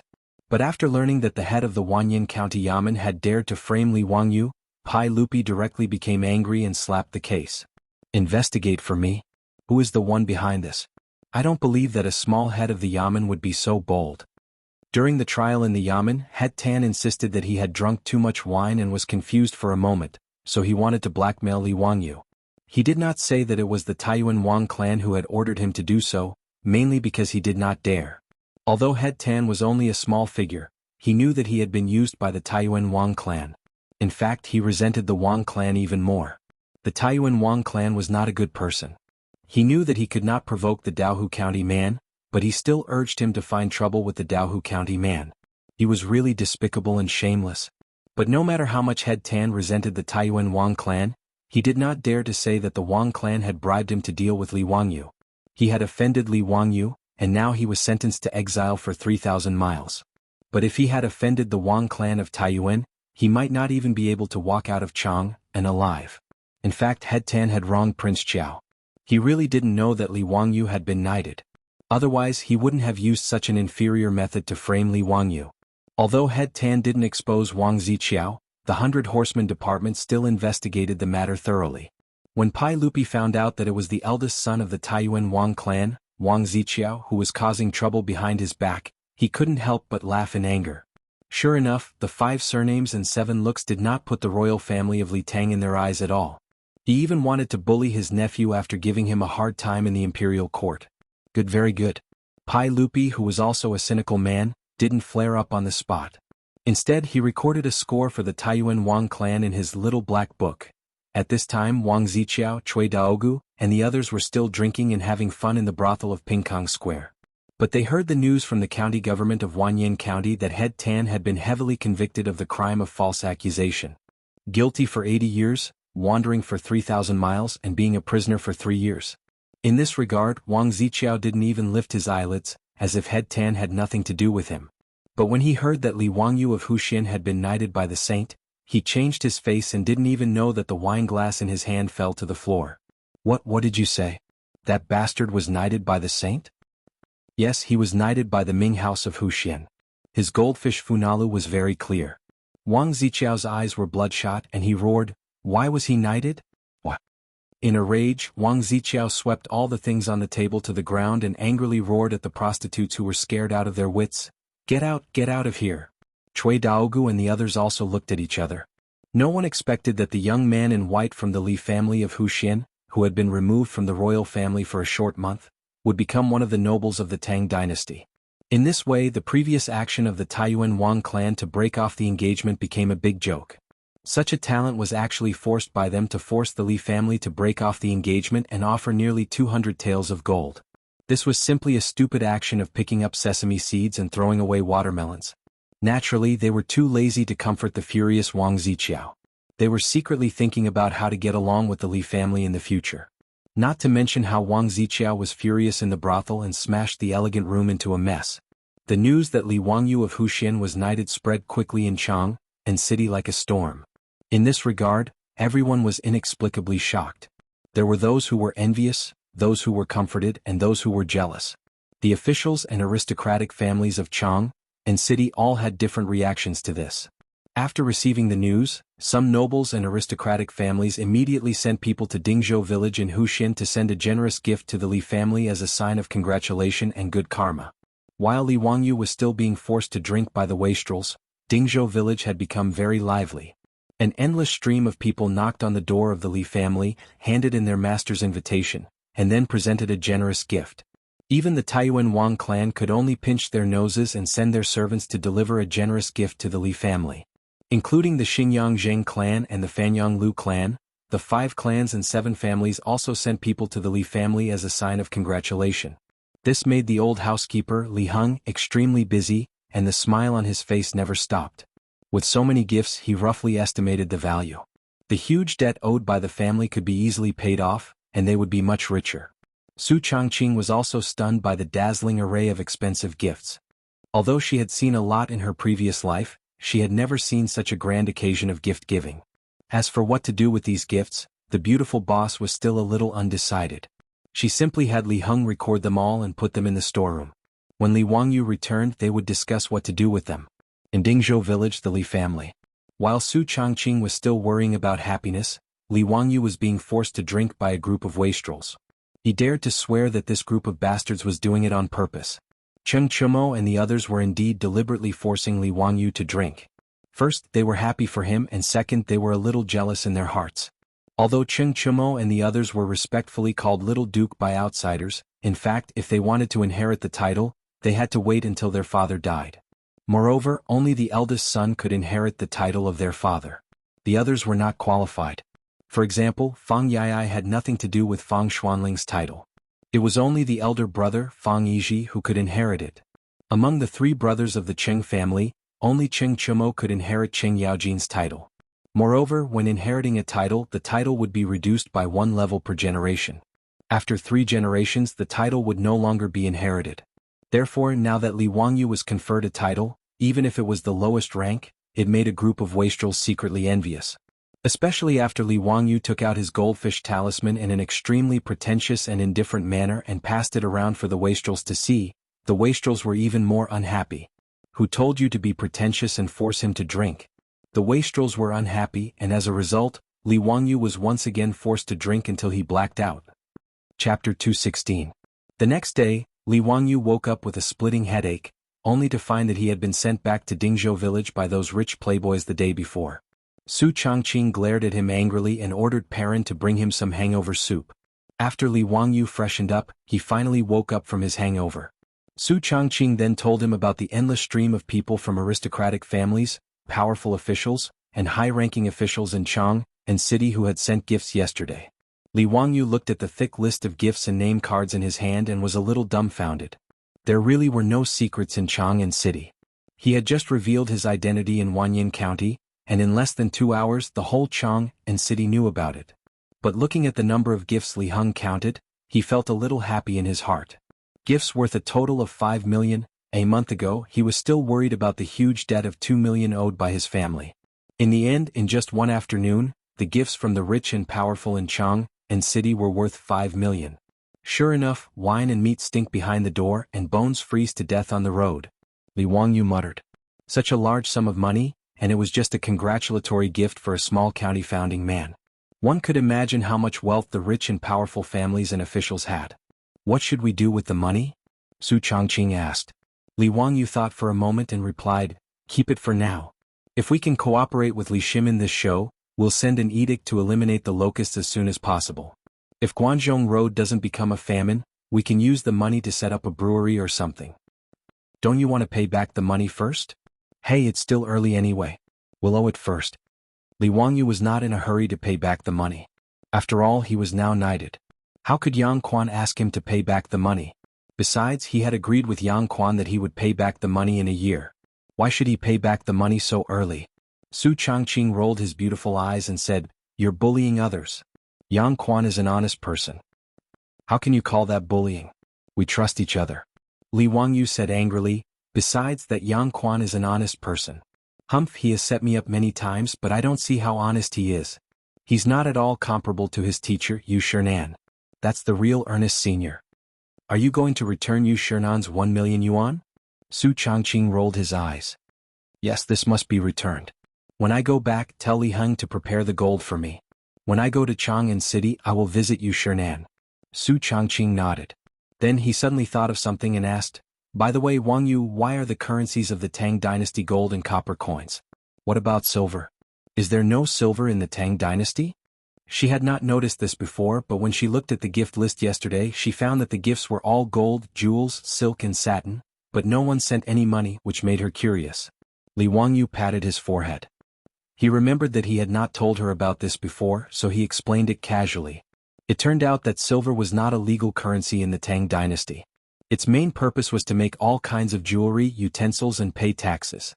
In the Tang dynasty, the provinces and counties would convert the taxes into silver and send it to the capital.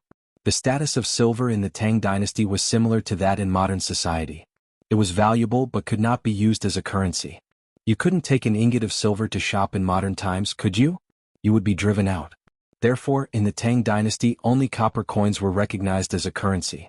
Gold, as a substitute for large payments, was naturally accepted and recognized.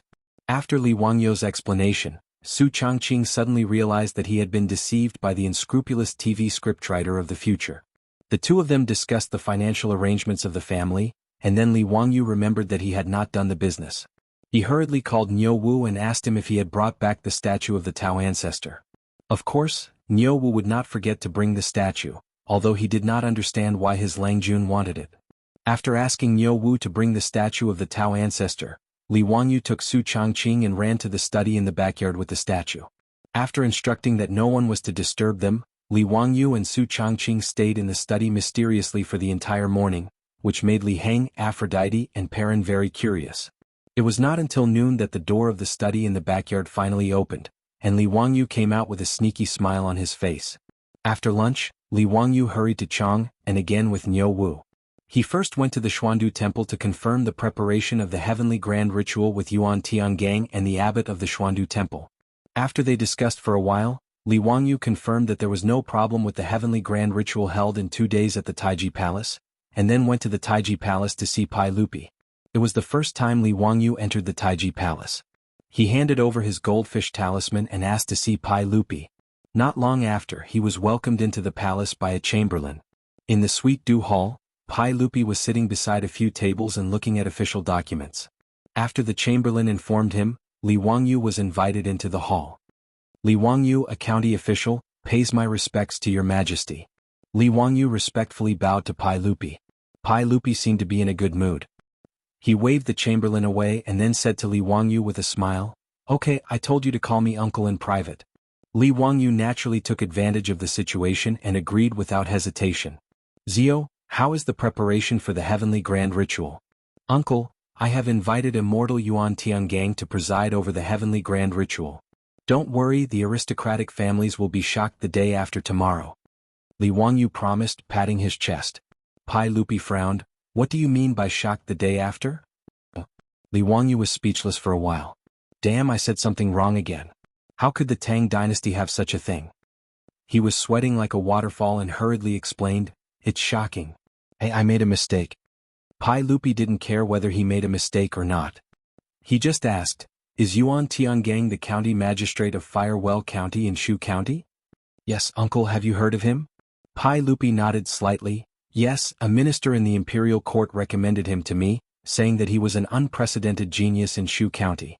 I even wanted to summon him to Chang'an for an audience, but I didn't expect that he had already come to Chang'an. Hey, it's the old immortal Sun Simiao who recommended him. Yuan Tiangang happened to come to Chang, and to report to the Ministry of Personnel. I found him and asked him to agree. Since it's the old immortal Sun's recommendation, it can't be wrong. But I'm still a little worried that those aristocratic families won't admit defeat easily," Pai Lupi said in a low voice. Li Wangyu said with a sneaky smile, "Uncle, you can rest assured. I dare to guarantee with my title that after the heavenly grand ritual is held the day after tomorrow, those aristocratic families will have nothing to say. No one will mention the plague of locusts as heaven's punishment anymore. Uncle, you can directly issue an imperial edict to kill the locusts." "Oh, do you have any backup plan? Tell me about it," Pai Lupi said with a smile. Li Wangyu shook his head repeatedly. "The Buddha said that it can't be said. It can't be said. If it's said, it won't work." Pai Lupi was so angry by his words that he reached out and hit him on the head. "Bastard, you still want to ambush me? Tell me quickly. Otherwise, I'll beat your ass." Li Wangyu was speechless. "So what if you're the emperor? You can beat people's ass at will? Well, okay, you're really great. I can't afford to offend you." Chapter 217. Li Wangyu had no choice but to tell Pai Lupi his revised plan. Pai Lupi was also stunned. Let the Tao ancestor show his power at the heavenly grand ritual? Break the divine punishment with his own mouth? Wasn't this nonsense? Pai Lupi stared and was about to get angry. Li Wangyu was full of nonsense. How could he do such a thing? Although Pai Lupi respected Laozi as his ancestor and claimed to be the emperor, he did not believe that his ancestor could show his power in front of civil and military officials at the heavenly grand ritual. Even the most devout Taoist believer would not believe Li Wangyu's words. He was simply playing with him, the emperor of the Tang dynasty, like a fool. Seeing that Pai Lupi was about to get angry, Li Wangyu hurriedly explained, "Uncle, what I said is all true. I certainly have a way to let the Tao ancestor show his power. I dare to guarantee with my head that if the Tao ancestor can't show his power in the heavenly grand ritual, you can take my head and kick it like a ball." He blurted it out because he was in a hurry. The key was that he could not explain to Pai Lupi how he could make the Tao ancestor show his power, so he could only swear like this. Seeing that Li Wangyu was so sure, Pai Lupi was a little surprised. Zio, this is not a joke. Are you really sure? Uncle, I wouldn't dare to joke around with the people of the world. What method do you have to make the Tao ancestor show his power? Pai Lupi asked. Li Wangyu shook his head repeatedly. He could not say this even if he was beaten to death. Uncle, don't ask. It's really inconvenient for me to say. I can only promise you that the Tao ancestor will show his power in the heavenly grand ritual and break the divine punishment. Pai Lupi stood up and paced back and forth in the hall. After a moment of hesitation, he finally slapped Li Wangyu on the shoulder and laughed heartily. Good. Since you're so sure, Uncle will believe you this time. Aha, even a brat like you dares to make a bet. Do you think I would be afraid of those aristocratic families? The day after tomorrow we will teach those bastards a lesson. Hee, that's for sure. Uncle is invincible, the sacred lord of the Tang dynasty. You're a man of culture and martial virtue. You'll last for thousands of years and unify the Jianghu. Li Wangyu flattered Pai Lupi as the sacred lord of the moon cult. Pai Lupi didn't know whether to laugh or cry at his words. Zio, what nonsense are you talking about? Don't say such nonsense in the future. Li Wangyu rubbed his nose and laughed awkwardly. He seemed to have gone overboard with his boasting. Since Pai Lupi chose to believe in Li Wangyu, he did not continue to ask about his secret, which made Li Wangyu feel relieved. He was really afraid that Pai Lupi would insist on asking, and then he really wouldn't know how to explain it. After Pai Lupi asked him about the arrangement of the heavenly grand ritual, Li Wangyu was ready to leave. Uncle, if there's nothing else, I'll take my leave first. Pai Lupi looked at him with a faint smile. Zio, don't be in a hurry. It's your first time entering the palace. Did you forget something? Li Wangyu was puzzled. What did he forget? Did he have to give Pai Lupi a gift when he entered the Taiji palace? While he was at a loss, Pai Lupi pointed in the direction of the harem. Zio, as a junior of the Li family, shouldn't you pay respects to the empress after entering the palace? Don't forget, you young members of the imperial family are under the empress's jurisdiction. Li Wangyu sweated profusely. He had completely forgotten this. All of Pai Lupi's children, whether they were born by Empress Jiangsun or not, were taught and managed by Empress Jiangsun. 4 young members of the imperial family like Li Wangyu. Before the ceremony, Empress Jiangsun was nominally responsible for the education and management of them. However, Empress Jiangsun didn't have time to teach so many young members of the imperial family. She couldn't even manage Pai Lupi's children, so this was only nominally. Li Wangyu hadn't recovered his status as a member of the imperial family, so how could he think of paying respects to Empress Jiangsun? He smiled embarrassedly. Uncle, I've been expelled from the imperial family by the Li clan of Wuxia. It's not proper for me to pay respects to the empress now. Get lost. Don't talk nonsense. It's the empress who wants to see you. In response to Li Wangyu's pretentiousness, Pai Lupi kicked him in the butt. Come, take Wuxia to Lizhen Palace to see the empress. Li Wangyu was speechless. He rubbed his sore butt, bowed to Pai Lupi and left with the palace servants. He felt a bit strange. Why did Empress Jiangsun summon him? Was it because of the carriage business? Shouldn't he be talking to his beautiful superior? Nowadays, Su Changqing was a frequent visitor to Taiji Palace. He often went in and out of the palace to teach Empress Jiangsun and concubine Yang yoga. According to Su Changqing, there were more and more concubines practicing yoga with Empress Jiangsun in Taiji Palace. His beautiful superior looked like the #1 yoga instructor of the Tang dynasty. Lizhen Palace, where Empress Jiangsun lived, was actually not part of the harem, but part of the East Palace. The current crown prince of the East Palace, Li Qingqian, was only 9 years old. Although he was the crown prince, he was still a brat and couldn't leave Empress Jiangsun's care. Therefore, it wasn't surprising that Empress Jiangsun set up her palace in the East Palace. In this way, it was much more convenient for Li Wangyu to go to Lizhen Palace to see Empress Jiangsun. Although he hadn't reached the age of 20, he was still a man. If he went in and out of the harem, Pai Lupi would never allow it. 16 years old was a youth in the future, but in the Tang dynasty, it was the age to be a father. When Pai Lupi married Empress Jiangsun, he was only 15 years old. Therefore, Li Wangyu naturally couldn't go to the forbidden area of the harem. However, Lizhen Palace was located in the East Palace, so it was an exception. Li Wangyu followed the chamberlain and turned left and right and noticed Taiji Palace. After passing through several forbidden areas, he came to the Lizhen Palace of the East Palace. Reporting to Your Highness, Huxian male Li Wangyu requests an audience. Let him in. Empress Jiangxuan's voice came from the palace. After getting permission, Li Wangyu followed the chamberlain into Lizhen Palace. He saw a beautiful woman in her late 20s smiling at him. Li Wangyu knew that this was Empress Jiangxun and hurriedly bowed to greet her. The subject, Huxian male Li Wangyu, greets your highness. Li Wangyu noticed that Empress Jiangxun was pregnant and immediately realized that the baby in her belly was the next emperor of the Tang dynasty, Emperor Gaozong of the Tang dynasty, Li Ji. Empress Jiangxun had already given birth to 2 sons and 1 daughter for Pai Lupi. They were Crown Prince Li Qingqian, Prince Yu Li Tai and Princess Royal Li Lizhi. In addition to Li Ji who was still in her belly, Li Mingda and Xinqing Princess, Empress Jiangxun had given birth to a total of 3 sons and 4 daughters for Pai Lupi. Li Wangyu could only secretly criticize Pai Lupi's powerful ability to sow seeds. It was really too powerful. Alright, you already called Erlang uncle. Why are you still calling me your highness? In the future, Zio, you can also call me aunt in private. Empress Jiangxun smiled. Li Wangyu naturally nodded. Yes, aunt, please accept this nephew's bow. This guy's skin was definitely thick enough. Before he transmigrated, he wasn't much younger than Pai Lupi and Empress Jiangxun. Now, he called them uncle and aunt without a trace of embarrassment or awkwardness. Chapter 218. Empress Jiangxun nodded with satisfaction. However, what she said almost made Li Wangyu stumble. Actually, it wasn't me who was looking for you. It was Chang'e who was looking for you. Chang'e wants to see her brother very much and wants you to play with her. Wangyu, are you willing? Li Wangyu was so shocked by Empress Jiangxuan's words that he could not close his mouth for a long time. Nanny? Princess Chang'e? Wasn't Princess Chang'e a little girl who had just turned 7 years old? Empress Jiangxun summoned him to Li Main Hall just to play with a little girl who was in the 1st or 2nd grade of primary school. You guys really don't treat bean buns as dry rations. Li Wangyu snorted coldly. Pulling a long face, he cupped his hands in salute to Empress Jiangxun. Your Highness the Empress, although I am not talented. But he had a backbone. How dare you humiliate me like this? You want me to play with children? Don't even think about it. With a flick of his robe, he turned around and left. As he walked, he raised his head and laughed loudly.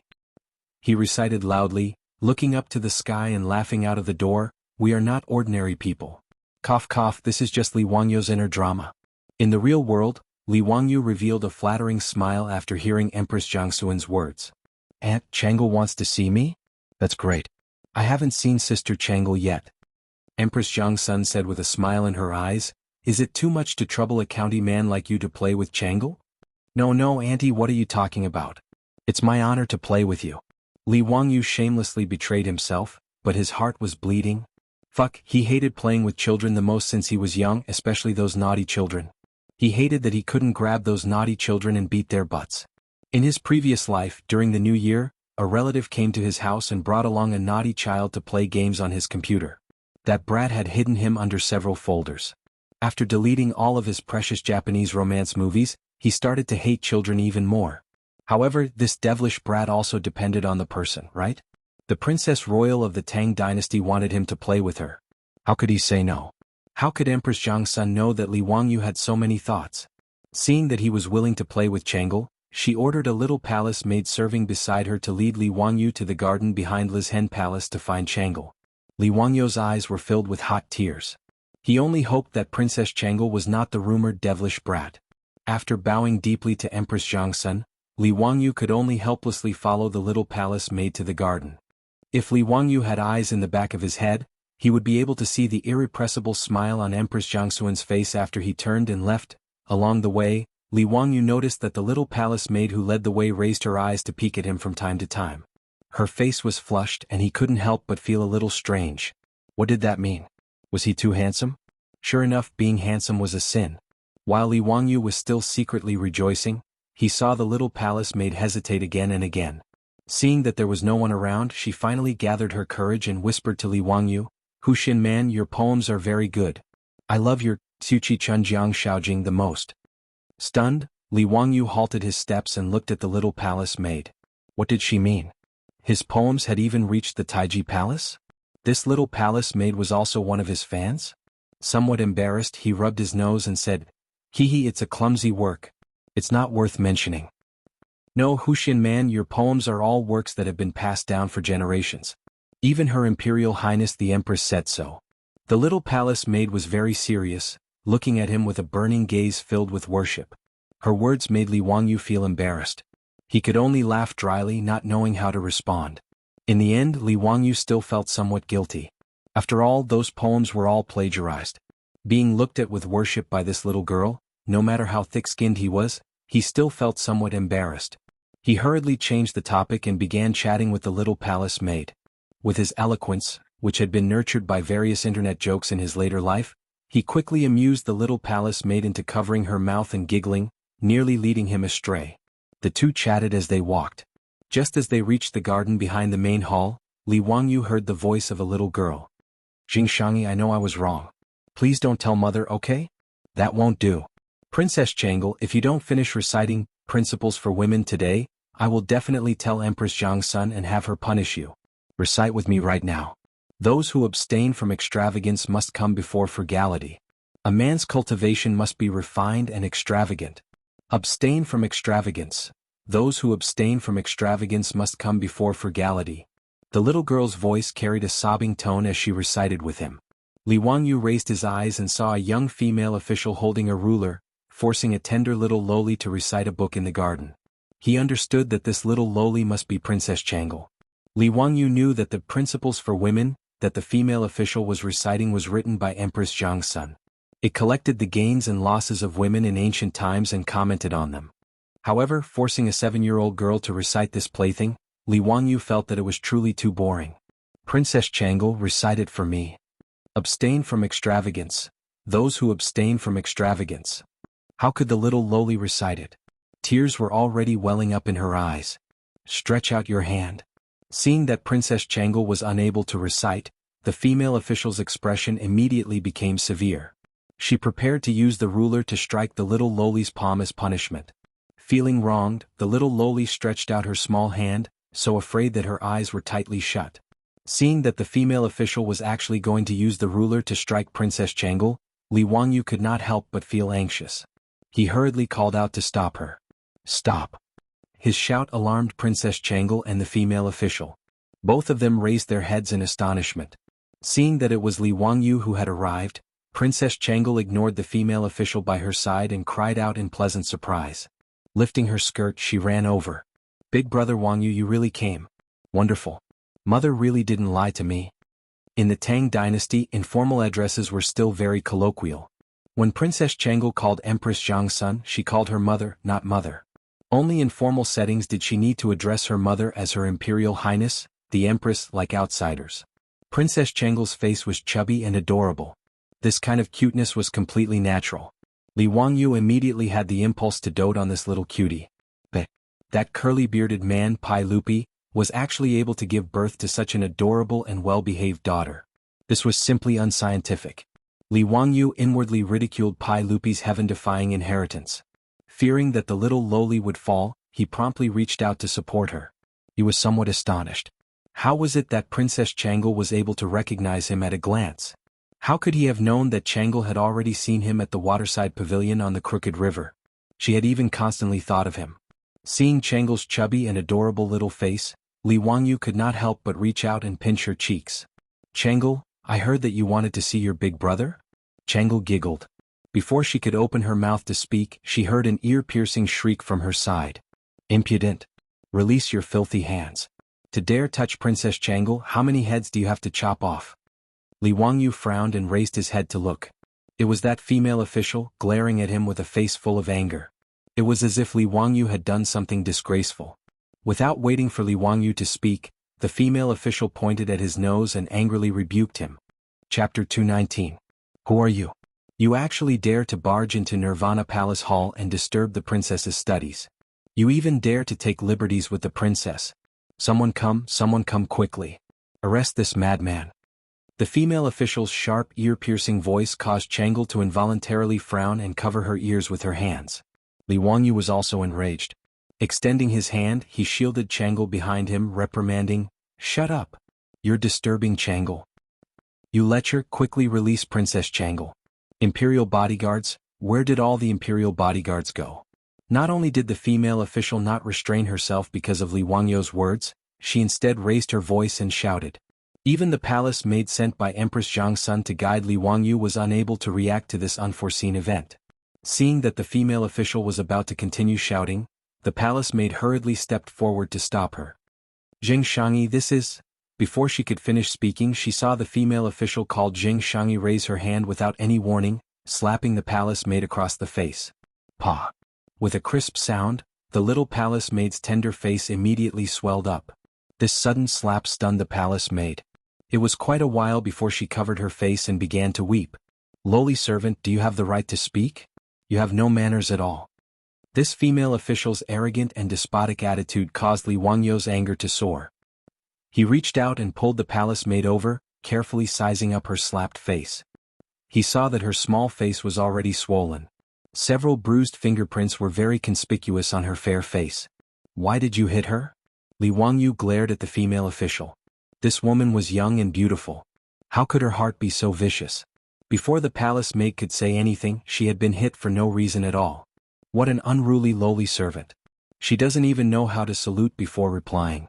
Hitting her is to teach her a lesson. And you, who exactly are you? The female official asked disdainfully. You don't need to know who I am. Right now, apologize to her. Li Wangyu said as he pulled over the still crying palace maid. As if she had heard a funny joke, Jing Shangyi rocked back and forth with laughter. Haha, you want me to apologize to this lowly servant? Are you crazy? He really didn't know his place. Do you know who I am? I don't care who you are. Apologize. Jing Shangyi spat disdainfully. Bah, this damned lowly servant, you want me to apologize to her? Who do you think you are?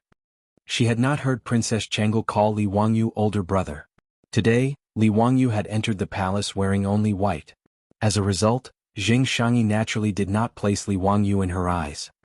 Who I am is not important. Let me ask you, what right do you have to hit people? Li Wangyu said, suppressing his anger. Jing Shangyi arrogantly raised his neck and said, I am a fifth-rank Shangyi. What does it have to do with you if I teach a lowly servant who doesn't know the rules a lesson? Who are you? How dare you barge into Li Main Hall and molest the princess? Are you tired of living? Shangyi was a female official in charge of etiquette and daily life. She was a fifth-rank female official. Female officials referred to high-ranking palace maids. They had a certain rank and received a salary. Their scope of work included managing low-ranking palace maids, training new palace maids, and taking care of princesses and princes. The so-called fifth-rank female officials were actually no more than high-ranking palace maids. Their rank could not be compared to that of the true officials of the imperial court. Although this female official was a fifth-rank official, Li Wangyu's position as the founding magistrate of the country was equivalent to a fifth-rank official. It appeared that her official rank was one level higher than Li Wangyu's. However, in reality, the two's positions could not be mentioned in the same breath. Li Wangyu inwardly sneered at her arrogance. A mere female official in the palace truly believed herself to be a high and mighty personage. So what if you are a female official? Do you think you can wantonly humiliate others? This lowly servant who doesn't know the rules. If I hit her, then I hit her. What can you do about it? Jing Shangyi said disdainfully. Li Wangyu sneered. He was disinclined to continue speaking nonsense. Taking a step forward, he swung his arm and delivered a slap. After a crisp sound, Li Wangyu slapped the female official so hard that she fell to the ground. She covered her face with her hands and stared at Li Wangyu in disbelief. Bah, I have never hit a woman. Today I've broken the rule for you. As you said, don't you know how to salute before you reply? Li Wangyu gave her a taste of her own medicine. He imitated the words of the female official and directly returned it. The reason why Li Wangyu was so angry was that the female official called Jing Shangyi was too hateful. Just now, when he saw that she wanted to punish Changel with a ferule, Li Wangyu was vaguely angry in his heart. Although it was the first time that Li Wangyu saw Changel, he had already fallen in love with this cute little princess. However, this female official was so cruel that she wanted to hit Changel with a ferule. This made Li Wangyu immediately feel protective of her. Not only that, this female official called Jing Shangyi beat the little palace maid who led him here for no reason. Moreover, she spoke rudely and called her a lowly maid. This kind of person was really hateful and deserved to be beaten. Li Wangyu was definitely not a pedantic person. Although it was disgraceful to beat a woman, it depended on the situation. For a vicious woman like Jing Shangyi, Li Wangyu would not feel guilty at all when he hit her. How dare you hit me? How dare you hit me? Do you know who I am? You're dead. You're dead. Zheng Shangyi covered her face and looked at Li Wangyu with resentment. She squeezed out the words from the gaps of her teeth and said in a cold tone. Li Wangyu glanced at her as if looking at an idiot. He was too lazy to say anything. She was just a female official in the palace. She really thought of herself as a big shot. What he did not know was that Zheng Shangyi, who had been hit by him, was a member of a branch family of the Zheng clan of Xinjiang. She had been recommended to the palace to assume the position of female official. Because she was born in the Zheng clan of Xinjiang, although she was from a branch family, she felt that her status was noble. As a result, she was accustomed to being arrogant and despotic towards ordinary palace maids and eunuchs. Just now, when the little palace maid had spoken to her, she had slapped her simply because she had not paid her respects. Zheng Shangyi was young and beautiful. She had entered the palace not only to become a female official, but also to catch the eye of Pai Lupi. She wanted to sleep with him and be taken in as a concubine of his harem. Because she knew that Pai Lupi loved Princess Changel dearly, Zheng Shangyi had specifically requested to be in charge of taking care of Princess Changel and teaching her etiquette and daily life. This was so that when Pai Lupi came to visit Princess Changel, she could appear before Pai Lupi and attract his attention. She believed that with her appearance, it would not be difficult for her to obtain Pai Lupi's affection. She had the Zheng clan of Xinjiang as her backer. In the Taiji palace, other than the concubines of the harem, she did not place ordinary palace maids and eunuchs in her eyes. She did not expect that today she would receive a slap from Li Wangyu. This immediately drove Zheng Shangyi crazy. Zheng Shangyi raised her voice and screamed, "Guards! Someone has intruded into the palace with ill intentions." The conflict in the garden had attracted the attention of the eunuchs and the Eastern Palace guards as soon as Zheng Shangyi had shouted. Following Zheng Shangyi's shout, dozens of fully armed Eastern Palace Imperial Guards rushed over with weapons in their hands and surrounded the group of people. Chapter 220. When the Imperial Guards of the Eastern Palace arrived, they were just in time to see Li Wangyu slap Zheng Shangyi's face.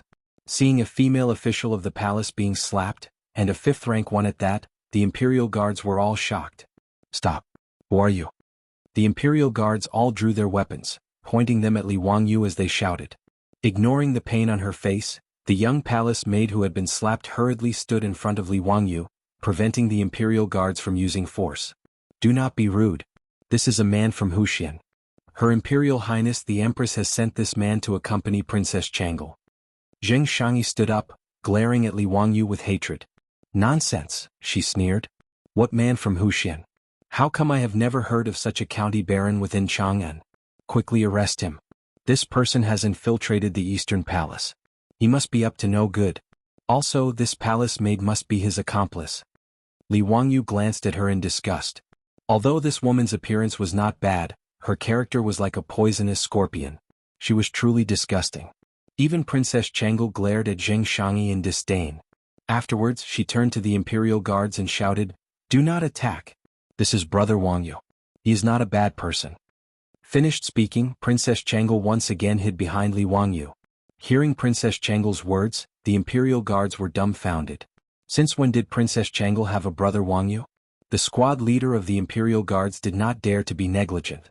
Ignoring Zheng Shangyi's clamor, he courteously cupped his fist towards Li Wangyu and asked, "May I ask if you have a goldfish talisman?" Li Wangyu nodded his head, taking out his own goldfish talisman and handing it over. After inspecting Li Wangyu's goldfish talisman, the squad leader respectfully returned it with both hands. "This one did not know that you were a man from Wuxia. Please forgive this one for offending you." Li Wangyu waved his hand. "Those who do not know are not guilty. There is no need to be so courteous." "What? Was he really a man from the Kaigwa County? How is this possible?" Seeing Li Wangyu take out the goldfish talisman, Zheng Shangyi couldn't believe his eyes. How could this young man in white be the founding father of the country? Li Wangyu pulled the little palace maid aside and said to Zheng Shangyi, "Now you can apologize to her." His actions made the little palace maid look at Li Wangyu in a strange way. She did not expect that the dignified man who founded the country would actually force the clansmen of the Zheng family of Xinjiang to apologize to her for a humble palace maid. Unconsciously, the little palace maid's cheeks turned red, and her heart raced. Zheng Shangyi finally panicked. Li Wangyu stepped forward and looked straight into Zheng Shangyi's eyes. "Apologize." Zheng Shangyi had never put these ordinary palace maids in her eyes. Now that she had to apologize to the little palace maid, it was worse than killing her. "I will say it for the last time. Apologize to her." Li Wangyu stared at Jing Shangyi and said word by word. Jing Shangyi suddenly went crazy and shouted, "I am the clansman of the Jing family of Xingyang, a 1,000-year-old family. When my Jing family was famous, this bitch's ancestors were still digging dung somewhere.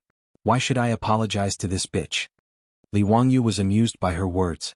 The Jing family of Xingyang, it was the Jing family of Xingyang again. Was he and the Jing family of Xingyang incompatible with each other? How could he meet these clansmen of the Jing family of Xingyang wherever he went, and the way they acted was so despicable? The Jing family of Xingyang, haha, how impressive. Li Wangyu raised his eyebrows. It seems that the Jing family of Xingyang has just apologized to me. Jing Kambua offended me and he acted like this. Who do you think you are? What? The Jing family of Xingyang apologizes to you? How is this possible? You are talking nonsense. Jing Shangyi could not believe his words. So what if this young man was the founder of the country? How could she let the Jing family of Xingyang apologize to him? In Jing Shangyi's mind, the Jing family of Xingyang was a 1,000-year-old family. So what if he was the founder of the country? Could he force the Jing family of Xingyang to bow down? Li Wangyu stepped forward again and stared into Jing Shangyi's eyes. I will say it for the last time. Apologize. Jing Shangyi stepped back in panic and suddenly straightened her neck. You want me to apologize to this bitch? Don't even think about it. So what if you are the founder of the country? Do you dare to continue to commit murder in front of everyone in Taiji Palace? Her action made Li Wangyu a little dumbfounded. This female official was so straightforward that Li Wangyu could not continue to act up. The slap he gave Jing Shangyi just now was purely out of hatred. He wanted to force this female official to apologize to the little palace maid and let this matter drop. However, Jing Shangyi actually went against him, putting Li Wangyu in a difficult position. Continuing to violently assault Jing Shangyi was clearly out of the question. Firstly, he was unwilling to be rough with women. Just now, he was an exception because he was angry. Secondly, Jing Shangyi was, after all, a female official of the palace. As the founder of the country, if he were to assault a female official in the palace, his reputation would be tarnished. Who knew how those of the 5 clans would spread rumors about him behind his back? He was unwilling to be the bad guy. Li Wangyu coldly snorted and decided to ignore this venomous woman. After comforting the little palace maid, he turned his head to Princess Changle and said, "Changle, Big Brother will accompany you to play." I have been waiting for Big Brother Wangyu to enter the palace to play with me. Let's go quickly. Princess Changle excitedly said. Li Wangyu smiled and rubbed Changle's small head. Just as the two were preparing to leave, Jing Shangyi blocked their path. You are not allowed to leave. Today, Princess Changle must finish reciting the principles of women, before resting. Li Wangyu gnashed his teeth in anger at this woman who did not know what was good for her. In a low voice he roared, "Scram! Don't force my hand. I'm Shangyi. Princess Changle is under my tutelage. Today, if Princess Changle does not finish reciting the principles of women, she is not allowed to go anywhere." Jing Shangyi seemed to see that Li Wangyu would not act again. Thus, she became even more aggressive, roaring loudly. Li Wangyu was so infuriated that he was speechless. How could there be such a shrew in the Taiji Palace? Princess Changle puckered her lips, her face filled with displeasure. As for the imperial guards of the Eastern Palace, they were all stupefied. This Jing Shangyi was truly valiant, not giving the slightest bit of face to the county official and Princess Changle. Although it appeared as if Jing Shangyi was responsible for Princess Changle, in reality she only wanted to use this opportunity to retaliate and cause trouble for Li Wangyu. How could Jing Shangyi know how to teach Changle? She only knew how to teach like the teachers in private schools. She only knew how to have Princess Changle read and recite. If she could not recite, she would be punished with a ruler. Because Empress Jiangsun was usually very strict with her children, although the little Princess Changle was greatly doted on, she did not dare to disobey these female officials when it came to learning. Even if she was to be punished with a ruler, she could only stretch out her hand in grievance and allow these female officials to punish her. How could Li Wangyu bear to part with this tender and adorable Changle? Furthermore, he had Jing Shangyi punish her with a ruler. He looked down even more on this simple and crude method of teaching. Scram. As for how to teach Princess Changle, I will explain it to the Saint and Her Imperial Highness the Empress. There is no need for you to make a fuss here. Li Wangyu pushed aside Jing Shangyi, preparing to pull Changle away. However, he suddenly heard a burst of laughter from outside the shrubbery. Haha, Zio, since you have said so, we will agree. Chapter 221. Li Wangyu stiffly turned his neck, looking towards the source of the sound. He saw Pai Lupi and Empress Jiangsun walking out from behind the shrubbery with smiles on their faces. The majestic emperor and empress of the Tang dynasty were actually hiding on the side and listening to a thief's words? Can't you two be a bit more reasonable? Father. Mother. Princess Jianghu ran over to Pai Lupi's side in pleasant surprise. Pai Lupi smiled as he reached out and picked her up. The sudden appearance of Pai Lupi and Empress Jiangsun frightened Jing Shangyi, the young palace maid, and the imperial guards of the Eastern Palace into kneeling and paying their respects. Greetings to your Imperial Majesty. Greetings to your Imperial Highness the Empress. You may all rise. Pai Lupi smiled and waved his hand towards them. Jing Shangyi inwardly let out a long sigh. Just as he was about to follow the others and stand up, he heard Pai Lupi say sinisterly, Jing Shangyi, we are not talking about you. Pai Lupi's words caused Jing Shangyi's heart to thump. Frightened, he once again knelt down, not even daring to raise his head. Li Wangyu was disinclined to pay attention to the kneeling Jing Shangyi. After paying respects to Pai Lupi and Empress Jiangsun, he asked in confusion, Uncle, what did you mean by your words just now? What do you mean by responding to me? Responding to what? Ha Zio, didn't you just say that you were responsible for teaching Princess Jianghu? We agree. Li Wangyu nearly spat out a mouthful of blood. When did I say such a thing? Pai Lupi, do you need to go see an otolaryngologist?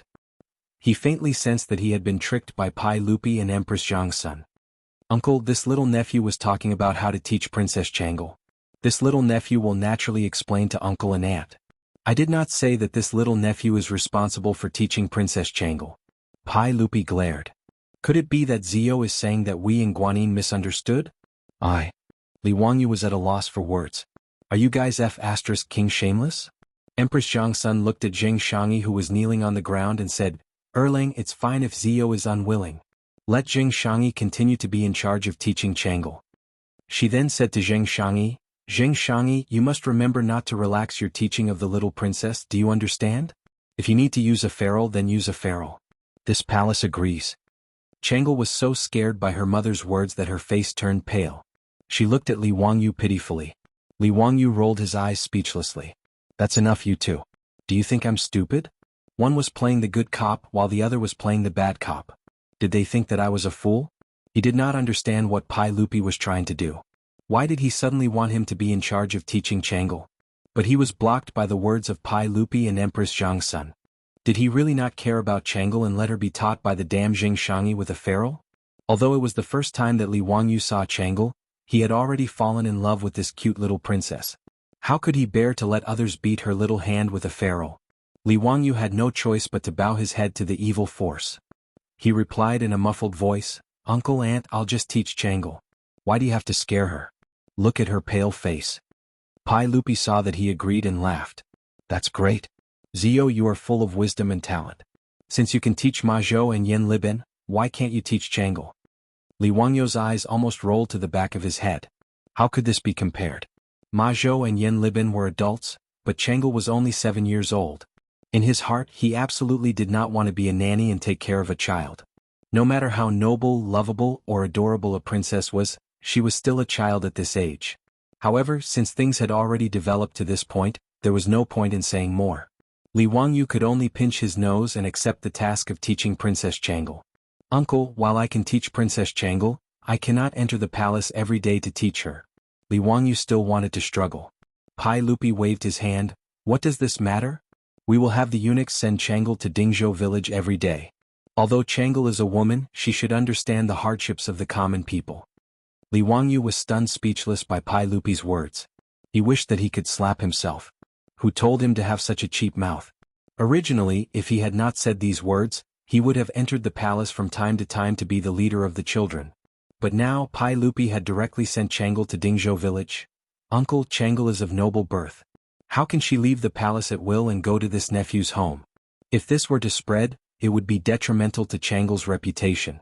Li Wangyu was already on the verge of tears. No matter. Let Jianghu acknowledge you as her master. If you accept Jianghu as your disciple, wouldn't that be enough? Li Wangyu was completely speechless. Not only did he have to teach Jianghu, but he also had to accept her as his disciple? The heavens took pity on him. He himself was only 16 years old. Who had ever heard of a 16-year-old youth accepting a princess as his disciple? However, Li Wangyu did not dare to say these words. Otherwise, Pai Lupi would definitely use Ma Zhou and Yan Libin as an example. Forget it. If he accepted Chang'e as his disciple, then so be it. When one had too many lice, one would not itch. When one had too many debts, one would not worry. In any case, he had already accepted Ma Zhou and Yan Libin as his disciples. What would it matter if he added a little princess? Li Wangyu was now completely numb. He could only nod his head and agree to this matter. Pai Lupi suddenly said, "That's right. Zio, since you have accepted Chang'e as your disciple, why don't you accept Qingqian and Qingke as well?" Pai Lupi's words were spoken casually, but in Li Wangyu's ears they were like rolling thunder. Uncle, what did you say? I think I just heard wrong." Li Wangyu's eyes bulged. His face was filled with disbelief.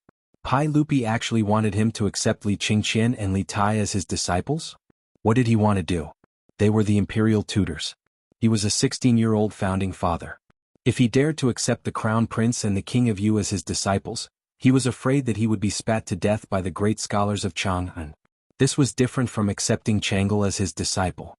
Although Chang'e was the eldest princess, she was still a woman. She was not valued by others. As for Li Qingqian and Li Tai, one was the crown prince, the other the king of Yu. Aside from great scholars like Yu Shernan, Kong Yingda, and Li Gang who would dare accept them as disciples, it was not so easy to be the imperial tutor. How could someone who was not virtuous, learned, and talented do it? Pai Lupi glared at Li Wangyu. "I want you to accept Qingqian and Qingke as your disciples." "What, you don't want to?" Li Wangyu shook his head like a rattled drum. "Uncle, don't scare me. How can a young man like me be the imperial tutor? If I say you can, then you can. What are you being so long-winded for?" "I really can't." "You really don't want to?" "Uncle, it's not that I don't want to, but it's really too much." Pai Lupi nodded. "Fine, since you don't want it, then forget it." Li Wangyu had just felt joy in his heart when he heard Pai Lupi say unhurriedly, "Since you don't want to be Qingqian and Qingqiu as teacher, then I will pretend I don't have a nephew like you. Huxin man, you can leave the palace." Hearing this, Li Wangyu was shocked. F***ck, this was a naked threat. Can't we still have fun together? Chapter 222. Faced with Pai Lupi's threat of falling out, Li Wangyu immediately cowered. There was nothing he could do. Anyone could only cower before Pai Lupi's threat. After all, he was the emperor of the Tang dynasty. If he angered Li Er, what if this guy really turned hostile and refused to acknowledge him? How could his small body withstand it? Li Wangyu had no choice but to lower his head to the dark forces again. "What are you saying, uncle? It's my honor to be able to teach the crown prince and the king of Yu. It's my duty." Pai Lupi glanced at him from the corner of his eyes. "Forget it. I won't trouble you. You're only 16. You're so young. I'm making things too difficult for you to accept Qingqian and Qingke as your disciples." F***ck. This Pai Lupi is far too much. He actually dares to make things difficult for me. Li Wangyu looked at Li Er, whose nostrils were about to rise to the sky, and had the urge to go berserk. However, he clearly did not have the courage to do so. He still forced a smile. "Uncle, how is this making things difficult? Although I'm only 16, I already have 2 disciples. It's my honor to be able to teach the crown prince and the king of Yu." "I'm really not making things difficult for you?" Li Wangyu ground his teeth so hard that they creaked. He squeezed out a smile. No. Why would uncle make things difficult for you? I mean, that's good. Since you strongly want to be the teacher of Qingqian, Qingke and Chang'e, then I'll agree." Pai Lupi nodded his head in satisfaction, as if he was giving him a lot of face. Pai Lupi's shameless expression made Li Wangyu very much want to give him the middle finger. Shameless, he was far too shameless. He really was a disgrace to the Tang dynasty. He did not dare to say anything more. The more he said, the more mistakes he would make. In order to avoid being molested by this extremely shameless emperor of the Tang dynasty, Li Wangyu could only silently curse Pai Lupi's entire family in his heart to vent his dissatisfaction. Pai Lupi immediately had the chamberlain summon Li Qingqian and Li Tai. He was prepared to have his 3 children take Li Wangyu as their master today. Today it was indeed Pai Lupi and Empress Zhang's son who set a trap for Li Wangyu. Their goal was to make Li Wangyu accept Li Qingqian and the others as disciples. There was a reason why he chose Li Wangyu over so many great Confucians in the imperial court. One of them was Li Wangyu's outstanding talent. Whether it was those poems or the famous epigraph of My Shack that had been handed down for generations, his talent could all be seen. To be able to make someone like Ma Zhou accept him as his master, he naturally had the ability to teach Li Qingqian and the others. The second reason was Li Wangyu's identity. If Li Wangyu was not a member of the imperial family, no matter how talented he was, Pai Lupi would not have made such a choice. However, Li Wangyu was a member of the imperial family of Li Qingqian, so it was completely different. He was different from Prince Zhao Li Xiaogong, who would make Pai Lupi wary. Li Xiaogong's military achievements were almost on par with Pai Lupi's. Naturally, Pai Lupi would be wary of him and would not dare to put him in an important position. Thus, he sent him to manage the imperial clan temple. Li Wangyu would not threaten Pai Lupi and his successor's throne. Moreover, he was so talented, so Pai Lupi naturally viewed him in a new light. Most importantly, Pai Lupi did not tell anyone. Even Empress Zhang Sun did not know his true thoughts. That was, Pai Lupi wanted to find someone for Li Qingqian who could restrain him in the future. Pai Lupi doted on his 3 children. Whether it was Li Qingqian, Li Tai, or Princess Jianghu, Pai Lupi doted on them to the extreme. However, although he doted on Li Qingqian, he faintly felt that his eldest son's personality was somewhat inappropriate. When Li Qingqian was only 6 years old, he was made the crown prince, the sole successor to the Tang dynasty. In order to nurture him, Pai Lupi carefully and patiently taught him, hoping that his beloved son would be able to inherit his imperial legacy. However, after Li Qingqian had only been crown prince for 3 years, Pai Lupi discovered that he had begun to not abide by the rules and lived extravagantly. This caused Pai Lupi to faintly worry that after his death, no one would be able to restrain Li Qingqian after he inherited the throne, causing the Tang dynasty to fall into decline. Since Li Wangyu was Li Qingqian's younger brother and later his teacher, his status was naturally noble. In the future, after Li Qingqian ascended the throne, if he were to become an incapable ruler, there would be someone to advise him. Pai Lupi was also far-sighted. He found a hoop curse for the 9-year-old Li Qingqian. Naturally, Li Wangyu did not know of Pai Lupi's imperial schemes. He only felt that it was too troublesome to be the king of children, so he had a bitter expression on his face. Just as he was feeling depressed, he saw Zheng Shangyi, who was still lying in front of him. His mood became even worse. The cynical man pointed at Zheng Shangyi and said to Pai Lupi, "Uncle, this female official beat up a palace maid for no reason. Her behavior is vile. Uncle, please uphold justice for the palace maid." Li Wangyu did not know that as soon as he followed the little palace maid out of Li Main Hall, Pai Lupi and Empress Zhang Sun followed him. The conflict between Zheng Shangyi and Li Wangyu had already been seen by Pai Lupi and Empress Zhang Sun. This was also the reason why Pai Lupi let Zheng Shangyi continue to kneel on the ground. When Pai Lupi saw that Zheng Shangyi was going to beat Jianghu with a ferule, he was already furious. If Li Wangyu had not shouted quickly at that time, it was estimated that Pai Lupi would have rushed out himself. Empress Zhang Sun was a strict mother, but Pai Lupi was a standard kind father. He could not bear to see his baby daughter being punished by Zheng Shangyi with a ferule. As for Zheng Shangyi, even if Li Wangyu did not say it, Pai Lupi, who was crazy about protecting his daughter, would not let her go. Zheng Shangyi has behaved unscrupulously. She is dismissed from the position of Shangyi and sent to Yeting Palace. Pai Lupi directly opened his mouth and sentenced Zheng Shangyi, who was kneeling on the ground, to capital punishment. Yeting Palace was part of Taiji Palace. Yeting Palace was where palace maids lived. At the same time, it was also responsible for imprisoning guilty concubines, princesses, and the wives and daughters of criminal officials who had been banished. In addition, some unfavored concubines also lived here. The predecessor of Yeting Palace was Yong Lane, in the Western Han Dynasty. After the death of Liu Bang, Empress LV imprisoned the most favored Madame Qi here and let her pound rice every day. Finally, she sent people to make her into human swine. Later, Emperor Wu of Han changed Yong Lane to Yeting Palace, which had been used until the Tang Dynasty. 4 female officials and palace maids who had made mistakes. Yeting Palace was a place where they could not see the light of day. Many wives and daughters of criminal officials would rather die than be sent to Yeting Palace. When Zheng Shangyi heard Pai Lupi's words, she collapsed on the ground and wailed at Pai Lupi. "Your Majesty, please forgive me. For the sake of Madame Zheng of Xingyang, please forgive me this time. I won't dare to do it again. Wuxin man, I was wrong. I apologize to her. Please ask your Majesty to forgive me." When Zheng Shangyi did not mention Madame Zheng of Xingyang, Pai Lupi was even more disgusted. These rich and powerful families of the Tang dynasty were still making things difficult for him in the imperial court. How could Pai Lupi not hate them? Li Wangyu was too lazy to pay attention to Zheng Shangyi. He did not say a word and looked on coldly. "Guards, drag her away. Send her to Yeting Palace to work." Pai Lupi did not want to listen to her wailing and directly ordered the eunuchs behind him. Immediately, Several eunuchs came forward and dragged the wailing Zheng Shangyi like a dead dog. They sealed her mouth and dragged her away.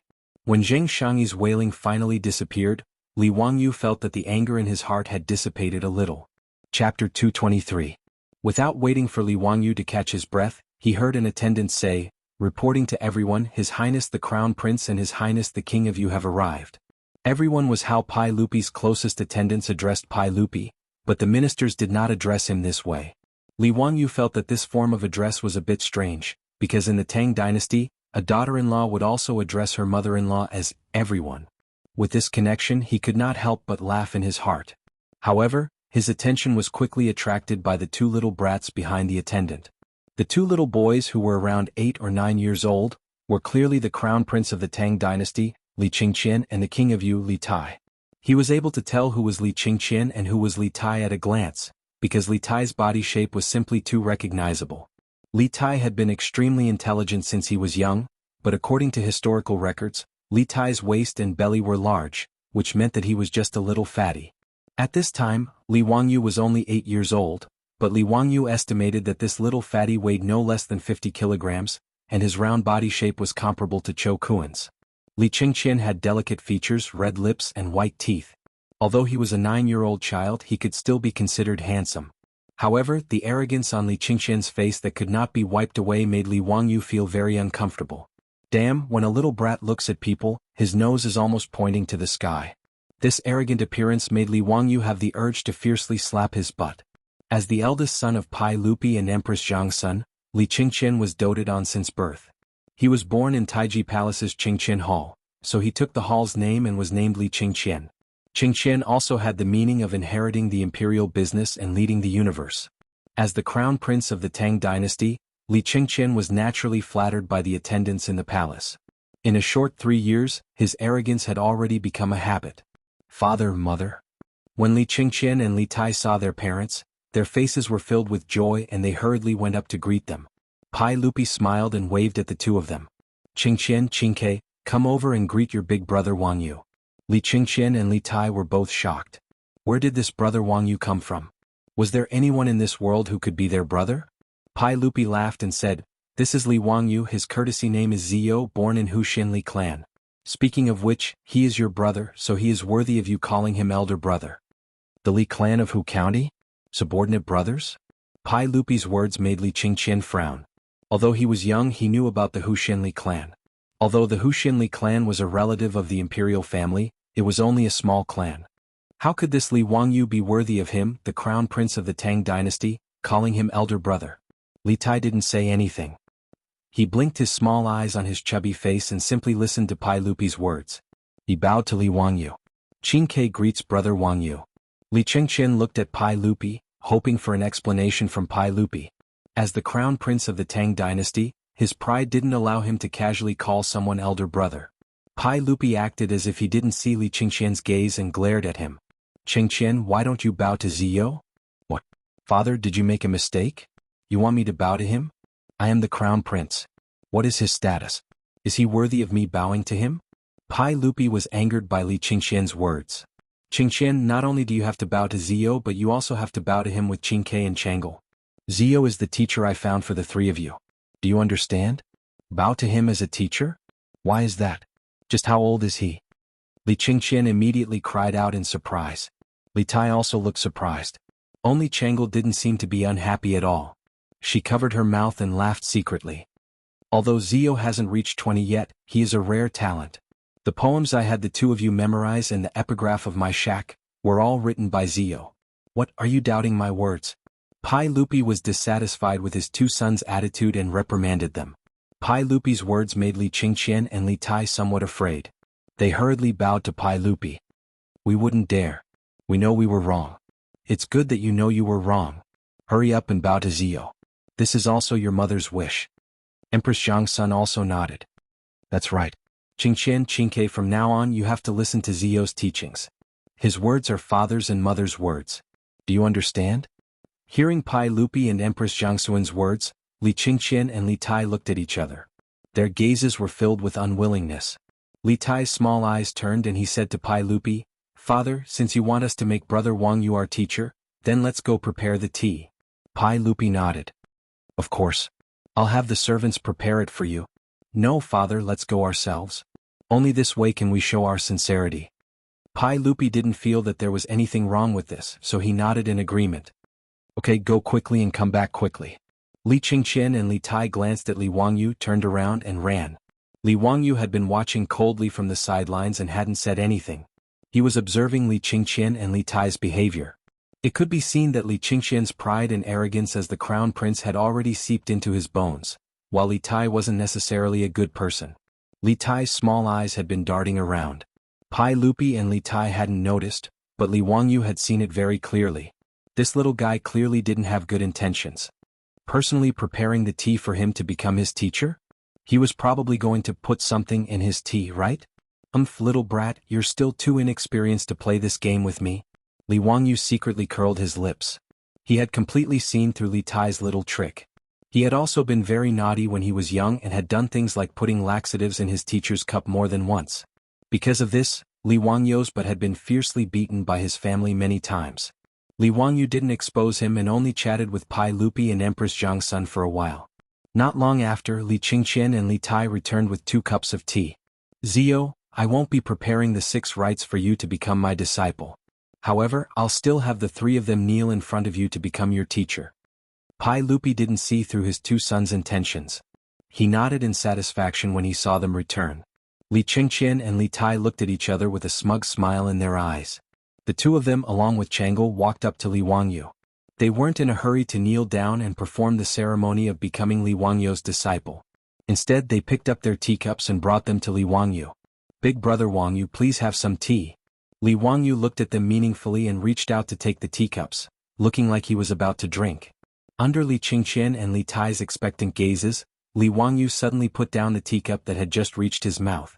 Qingqian, Qingke Chengel, since the 3 of you are willing to take me as your teacher, then I have some words for you.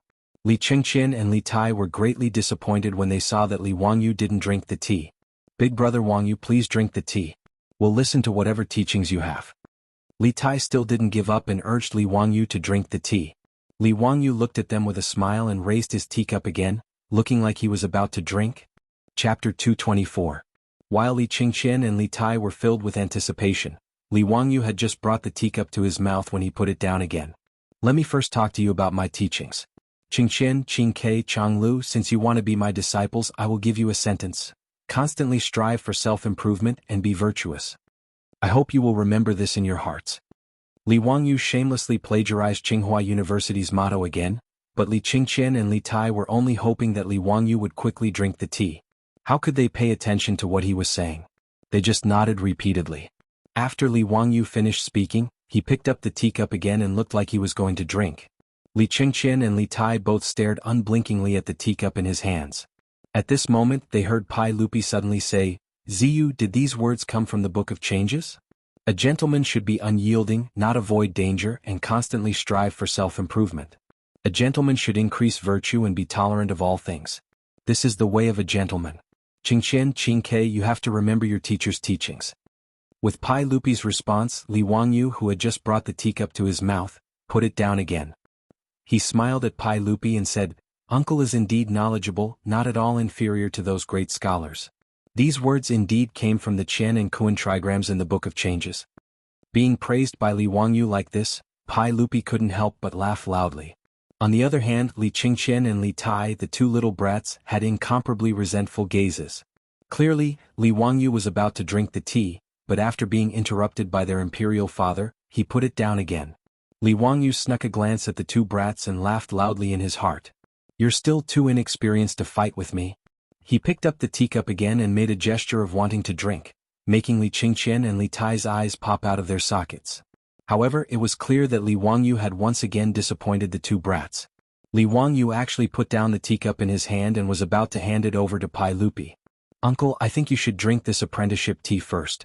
As the saying goes, when parents love their children, they plan far ahead. When it came to teaching a child, the first thing was the Qi clan, and the second was the selection of a teacher. Qingqian and Qingke being so smart and quick-witted was all thanks to uncle and aunt. As a result, this nephew believes that the first cup of tea for the apprenticeship should be for Qingqian and Qingke to toast their parents as a sign of filial piety. What he meant was that when teaching children, family education was the first priority, followed by the teacher's education. Li Wangyu flattered Pai Lupi, but it scared Li Qingqian and Li Tai. Pai Lupi was very satisfied with Li Wangyu's words.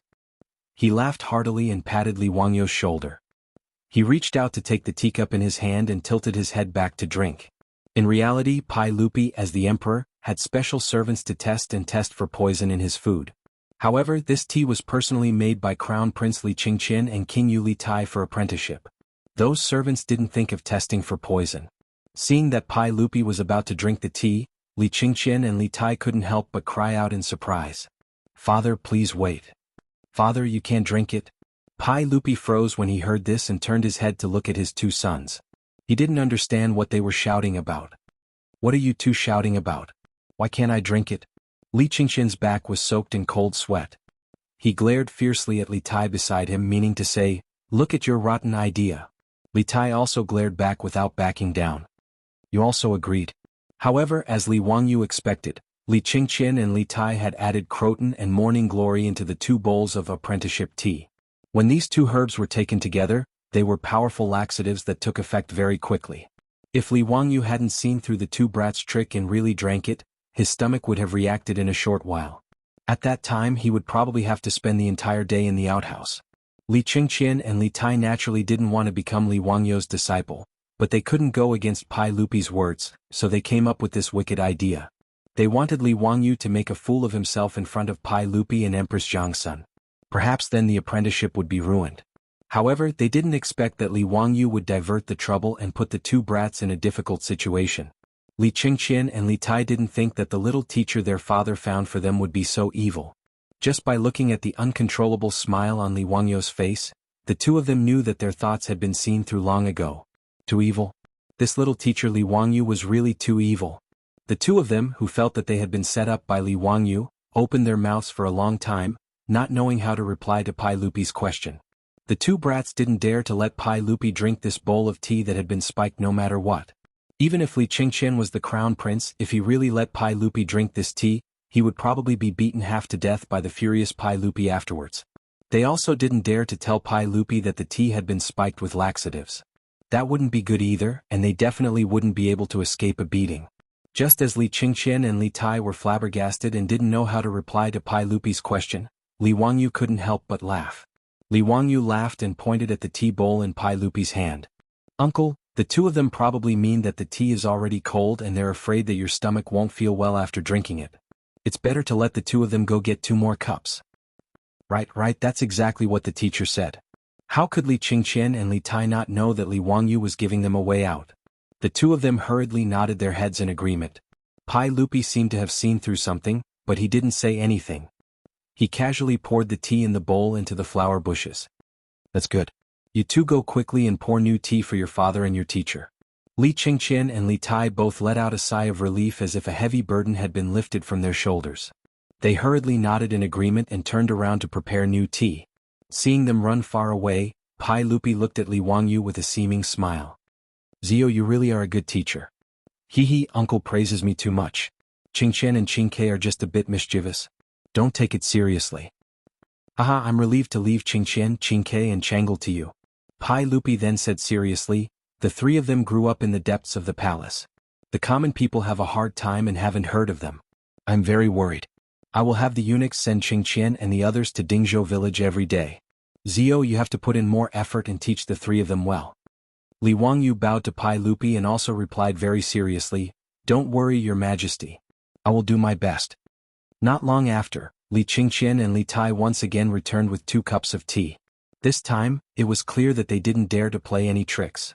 After Pai Lupi and Li Wangyu each drank their tea, Li Qingqian, Li Tai and Princess Chang'e respectfully knelt before Li Wangyu and performed the ritual of taking him as their teacher. Li Wangyu extended his hand to help Pai Lupi's 3 children up, his heart filled with a myriad of emotions. He was a white-collar worker from the future, the pride of the entire village. How did he end up becoming the imperial tutor of the Tang dynasty? Chapter 225. After officially taking in Li Qingqian, Li Tai, and Li Lizzie as his disciples, Li Wangyu's attitude had changed a little. Previously, he did not want to be the teacher of the emperor, as it would be troublesome and cause a lot of trouble. However, Pai Lupi's words had given him some other ideas. Although he knew the course of history, he knew that neither Crown Prince Li Qingqian nor Li Tai could become the successor to the throne of the great Tang in the future. The true successor was still in Empress Jiangxuan's womb. What moved Li Wangyu was Pai Lupi's fatherly love for Li Qingqian and the other two, as well as the tragic ending of this family in history. As the emperor, Pai Lupi's fatherly love for the children of Empress Jiangxun was indeed boundless. When Li Qingqian was sick, Pai Lupi gathered 3,000 monks and built the Shihua Monastery and Puguang Monastery. He even reduced the crimes of the prisoners to pray for his son. Even when Li Qingqian, Du He and Ho Junji rebelled, Pai Lupi could not bear to kill his eldest son. He only demoted him to a commoner and moved him to Qianzhou. After Li Qingqian's death, Pai Lupi was so sad that he abandoned the dynasty. Li Tai was also Pai Lupi's favorite son. Normally, when a prince reached adulthood, he would be sent to his fief and could not stay in the capital for long. However, Li Tai was favored by Emperor Taizong, so he was given special permission to move his son into the Wuda Hall. It could be said that the reason why Li Tai fought with Li Qingqian for the throne was because Pai Lupi doted on him. It was because of Pai Lupi's endless doting that Li Tai had the misconception that as long as he pulled down his brother, Li Qingqian, he would be able to become the heir. In the end, Li Tai was demoted because of his plotting. Pai Lupi was heartbroken and deposed Li Tai, demoting him to the Donglai Prefecture Prince. It could be said that although Li Er doted on his own son, his education of his children was a complete failure. He could be said to be a negative example. Pai Lupi had a total of 14 sons. Among them, the crown prince, Li Qingqian, attempted to rebel and was demoted to a commoner. His third son, Li Ku, the prince of Wu, was falsely accused of treason and was killed. His fourth son, Li Tai, the prince of Wei, moved to a secluded residence and died of depression. His fifth son, Li Yu, the prince of Qi, was sentenced to death for treason and was demoted to a commoner. His sixth son, Li Gui, the prince of Shu, was demoted and died in exile. His seventh son, Li Yun, the prince of Jianghu, was accused of treason and committed suicide out of fear. Pai Lupi's sons could be said to have failed at educating them. Li Wangyu could only complain in his heart. Pai Lupi was such a failure as a father. Since he had inexplicably transmigrated to the Tang dynasty, although he did not expect to change history, he wanted to try changing Li Qingqian and Li Tai. Although Li Wangyu was two-faced, he was very clear about his likes and dislikes. Pai Lupi was not unkind to him. Naturally, he did not want to watch the tragedy of Pai Lupi and his son happen. If he could make Li Qingqian and Li Tai brothers live in harmony, it would be a good story. As for whether Li Qingqian could successfully become emperor in the future, if Li Wangyu could really change Li Qingqian, it would have nothing to do with Li Wangyu. Because he had thought this through, Li Wangyu did not have any resistance to accepting Li Qingqian and Li Tai as his disciples. Instead, he was eager to give it a try. After Li Qingqian and the others finished the ceremony, Pai Lupi waved his hand at the eunuch on the side. Immediately, the eunuch came forward with a golden ruler. Pai Lupi picked up the ruler and solemnly handed it to Li Wangyu. Zio, we bestow upon you this imperial ruler. In the future, if Qingqian and the others neglect their studies and do not follow the rules, you can use this ruler to punish them. We will definitely not blame you. Li Wangyu hurriedly received the golden ruler with both hands. Don't worry, uncle, I will definitely do my best to teach Qingqian and the others. I will definitely not disappoint uncle and auntie. Haha, with your guarantee we are at ease. On the side, Li Qingqian and Li Tai's faces couldn't help but darken when they saw the imperial ruler. In the exchange just now, they could already tell that Li Wangyu was definitely not easy to deal with. Now that he had the ruler bestowed upon him by their father, wouldn't they be completely controlled by Li Wangyu in the future? Li Wangyu held the ruler in his hand and lightly patted his palm a few times. He gave the two of them a brilliant smile. But that smile made Li Qingqian and Li Tai both shiver uncontrollably. Seeing that it was getting late, Li Wangyu bid farewell to Pai Lupi and Empress Jiangxun and returned to Dingzhou village. Time passed in a flash. 2 days later, before the sun had even risen, Li Wangyu was roused from his bed by the old housekeeper, Li Heng. Today was the Lunar Imperial Assembly, and also the day of the Grand Luotian ritual in Taiji Palace. The Lunar Imperial Assembly was the morning court on the 1st and 15th of every month. The participants were the relatives of the princes and dukes, the civil and military officials of the capital who were 9th rank and above, the local officials who had submitted memorials to the court, as well as the guests from Fan Kingdom. Because the morning court was around 7 to 8 o'clock, Li Wangyu yawned and led Niu Wu out of his house in Dingzhou village. It was still dark. Now that he was the county man who founded the country, He also needed to participate in the Lunar Imperial Assembly. Moreover, he had an important task today, so he naturally had to participate in the Grand Luotian ritual. When Li Wangyu arrived in Chang'an City, the drum of dusk had just sounded and the illustrious Virtue Gate had just opened. When he arrived outside Taiji Palace, the light of dawn was gradually descending, and the green spring scenery of Taiji Palace could be vaguely seen. Fully armed soldiers in full armor, yellow flags, and various ceremonial guards were all over the palace. The officials who were attending the court were lined up outside the palace gate, waiting for the gate to open. There were hundreds of people in the crowd, but Li Wangyu was a little dumbfounded. Where should he stand? This was his first time attending the court, so he didn't know how to stand as the county man who founded the country. Just as he was confused, he heard laughter behind him. "Ha, Zio, you also came to attend the court?" Li Wangyu was speechless and hurriedly turned to greet Qing Yaojin. "Nice to meet you, Uncle Cheng." The arrival of Qing Yaojin and Qin Xiong made Li Wangyu heave a sigh of relief. At least there was someone he knew and he could ask where he should stand.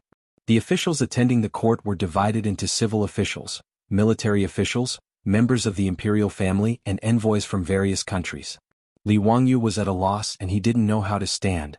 He had not regained his status as a member of the imperial family, so he naturally couldn't stand on the side of the imperial family.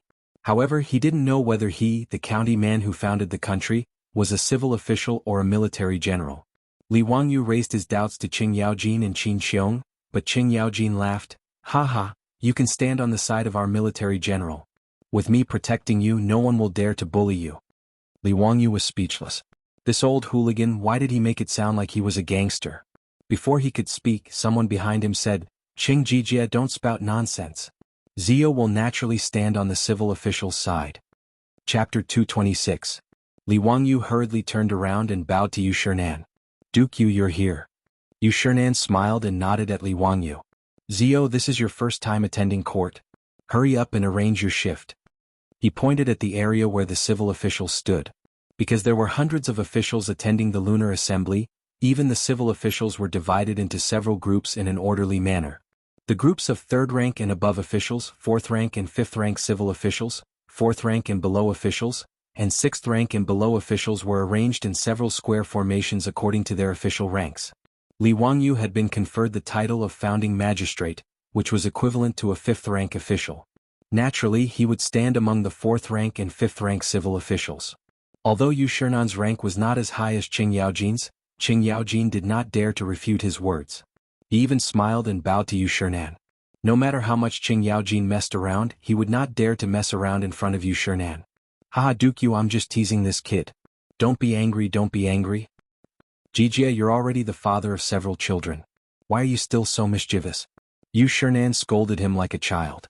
However, Qing Yaojin could only listen to him. There was nothing he could do. Who asked this old man to be so old? Qing Yaojin was almost 40 years old, but compared to Yu Shernan, who was in his 70s, he was still a child. In the Tang dynasty, people married and had children in their teens. With a 30-year difference, Qing Yaojin could be considered Yu Shernan's grandson. Li Wangyu was very happy to see Qing Yaojin, this old hooligan, being humiliated. He could not help but smile. Qing Yaojin saw that Yu Shernan was laughing at him from the side and glared at him to scare him. Li Wangyu quickly went forward to support Yu Shernan. He pretended not to see Qing Yaojin's threatening gaze and helped Yu Shernan to the group of civil officials. 2 days ago, he had already paid a visit to Yu Shernan's residence to return the 1,000 strings of copper coins that he had borrowed. However, he couldn't return the money. Yu Shernan wouldn't accept it no matter what. He even said that the 1,000 strings of coins was a gift to congratulate Li Wangyu for his knighthood. Li Wangyu was helpless. Unable to persuade the old man, he could only thicken his skin and take back the 1,000 strings of copper coins. Li Wangyu then informed Yu Shernan of the fact that he had accepted Crown Prince Li Qingqian, the Prince of Yu, and Princess Changel as his disciples. He was also afraid that if this matter were to spread, he would be scolded to death by those Confucian scholars. That was why he wanted to ask Yu Shernan to help him deal with those Confucian scholars. Li Wangyu was still a little nervous, worried that Yu Shernan would also think that he was young and frivolous. Unexpectedly, Yu Shernan didn't mind at all. Li Wangyu had become the imperial preceptor at such a young age. Instead, he praised him greatly. In Yu Shernan's view, although Li Wangyu was young with the talent that he had displayed, he was fully qualified to be the crown prince's teacher. Yu Shernan also reassured Li Wangyu, saying that regardless of whether it was Kang Ingda or Lu Quan, these old friends, they all praised him greatly. They definitely wouldn't be dissatisfied with Li Wangyu just because he was the crown prince's teacher. With Yu Shernan's assurance, Li Wangyu could finally relax. It could be said that a small worry had been lifted off his mind. Li Wangyu's respect for Yu Shernan, this old man who was both a teacher and a friend, grew even more. The morning bell tolled. Amidst the beating of the drums, the morning assembly began. Under the lead of the imperial censor, the officials lined up according to their ranks and walked towards the Taiji Palace. Dressed in court attire, the officials were respectful and solemn. As they walked up the white jade steps, the melodious sounds of swords and jade ornaments on their bodies could be heard.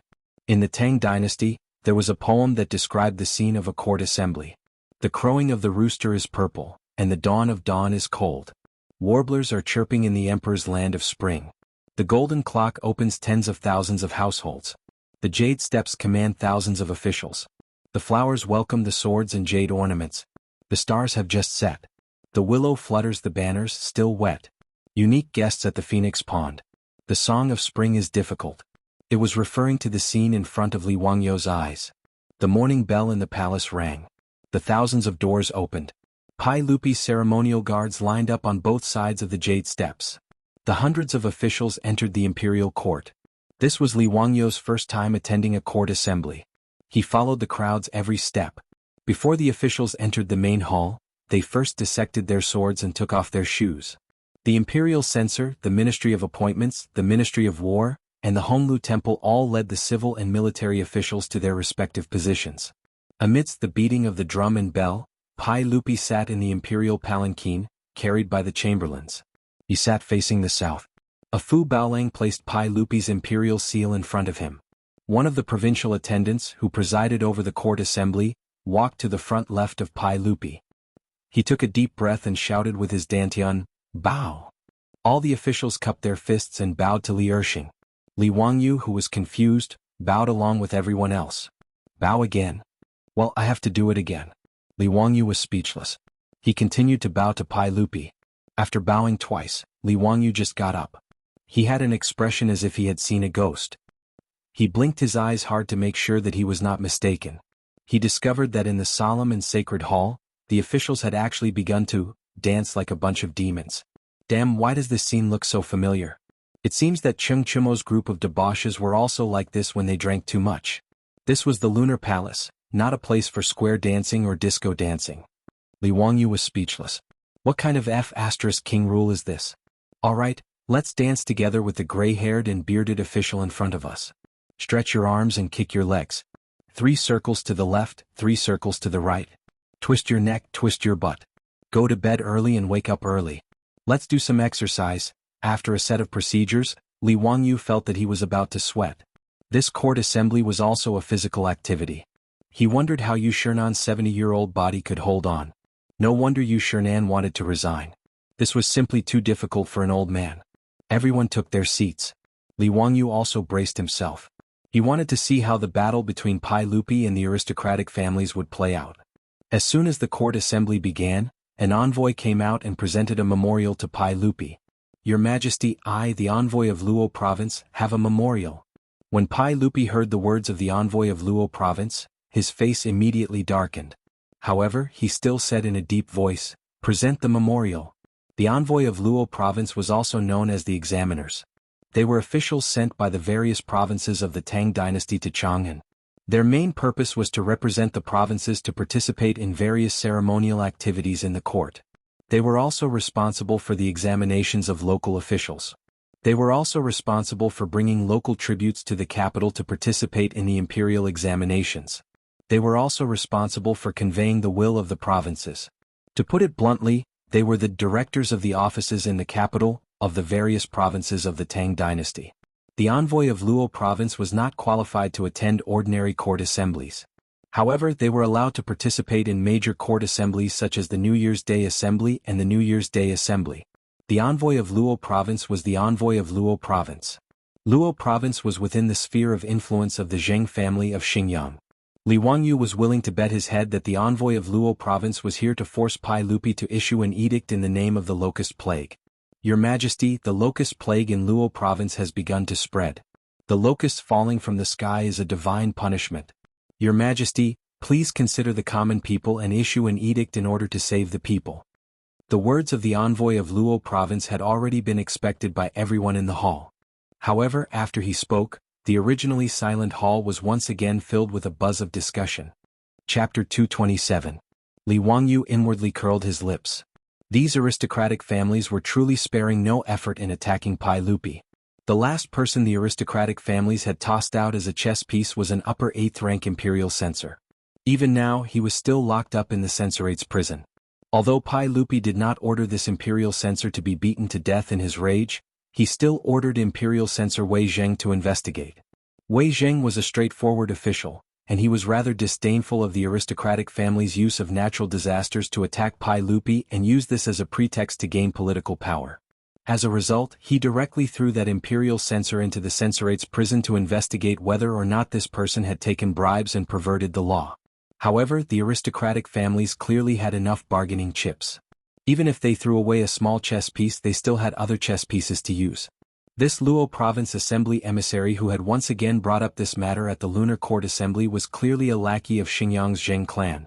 He had once again used the locust plague as a heavenly punishment to fire cannons at Pai Lupi during the Imperial Court Assembly, causing everyone in the Imperial Court to discuss spiritedly. Pai Lupi's face was dark and he did not say a word. He saw Qing Yaojin and Yuqi Jingde jump out at the same time and grab the Luo province assembly emissary's collar. Damn thief, bullshit heavenly punishment. You Tian Shenu say it's heavenly punishment, so it's heavenly punishment? Scram for this elder. That's his mother. A trifling Imperial Court Assembly emissary is spouting nonsense to mislead the masses. He truly deserves a beating.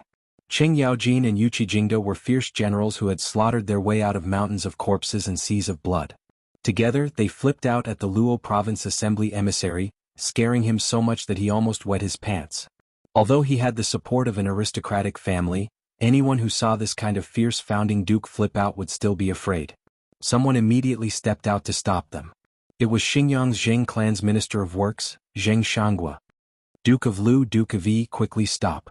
Humiliating others like this at the Imperial Court Assembly, where is the propriety?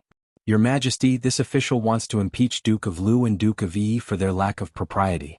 With Zheng Shanghua's words, more than a dozen aristocratic family officials stepped out one after another, clamoring to impeach Qing Yaojin and Yuqi Jingde. As for Qin Shubao and the other generals, how could they watch Qing Yaojin and the others suffer losses? They all stood up and refuted. The two sides began to bicker in the main hall. For a moment, the originally solemn court assembly became as lively as a market. It was Li Wangyu's first time attending court, and he watched the lively scene with great interest. The old hooligan Qing Yaojin's battle prowess was indeed formidable. His lousy mouth actually scolded those aristocratic family's ministers until they were battered and exhausted.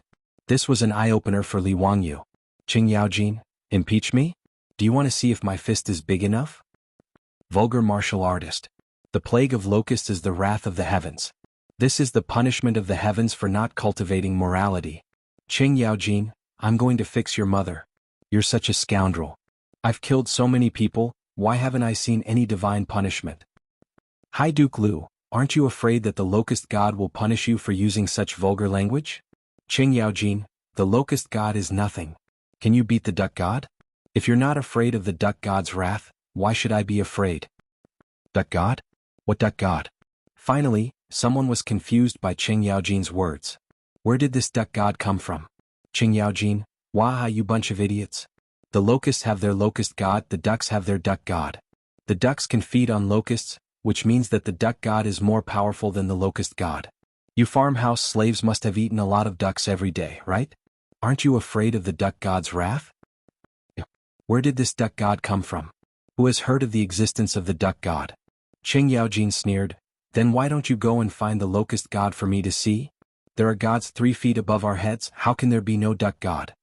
His words made all the ministers speechless. What kind of logic was this? Li Wangyu was also speechless. He put his hand to his forehead and felt a headache coming on. This old scoundrel, Qing Yaojin, after hearing Li Wangyu talk about how the duck god was used to fool the farmers, he actually used Li Wangyu's excuse to shut the mouths of the aristocratic families. He was shameless enough. However, although the duck god was a little shameless, it was effective. At least the ministers of the aristocratic families could not think of a way to refute the old scoundrel's words. Seeing that the situation was not good, the head of the Zheng family of Xingyang Zheng Yuanshou could not help but stand up. He bowed to Pai Lupi and said, "Your Majesty, the locusts are a natural disaster. How can we get rid of them? Moreover, killing too many of them will harm the harmony of the world. Only virtue can eliminate the natural disaster. Your Majesty, please reconsider and think for the sake of the people."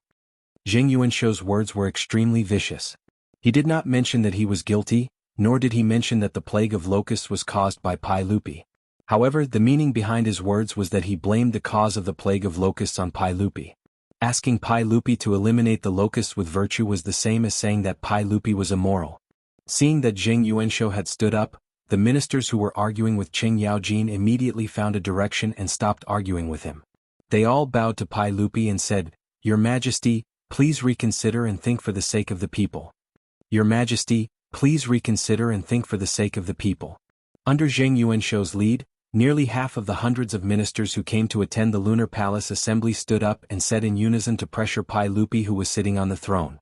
There was no doubt that these ministers were from the aristocratic families headed by the 5 surnames and 7 nobles. Li Wangyu could not help but feel a little shocked. No wonder Pai Lupi did not dare to forcibly eliminate the locusts. Half of the ministers in the imperial court were from the aristocratic families. A slight move in one part would affect the whole situation. Pai Lupi's face became gloomier and gloomier in the face of the minister's pressure, but he did not speak. The atmosphere in the hall suddenly became tense. The ministers who came out to force the abdication also did not say a word. They stubbornly fought with Pai Lupi in a silent arena. The imperial court assembly hall, which was very noisy just now, immediately became silent. In the stalemate, Fang Xianling and Du Ruhui came out and bowed to Pai Lupi. "Your Majesty, the plague of locusts is a natural disaster. I request that you hold the Luotian grand ritual to pray for the blessings of the people in the world and the Tang dynasty." Pai Lupi immediately nodded, "Yes. Yes means that the emperor has agreed to it." The attendant of the Minxiao province immediately said, "Yes. This means that the imperial edict was to be read out." The ministers of the aristocratic families could only all be silent at this time. Hundreds of ministers bowed down. "Hold the Luotian grand ritual to pray for the people." As soon as his voice fell before the ministers in the hall could react, the eunuch began to read the edict loudly, "Hold the Luotian grand ritual to pray for the people." As the eunuch in the palace read the edict loudly, Yuan Tiangang and other Taoists who had been waiting for a long time outside the Taiji palace immediately filed in. In the surprised eyes of the ministers, they began to build altars and prepare to worship the gods of heaven and earth. Li Wangyu directly rolled his eyes. "Damn, Fang Xianling and Pai Lupi are not acting at all. You need to study Stanislavski's Self-Cultivation of Actors." Chapter 228. As soon as Fang Xianling asked for the heavenly grand ritual, Pai Lupi agreed immediately. Then Yuan Tiangang and others showed up. This was simply telling others that they had planned it long ago. They were so careless that their acting was so perfunctory. Li Wangyu despised them. However, this sudden turn of events greatly surprised Zheng Yuanshou and the other aristocratic families. No one had expected Li Heir to make such a move during the court session when the officials were trying to force the emperor to abdicate. And they couldn't stop it. After all, Pai Lupi wanted to hold the heavenly grand ritual to eliminate the plague of locusts and pray to heaven for blessings. Who could say no to this? Pai Lupi didn't care about what Zheng Yuanshou and others thought. He announced the suspension of the Lunar Imperial Court, walked down from the throne, and led the ministers out of the main hall. Zheng Yuanshou and other ministers could only look at each other and follow him out of the main hall of Taiji Palace. In the eyes of Zheng Yuanshou and others, Pai Lupi wanted to hold the heavenly grand ritual just to delay the time. They also made up their minds that they must take the opportunity of today's imperial court to force Pai Lupi to yield. When the heavenly grand ritual was completed, the imperial court would continue. At that time they would see how Pai Lupi would deal with it. Outside the Taiji Palace was the square of Noda. There were drum towers and bell towers on both sides of the square. The heavenly grand ritual to pray for the plague of locusts was held in the square in front of the Taiji Palace. Yuan Tiangang wore a brand new purple Taoist robe embroidered with various auspicious patterns of Taoism with gold and silver threads. He walked in front of the Taoists with a solemn expression. The Taoist robes of the Tang and Song dynasties were not the yellow Taoist robes seen in later TV series. Instead, they were based on the illusion of purple qi from the east, when the Taoist ancestor came out of seclusion on an ox. Therefore Taoism advocated purple Taoist robes. Behind Yuan Tiangang were the abbots of the 58 Taoist temples in Chang'an City. They were also wearing purple Taoist robes. Then there were hundreds of Taoists from the 58 Taoist temples. Some were holding God's tablets, some were holding banners, and some were holding various celestial weapons. They were singing ancient tunes. In fact, the formal heavenly grand ritual was very complicated. The whole ceremony would take several days. However, no matter if it was Pai Lupi or Li Wangyu, their ultimate goal was not to worship heaven itself. Therefore, today's heavenly grand ritual in front of the Taiji Palace was actually a simplified version of the ritual. The group of Taoists quickly set up the altar and enshrined 1,200 tablets of the gods. In the middle of the altar, there was a gilded bronze statue of the Tao ancestor. Li Jing stood among the officials and felt that the statue on the altar was exceptionally familiar.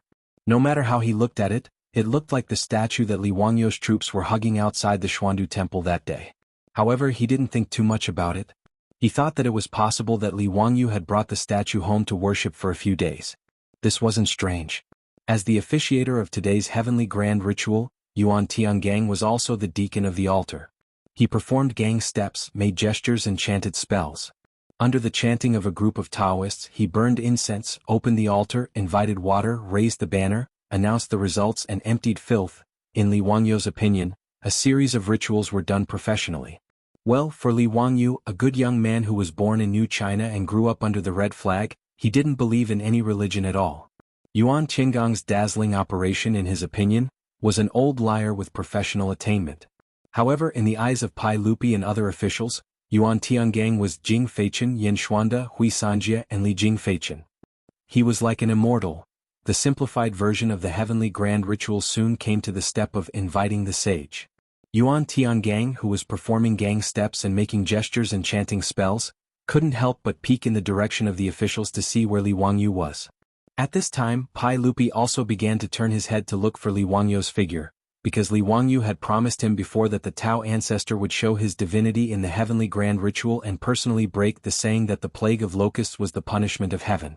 Now the inviting the sage ceremony began. Pai Lupi and Yuan Tiangang, who presided over the grand ritual, were both nervous. They didn't know how the Tao ancestor would show his divinity. However, Pai Lupi frequently looked back, but he didn't see Li Wangyu's figure among hundreds of officials behind him. Pai Lupi was anxious.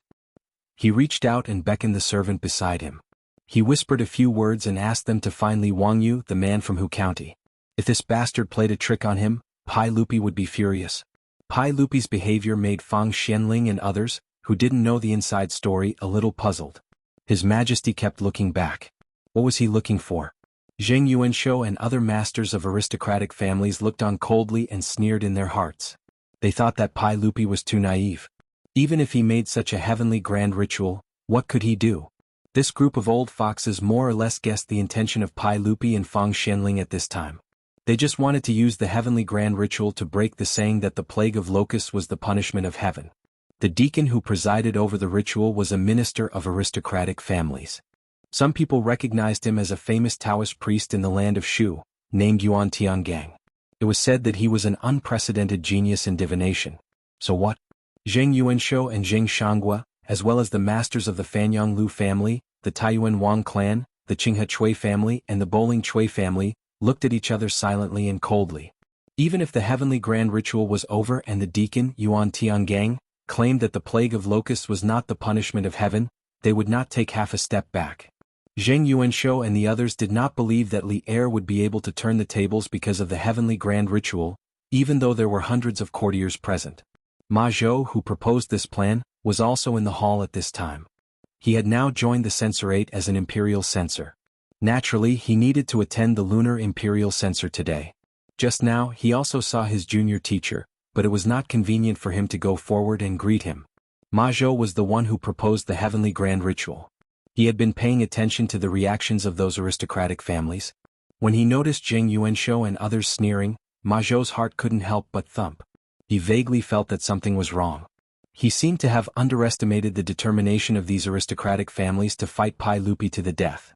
Originally, he thought that with Pai Lupi's imperial prestige and the addition of the heavenly grand ritual, the famous Taoist Gao Zhen claiming that the plague of locusts was not the punishment of heaven should be enough to make these aristocratic families give in. But now it seemed that it was wishful thinking. Ma Zhou couldn't help but feel anxious. He gave the idea to Pai Lupi. Was it really useless for Mo Fei?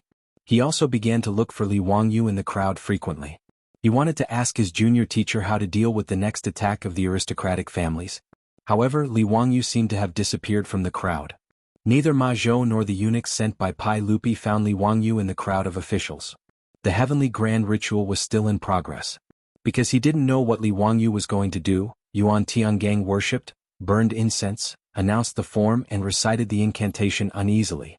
He only knew that yesterday, Li Wangyu came to the Xuandu temple and returned the borrowed statue of Tao Zu. Li Wangyu also told Yuan Tiangang to enshrine the statue in the center of the altar, saying that it was the key to the Tao Zu's divine manifestation. Yuan Tiangang naturally obeyed and enshrined the statue of Tao Zu on the altar. Now he kept peeping at the statue wanting to know what Li Wangyu was up to. Just as Li Er, Yuan Tiangang, Ma Zhou and the others were feeling uneasy, and Jing Yuanshou and the others were watching coldly from the side, an unusually clear but strange voice came from the gilded bronze statue of the Tao ancestor on the altar. Chapter 229. Beep, the Bluetooth speaker is connected. The sudden strange sound came into the ears of all the people present very clearly. What was that sound? What Bluetooth?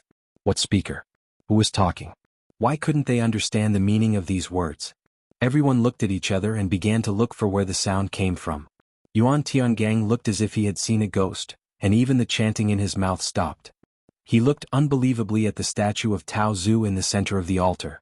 He was the closest to the statue, so he was very sure that the strange sound just now came from the statue of Tao Zu. Before he could react, everyone heard the sound again. A song that no one had ever heard before began to reverberate through the Taiji Palace. It sounded like heavenly music. The music was neither a flute nor a guqin. Even Pai Lupi, who was familiar with all kinds of instruments of the Tang dynasty, could not tell what kind of instrument it was. Everyone turned their eyes to the altar, and the sound like the fairy music came from the altar. Pai Lupi's face changed greatly, and he suddenly stepped toward the altar. A group of civil officials and generals behind him were stunned, and then they all followed him. At this time there was no censor correcting the etiquette. All the officials were shocked by the inexplicable music. When they walked to the altar, Pai Lupi and the officials behind him were stunned, just like Yuan Tiangang. The music was clearly from the statue of Tao Zu in the center of the 1,200 god positions on the altar. What is this sound? A minister murmured. Yuan Tiangang suddenly shouted excitedly, "Fairy music, this must be fairy music. Tao Zu is showing his holiness. Tao Zu is showing his holiness." His shout confused Li Er and the group of civil and military officials. Could it be that the heavenly grand ritual had really invited the Taoist ancestor? But if that wasn't the case, then why would there be such heavenly music coming out from the altar without any reason and without any cover? Pai Lupi was also beginning to be confused. Could this be the Tao ancestor's divine manifestation that Li Wangyu swore? But this was too inconceivable. Was it really the Tao ancestor showing his divinity, or was it Li Wangyu, that little brat, who was playing tricks? If this was Li Wangyu's doing, how did he do it with such godly means? In the crowd, Jing Yuanshou and the others also looked as if they had seen a ghost. He did not care about being disrespectful in front of the emperor, and directly pushed aside the ministers in front of him and ran up to the spiritual altar to confirm what was going on. However, after reaching the altar, Jing Yuanshou became even more confused. On this unobstructed altar, there was indeed a sound that sounded like immortal music. Moreover, the source of the sound was the Tao ancestor statue that was enshrined in the center of the altar. Just as everyone was inexplicably surprised, the immortal music gradually disappeared. However, they heard a voice coming from the gilded copper statue of the Tao ancestor again. It was an unusually ethereal human voice. The Tao can be said, but it is not the Tao. The name can be named, but it is not the name. The ethereal human voice was reciting the Tao ancestor's Tao Te Ching. The sudden appearance of the human voice made everyone present shudder. Pai Lupi even felt the hair on his arms stand up. All of this was too strange. "Why are you not kneeling?" Just as everyone was at a loss, they heard the ethereal voice coming from the Tao ancestor statue again. Pai Lupi composed himself, swallowed a mouthful of saliva and said, Who are you?" "I am Taishang Laojun. I was born without beginning and without cause. I am the ancestor of all Taoists, the ancestor of vitality, the ancestor of chaos, the parent of heaven and earth, and the master of yin and yang." When Pai Lupi heard this, it was as if he was struck by lightning. His knees went soft and he knelt down. Emperor Ancestor, please accept my worship. At this moment, Pai Lupi had no choice but to believe it. Not only him but also the hundreds of civil and military officials behind him, Yuan Tiangang and the other Taoists, all knelt down and bowed to the Tao Ancestor statue on the altar. There was only one thought in everyone's mind: the Tao Ancestor is showing his power. There was no other explanation except for the Tao Ancestor showing his power. Even if there were some ministers who did not believe in Taoism but Buddhism, there was no doubt in their hearts at this time. Even Jing Yuanshou and the other aristocratic families all knelt down with trembling bodies. The Tao Ancestor is really showing his power. In Pai Lupi's heart, there was a faint suspicion that this might be a trick made by Li Wangyu. However, as the Tao Ancestor statue spoke again, all his doubts were dispelled. The ethereal voice came out again: Li Shimin, you are the emperor of the Tang dynasty. You are ordered by heaven. Get up. Pai Lupi was very excited.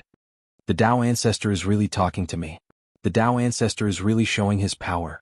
Although he did not know why the Tao Ancestor would show his power, he did not forget the purpose of holding this heavenly grand ritual, so he quickly asked, Emperor Ancestor, may I ask if the plague of locusts today is because of Shimin's immorality?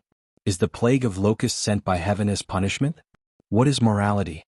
Taoism is the nature of all things in heaven and earth. It is omnipotent and omnipotent. It gives birth to heaven and earth, operates the sun and the moon and grows all things, but it never shows off or relies on itself. Heaven and earth are heartless and treat all things as straw dogs. How can heaven send a plague of locusts to punish people because of what you, the emperor, have done?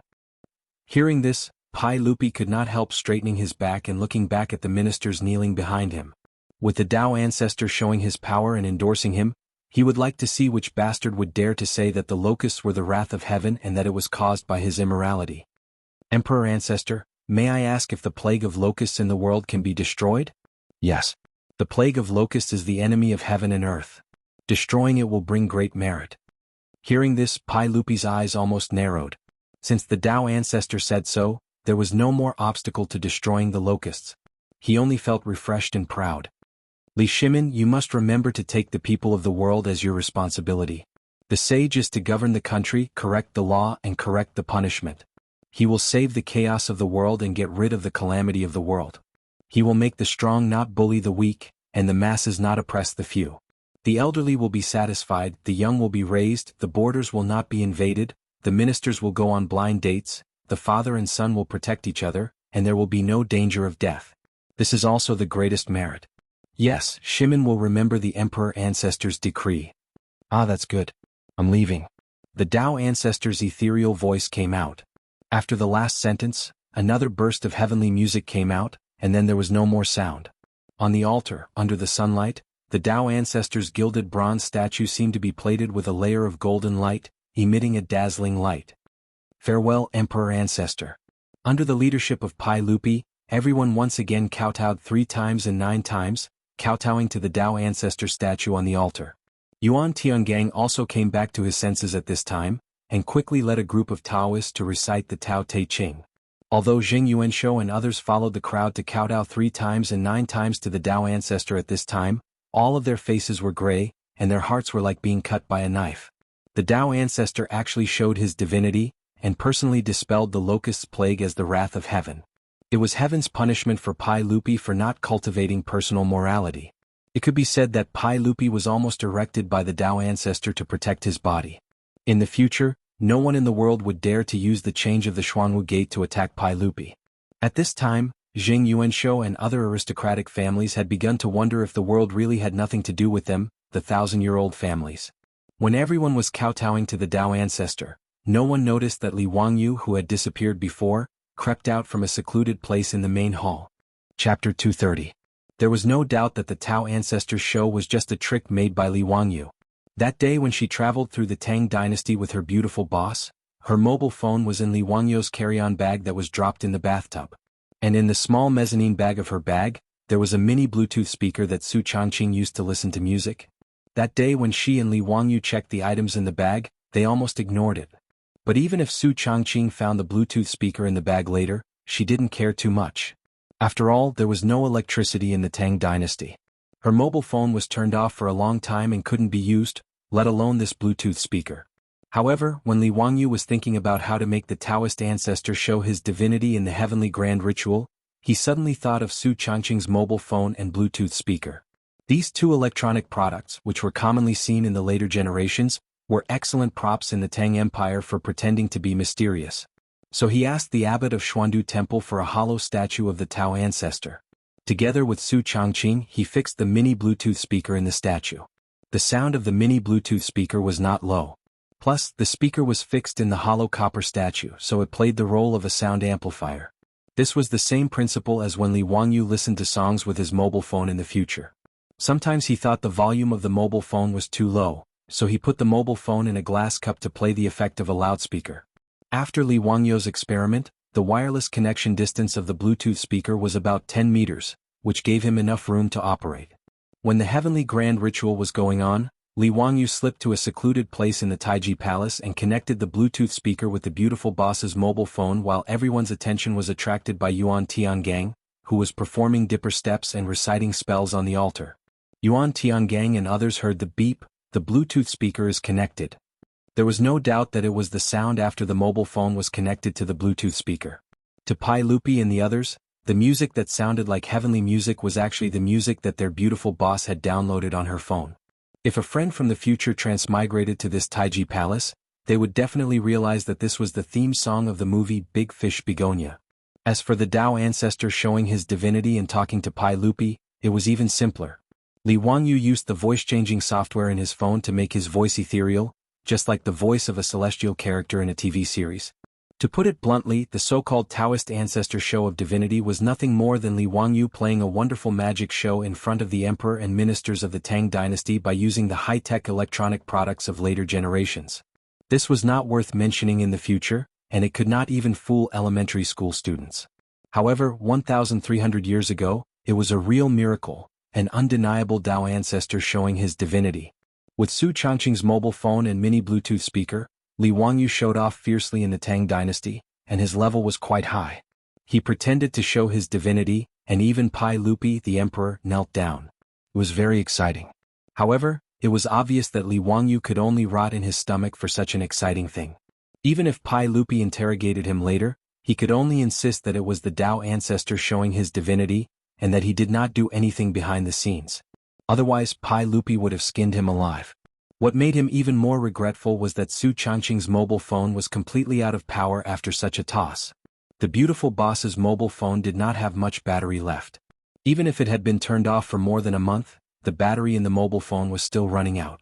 Plus the battery of the mobile phone that he and Su Changqing consumed when they were at home and did experiments, there was only about 20% battery left in the mobile phone.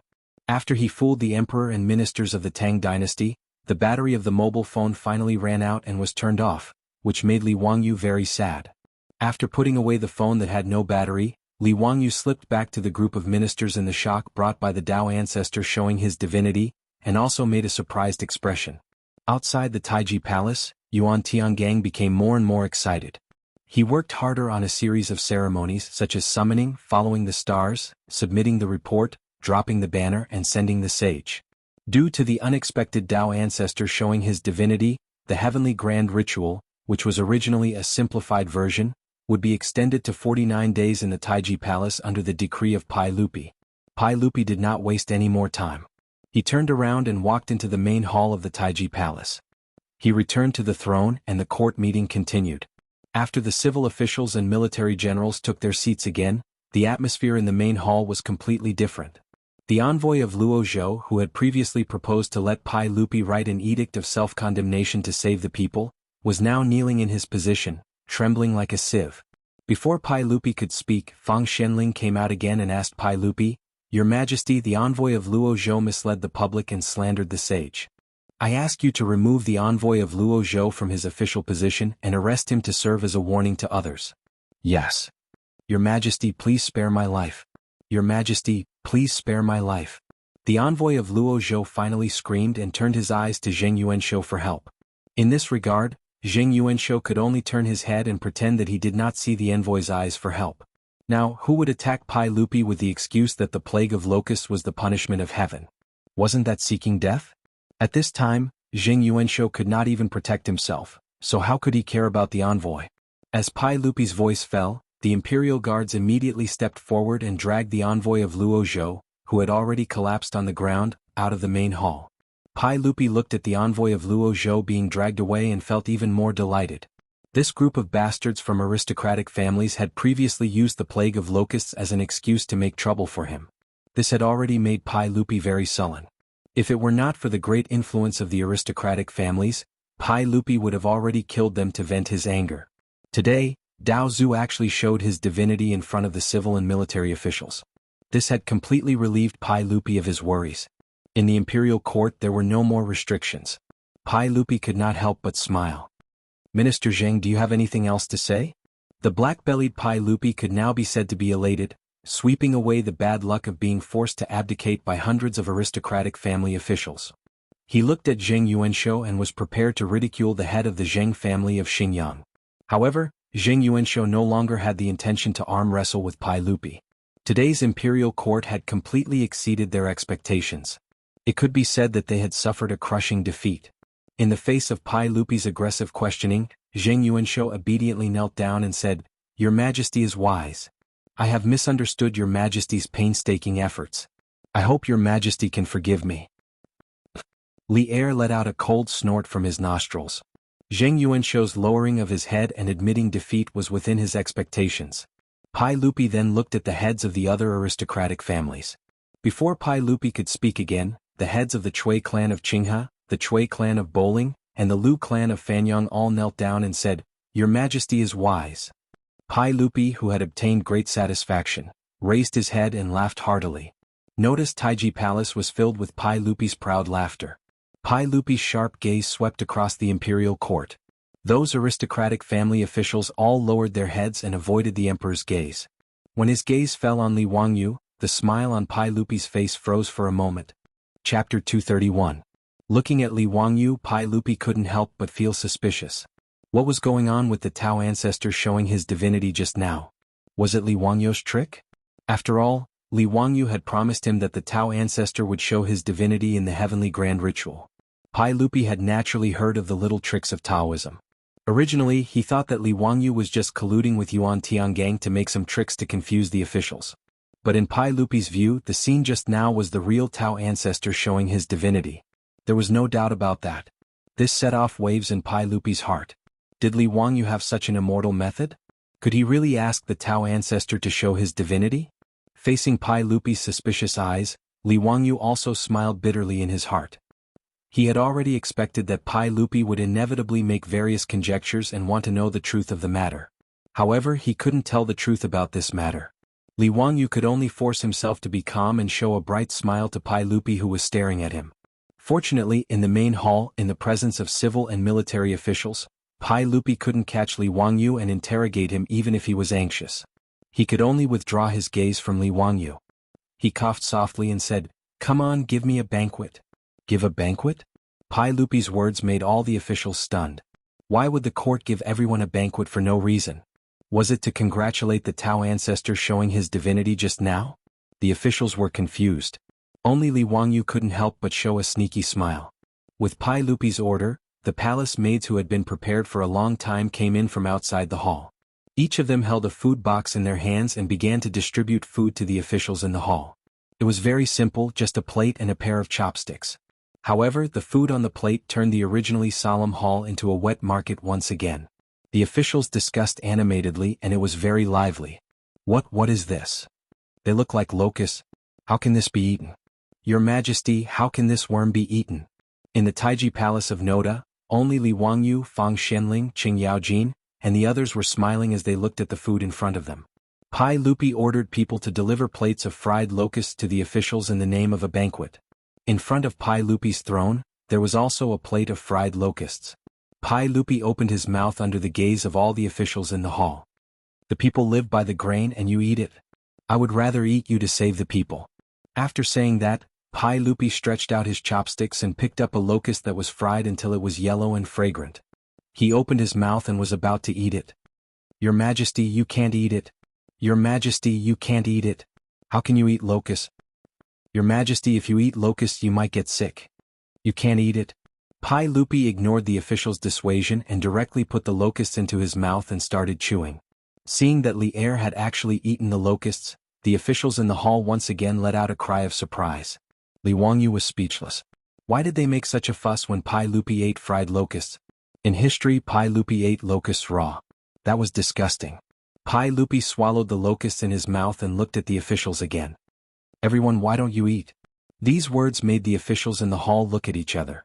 Did they really have to eat such disgusting locusts?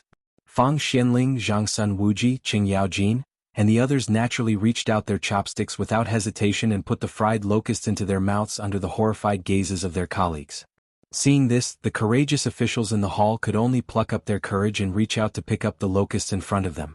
They closed their eyes and put the locusts into their mouths. Suppressing the disgust in their hearts, they chewed hard. However, what surprised everyone was that the fried locusts were extraordinarily delicious. After the courageous officials opened their eyes, they looked at the plate of fried locusts in front of them in disbelief and reached out their chopsticks again. Under the pressure of Li Er and the lead of these bold officials, the main hall of Taiji Palace was soon filled with the sound of people chewing on fried locusts. Everyone? How's the taste? Pai Lupi asked with a smile. At this time, many of the officials had already fallen in love with the fried locusts and were eating happily. Your Majesty, the locusts are delicious after being fried. They taste like prawns and are crispy and delicious. Haha, so although the locusts are a natural disaster, they can also be eaten to alleviate hunger and save thousands of people. Your Majesty is wise. Pai Lupi nodded with satisfaction and gestured to the provincial guards. The provincial guards immediately stepped forward and walked to the front left of Pai Lupi and said loudly, "Control is in order." In the hall, the officials held their breaths and all bowed down. In today's imperial court, demons cannot win against virtue. In ancient times, locusts avoided the border. If they can avoid virtue, how can they not be virtuous? Today you sit and watch the seedlings being eaten. How can you bear to not save them? How can you be at ease because of hunger? Instruct the censorate to immediately exterminate the locusts. Those who resist will be beheaded. Your Majesty, Your Majesty. Originally, there were many officials who objected to exterminating the locusts. They said that a natural disaster was not something that could be resisted by humans. There were even local officials who refused to exterminate the locusts. They said that exterminating the locusts would bring more harm. In addition, the aristocratic families used this as an opportunity to add fuel to the fire. They wanted to use this opportunity to suppress Pai Lupi's prestige. As a result, exterminating the locusts could not be carried out. Now that the Taoist ancestor had shown his divinity, he announced that exterminating the locusts was a great merit. In this way, exterminating the locusts was logical and there were no more obstacles. In the Tang dynasty, in the third month of Zhenguan, the entire country exterminated the locusts. It was a few months earlier than the original time of exterminating the locusts in history. The imperial court's strength and determination to carry it out was also greater. A disaster of exterminating the locusts disappeared without a trace. After the imperial court meeting, the news of the Taoist ancestor showing his divinity at the Taiji Palace quickly spread in Chang'an City. Because at that time, there were no less than 1,000 people in the Taiji Palace who had witnessed this miracle with their own eyes, everyone had to believe it. Many officials even recorded the conversation between Pai Lupi and the sage, as well as the matter of Pai Lupi and the officials eating fried locusts in the main hall of the Taiji Palace. They printed it into books and spread it widely. In the Tang dynasty, which had a strong atmosphere of religious belief, this matter immediately spread to the entire Tang dynasty with Chang'an City as the center. For a time, the Taoist temples that were originally prosperous in the Tang dynasty became even more prosperous. The people of the Tang dynasty went to the Taoist temples in groups to burn incense and kowtow to the Taoist ancestor, asking for the Taoist ancestor's blessing. Under the strong push of Pai Lupi, the Tang dynasty began to exterminate the locusts. Exterminating the locusts was not complicated. At night, a fire would be lit, and the locusts would fly to the fire and be burned to death. Then a pit would be dug to bury the locusts. In addition, with the help of manpower and other methods, exterminating the locusts was not too difficult. The landlords and villagers who were originally worshipping the locust god immediately changed their minds when they heard from the officials and scholars that the Taoist ancestor had shown his divinity at the Taiji Palace in Chang'an City and personally passed down a verbal order saying that the locust plague was the enemy of heaven and earth. Exterminating the locusts would be a great merit. In this year, the locusts were not a disaster. However, Li Wangyu was not happy at this time. He was racking his brains thinking of how to fool Pai Lupi. Chapter 232. In the Yin and Yang Hall of Tai Chi Palace, Li Wangyu was restless. From time to time he would raise his eyes to look at Pai Lupi, who was sitting at the side and reviewing memorials. As soon as the court meeting ended, Li Wangyu wanted to blend into the hundreds of officials and slip away. However, before he reached the entrance of Tai Chi Palace, he was stopped by the palace eunuchs, who were summoned by Pai Lupi. He knew very well why Pai Lupi summoned him. This was also the reason why he wanted to slip away. Feeling uneasy, he followed the eunuchs into the Yin and Yang Hall. However, he saw Pai Lupi sitting behind a few tables and reviewing memorials, completely ignoring him. Li Wangyu complained in his heart, "Isn't this F*King psychological warfare?" He had seen a lot of movies and TV shows in his previous life. The police often did this during trials. They put psychological pressure on the suspect to make the suspect reveal flaws. Pai Lupi used this method to interrogate him. He had underestimated Li Wangyu's psychological endurance. Back then he was able to change his mathematics score from 9 to 99 to lie to his parents without batting an eyelid. Although he had been severely beaten after being seen through, it was not because he had revealed flaws. It was because the bastard neighbor's child next door, his classmate, had exposed him. Therefore, even though Li Wangyu was nervous, he did not show any flaws on the surface. He was calm and composed, quietly watching Pai Lupi show off. In the Yin and Yang Hall it was quiet for a moment. Neither of them made a sound. Even the eunuchs who were waiting on the side lowered their breathing. After a full 30 minutes, Pai Lupi put down the pen in his hand and rubbed his slightly sore wrist. He raised his head and looked at Li Wangyu with a faint smile. He waved his hand and motioned for all the servants in the hall to leave. Then he stared at Li Wangyu and said, "Zio, tell me, why did the Emperor Ancestor suddenly appear during the Heavenly Grand Ritual today?" Li Wangyu, on the other hand, was not flustered at all. Just now, Pai Lupi had purposely left him to the side, and his mind had wandered off. In the end he came up with a reasonable excuse. "Uncle, actually as early as 3 days ago, the Taoist ancestor told me in my dream that he would show his divinity in today's Heavenly Grand Ritual and open the eyes of His Majesty." Pai Lupi was stunned. "What? The Imperial Ancestor gave you a dream?" Li Wangyu nodded seriously and said, "That's right. That's why I'm so sure that the Tao Ancestor will show his power during the Heavenly Grand Ritual." His words made Pai Lupi a little confused. Was that really the case? Seeing that Pai Lupi didn't speak for a long time, Li Wangyu couldn't help but laugh in his heart. Although the excuse of giving him a dream was very bad, it was very effective. Even if Pai Lupi was suspicious, could he find Laozi and confront him? Who could say that Laozi didn't give him a dream? Anyway, Li Wangyu insisted that the Tao Ancestor gave him a dream as an excuse. Even if Pai Lupi had doubts in his heart, there was nothing he could do.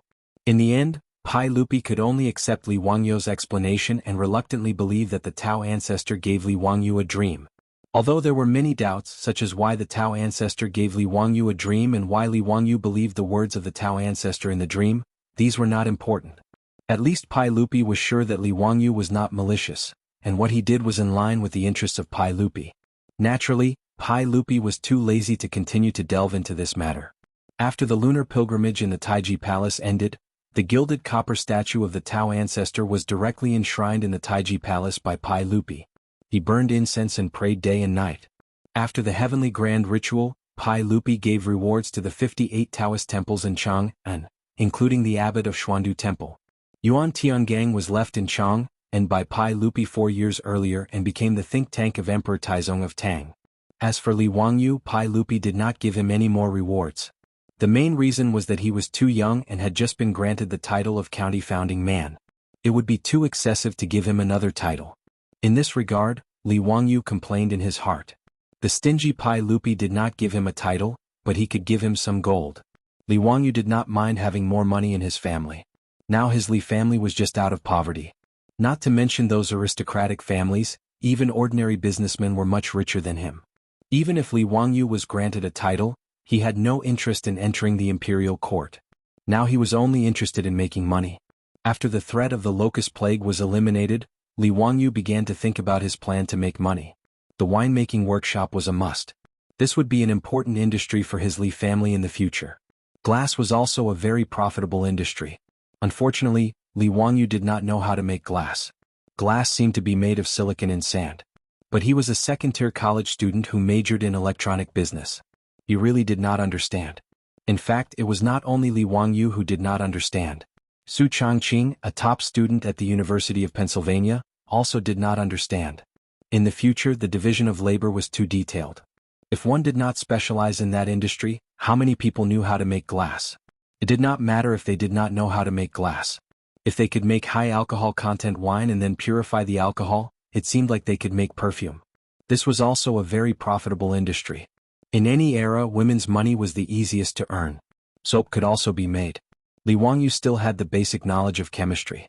Li Wangyu had already learned how to make soap from the old people in the village. Li Wangyu had read many transmigration novels. Most of the protagonists did this. He also planned to follow suit. With a four-wheeled carriage business, winemaking, perfume and soap industries, his Li family would be rich. After thinking about what to do in the future to get rich, Li Wangyu was in a good mood.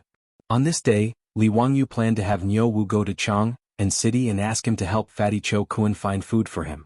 He planned to buy grain and wine from Cho Kuan. However, he saw the old housekeeper Li Heng come in from the outer courtyard with a smile.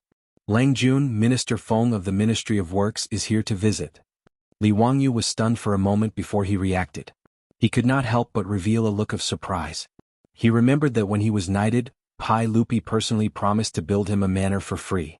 In the Tang dynasty there were 6 ministries: officials, rights, soldiers, punishments and works. Each ministry had 4 divisions under it. Under the Ministry of Works there were 4 divisions: Ministry of Works, Ministry of Land, Ministry of Works and Ministry of Water. The Ministry of Works Minister, Assistant Minister and Minister Assistant Minister were in charge of city labor. They were the assistants of the Minister of Works and the Minister of Works.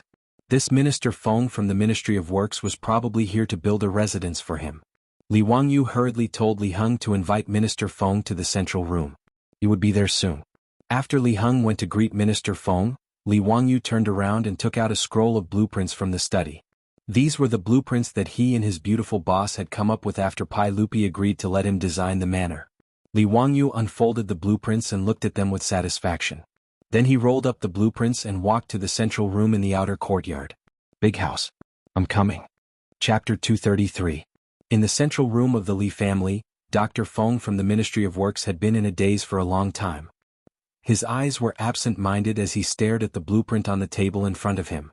Li Wangyu was only a white-collar worker in the future. He had managed to get a mortgage and buy a house with great difficulty. However, before he could hand over the house, his soul had transmigrated to the Tang dynasty. Li Wangyu was very excited to be able to own a mansion that was almost impossible to own in the future. After Li Wangyu and his beautiful superior discussed how to build their new house, he used his sketching skills and went through several drafts. Finally, he drew a sketch that satisfied both of them. However, when he took out the sketch of the county magistrate's mansion and showed it to Dr. Feng, this rank 6 official from the Ministry of Works was shocked. "County magistrate, are you sure you want to build your mansion like this?" Dr. Feng finally regained his senses and asked with difficulty. Li Wangyu nodded and said, "Yes. Is there a problem? I don't really understand. This shouldn't be against the rules, right?" Dr. Feng from the Ministry of Works was in his 50s. He had worked in the Ministry of Works for more than 10 years. He could be considered a top-notch construction engineer in the Tang dynasty. However, when he saw Li Wangyu's sketch of the building, he was also dumbfounded. This was because he didn't know whether this building was against the rules or not. The Tang dynasty had strict regulations regarding the mansions of officials and nobles. The width of the main hall of a county magistrate's mansion could not exceed 5 rooms. The depth of the main hall could not exceed 9 shelves. The width of the main hall was the space and the depth of the main hall was the shelf. The space between 2 adjacent purlins was a shelf. The width of 5 rooms referred to the 6 pillars in the main hall. There would be 5 spaces in the middle, and the width of the main hall could not exceed 5 rooms. The depth of the main hall could not exceed 9 shelves. However, these data and requirements were based on the traditional architectural and garden design requirements of China. However, the sketch Li Wangyu showed him was an architectural style that Dr. Feng had never seen before. Of course, in this era, other than Li Wangyu and Su Changqing, no one else could draw such an architectural blueprint. Li Wangyu's sketch of the mansion was actually a large and luxurious manor, not a traditional Chinese building. To the Li Wangyu of the future, the manor was just a dream. He reckoned that even if he worked hard for the rest of his life, got promoted, got a raise, married a rich and beautiful woman, and reached the pinnacle of life, he might not have the chance to own a luxurious manor that could only be seen on TV. But now, his soul had transmigrated to the Tang dynasty, and he had been granted a title of nobility for no apparent reason. Pai Lupi had even generously offered to give him a county mansion, so he immediately thought of his dream of a manor. His beautiful superior naturally wouldn't reject his idea. Even if Su Changqing's family conditions were good, owning a manor was still out of his reach.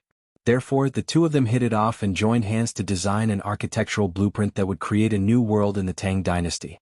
Dr. Feng had never seen an architectural blueprint like this before, so he couldn't help but lose his composure. In Li Wangyu and Su Changqing's design, Noda's manor was based on the designs of many of the world's top manors. In this aspect, his beautiful superior, who was a sea turtle, had the right to speak. When she was studying in America, she often traveled to Europe and America during winter and summer vacations, so she had a deep impression of those top manors. For example, the garden in front of the manor's main building was a miniature version of the Palace of Versailles. All kinds of roads, trees, ponds, pavilions and flower beds formed a symmetrical geometric pattern that was very magnificent. Li Wangyu even designed a Noda lake in the manor, which made Dr. Feng click his tongue. The manor didn't only have Western garden designs, but Li Wangyu and Su Changqing also incorporated Eastern garden designs. Jiangnan's Yu Garden and Humble Administrator's Garden were representative garden designs, and all kinds of pavilions and waterside pavilions were also copied by Li Wangyu. The main building of Noda's manor was a small 3-story castle. In order to design the castle, Li Wangyu didn't forget to find Aphrodite and discuss it with her for a long time. Aphrodite was the most excited person in the family when Li Wangyu wanted to build a small castle. She never thought that she would see a castle in the style of her hometown in the Tang dynasty, thousands of miles away. Aphrodite looked at Li Wangyu with eyes full of love. She misunderstood that Li Wangyu had built the castle especially for her. How could a man who could build a castle for his woman not make Aphrodite's heart beat faster?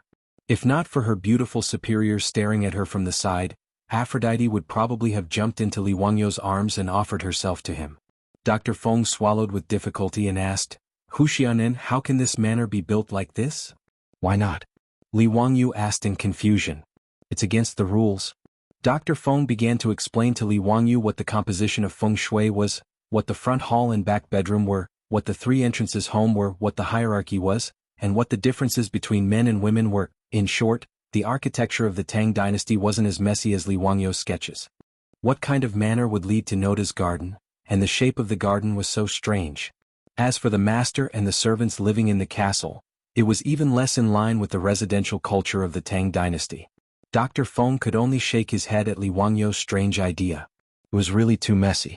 Li Wangyu didn't care so much. No matter what Dr. Feng said, he insisted that his manor should be built like this. Dr. Feng, if this manor doesn't violate the rules, I still want to build it like this." In response, Dr. Feng could only shake his head. Forget it, this was the manor of the Huxian man. Before he came, he had already received instructions from Pai Lupi from the palace that the Huxian man's manor didn't need to be too concerned about whether it violated the rules or not. If necessary, it could be built according to the standards of a duke's manor. This could be considered the Pai Lupi's hidden compensation to Li Wangyu. In any case, Li Wangyu's manor was far away in Dingzhou village, not Chang'an city. Even if it violated the rules, it wouldn't be conspicuous. Dr. Feng was prepared to leave this hot potato to his superior to worry about. He didn't plan to express his opinion. As long as Pai Lupi and the Minister of Works agreed to build according to Li Wangyu's sketches, then everything would be fine. Dr. Feng of the Ministry of Works took Li Wangyu's sketch of the mansion and left, returning to Chang'an. Even the Minister of Works was dumbfounded when he saw the sketches for the Huxian man's manor. In the end, he simply pushed it to Pai Lupi and asked Pai Lupi to decide on his own. When Pai Lupi saw Li Wangyu's sketches for the manor, he was also thunderstruck. However, he was quite open-minded. If Li Wangyu wanted to build it this way, then so be it. 100 years later, the world-famous Li Clan's manor in Huxian was ready to break ground with Pai Lupi's approval. When Li Wangyu heard that Pai Lupi had actually agreed to build a manor for himself, he was so happy that he couldn't close his mouth. However, his good mood didn't last for long. Following the arrival of the brats, Li Wangyu once again had the urge to go berserk. As expected, no matter which dynasty the brats were from, they weren't good people. Especially when one of these 2 brats was called Li Qingqian and the other Li Tai, it was even more so. Chapter 234. After Crown Prince Li Qingqian and Li Tai had acknowledged Li Wangyu as their master, Pai Lupi did not rush to have the eunuchs send them to Dingzhou village to study with Li Wangyu because Li Wangyu was busy preparing the heavenly grand ritual. Now that the matter had been settled, Pai Lupi finally remembered to have his 3 sons and daughters go to Dingzhou village to study with Li Wangyu and learn about the hardships of the common people. Although Li Qingqian and Li Tai had been forced to kneel and pay their respects to Li Wangyu and acknowledge him as their master, how could the 2 of them be willing to truly regard Li Wangyu as their master? What qualifications did an insignificant founding county official, only 16 years old, have to become the crown prince's master? They did not know what kind of bewitching potion Li Changshu had fed their imperial father, forcing the 2 of them to acknowledge him as their master. Of the 3, only the youngest, Chang'e, did not reject this matter. However, it was clear that she could not influence her 2 elder brothers. On the road from Taiji Palace to Dingzhou village, Li Qingqian and Li Tai were huddled together, discussing something in hushed tones. Princess Chang'e wanted to stop her 2 elder brothers, but at this moment, how could Li Qingqian and Li Tai listen to the little loli's words? They directly cast her to the side. Li Lizzie angrily glared at Li Qingqian and Li Tai, but she was helpless. The little loli's lips were so pouty that one could hang an oil bottle from them. When Pai Lupi escorted Li Qingqian and the others to Dingzhou village, he naturally did not bring out the full crown prince's ceremonial entourage. Only a few palace guards accompanied him, as well as a few eunuchs from the eastern palace. Li Wangyu had naturally received advance notice from Pai Lupi, but he did not take it too seriously. Regardless of whether it was Li Wangyu or Su Changqing, their reverence for imperial authority was limited. There was no need to count on the 2 of them to have any reverence for 3 brats. Therefore, Li Wangyu did not instruct the old steward, Li Heng, to clean the streets and use yellow soil to pave the way. He also did not open the main door to welcome the arrival of the crown prince and the others. When Li Qingqian's car stopped in front of the Li family in Dingzhou village, not a single person from the Li family came out to greet them. Before Li Qingqian and the others could say anything, the eunuchs of the eastern palace flew into a rage. These eunuchs of the eastern palace felt that they were the people around the future emperor of the Tang dynasty, so they were very proud. Even though he knew that Li Wangyu was the crown prince and the others' teacher, he didn't take it seriously. Li Qingqian naturally had a teacher to teach him in the eastern palace. However, Li Qingqian's teachers were also very respectful to the crown prince due to their fear of imperial power. They didn't have the dignity of a teacher at all. This gave the eunuchs by Li Qingqian's side the misconception that the so-called emperor's teacher was nothing more than this. Now that the crown prince had condescended to visit the Li family in Dingzhou village, not a single person came out to welcome him. Therefore, without waiting for Li Qingqian's orders, they ran up to the door and smashed it down. Open the door. Is everyone dead? Tian Shilang, you have no manners at all. Who do you think you are? Hurry up and open the door. The door of the Li family's old residence was not very sturdy to begin with, so it was almost torn down by the eunuchs. The door was on the verge of collapse. Li Heng, who had no idea what was going on, was shocked when he heard the door being smashed. He hurriedly opened the door to check. Who are you? Why are you smashing the door? This is the residence of the county magistrate of Huxian. Don't be impudent. Li Heng was so angry that his beard was sticking up. He pointed at the plaque on the door and roared at the eunuchs who were smashing the door. The plaque on the door of the Li family had already been replaced with the words, County Magistrate of Huxian. This was the old man's pride. How could he tolerate others looking down on him? However, Li Heng's words only caused the eunuchs to sneer. Bulsh *T County Magistrate of Huxian. Does a mere county magistrate who founded the country think he's something? Hurry up and tell the county magistrate of Huxian to come out. We've seen plenty of princes and dukes in Chang'an. How dare a mere county magistrate who founded the country bring it up? It really is Tian Shilang. His Highness the Crown Prince has arrived. That bastard Li Wangyu actually dares to not come out to welcome him. Is he trying to rebel? Do you believe that we'll tear down your Bulsh *T County Magistrate of Huxian for neglecting His Highness the Crown Prince like this? The old steward, Li Heng, was shocked when he heard their words. His Highness the Crown Prince had come to the Li family? He didn't know what was going on, so he hurriedly sent a servant girl to inform his Lang Jun. The eunuchs wanted to push Li Heng aside and rush into the residence. However, Li Heng wasn't willing to let them pass. He didn't care about his old age and reached out to stop them. Old man, get out of my way. Be careful that we don't beat you to death, Tian Shilang. Why bother with him? Rush in and find Li Wangyu to talk to him.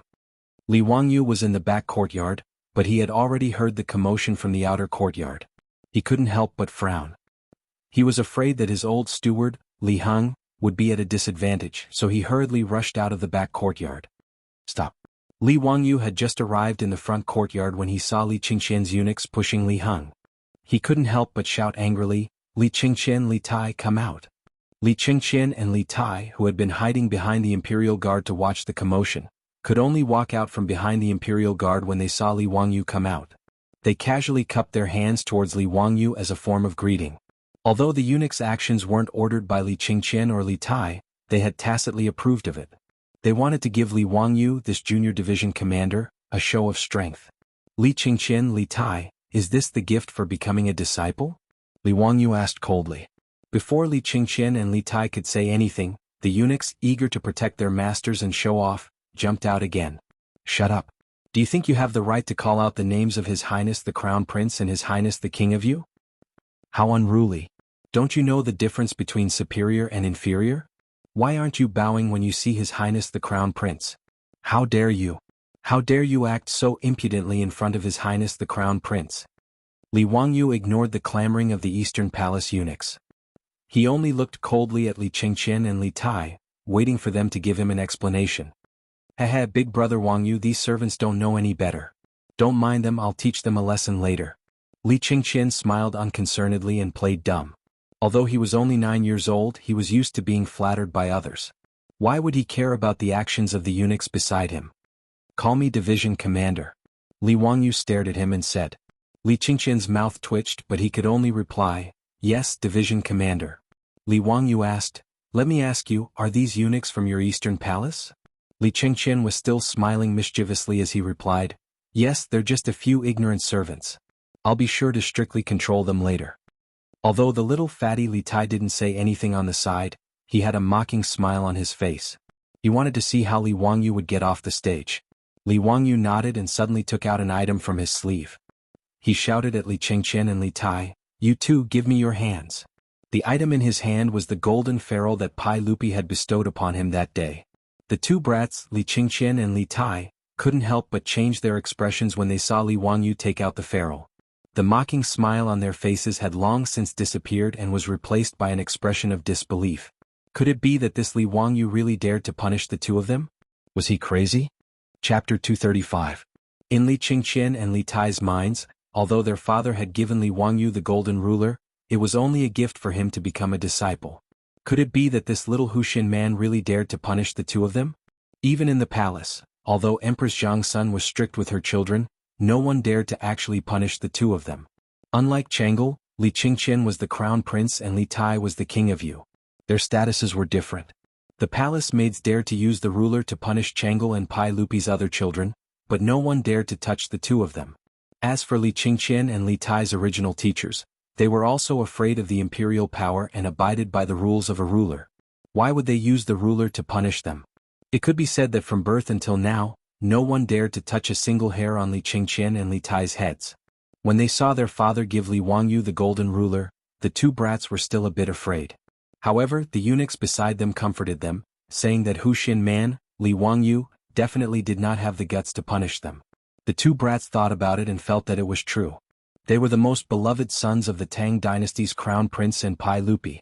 How could Li Wangyu, a mere founding county man, dare to touch them? It was because of this thought that they tacitly allowed the Eastern Palace eunuchs to provoke Li Wangyu. They wanted to give Li Wangyu a show of strength. Who would have thought that Li Wangyu would not play by the rules? He directly took out the golden ruler and prepared to punish them. This made Li Qingqian and Li Tai dumbfounded. On the other hand, the eunuchs of the Eastern Palace were all furious when they saw Li Wangyu take out the ruler. The eunuchs stood in front of Li Qingqian to protect him. Huxin man, what are you doing? This is His Highness the Crown Prince. Unscrupulous. Simply unscrupulous. You, a mere founding county man, actually want to punish His Highness the Crown Prince. Do you still have any respect for saints? Huxin man, do you want to offend your superiors? Protect the Crown Prince. Don't let this madman hurt the Crown Prince and His Highness. Guards. Guards. Protect the Crown Prince. The Eastern Palace Chamberlain jumped up and down, trying his best to show that he was loyal to his master. However, the palace guards who had followed him to Dingzhou village were dumbfounded. Should they stop Huxin Nan, or should they pull away the eunuchs? They couldn't be blamed for their hesitation. Before they set off, the Imperial Guards had already received a warning from Pai Lupi. After going to Dingzhou village, they were only responsible for the safety of the 3 princes and princesses. They were not allowed to interfere with anything else and allowed Huxin Shenji to make the decision. But now Huxin Man wanted to beat the Crown Prince and the King of Yu.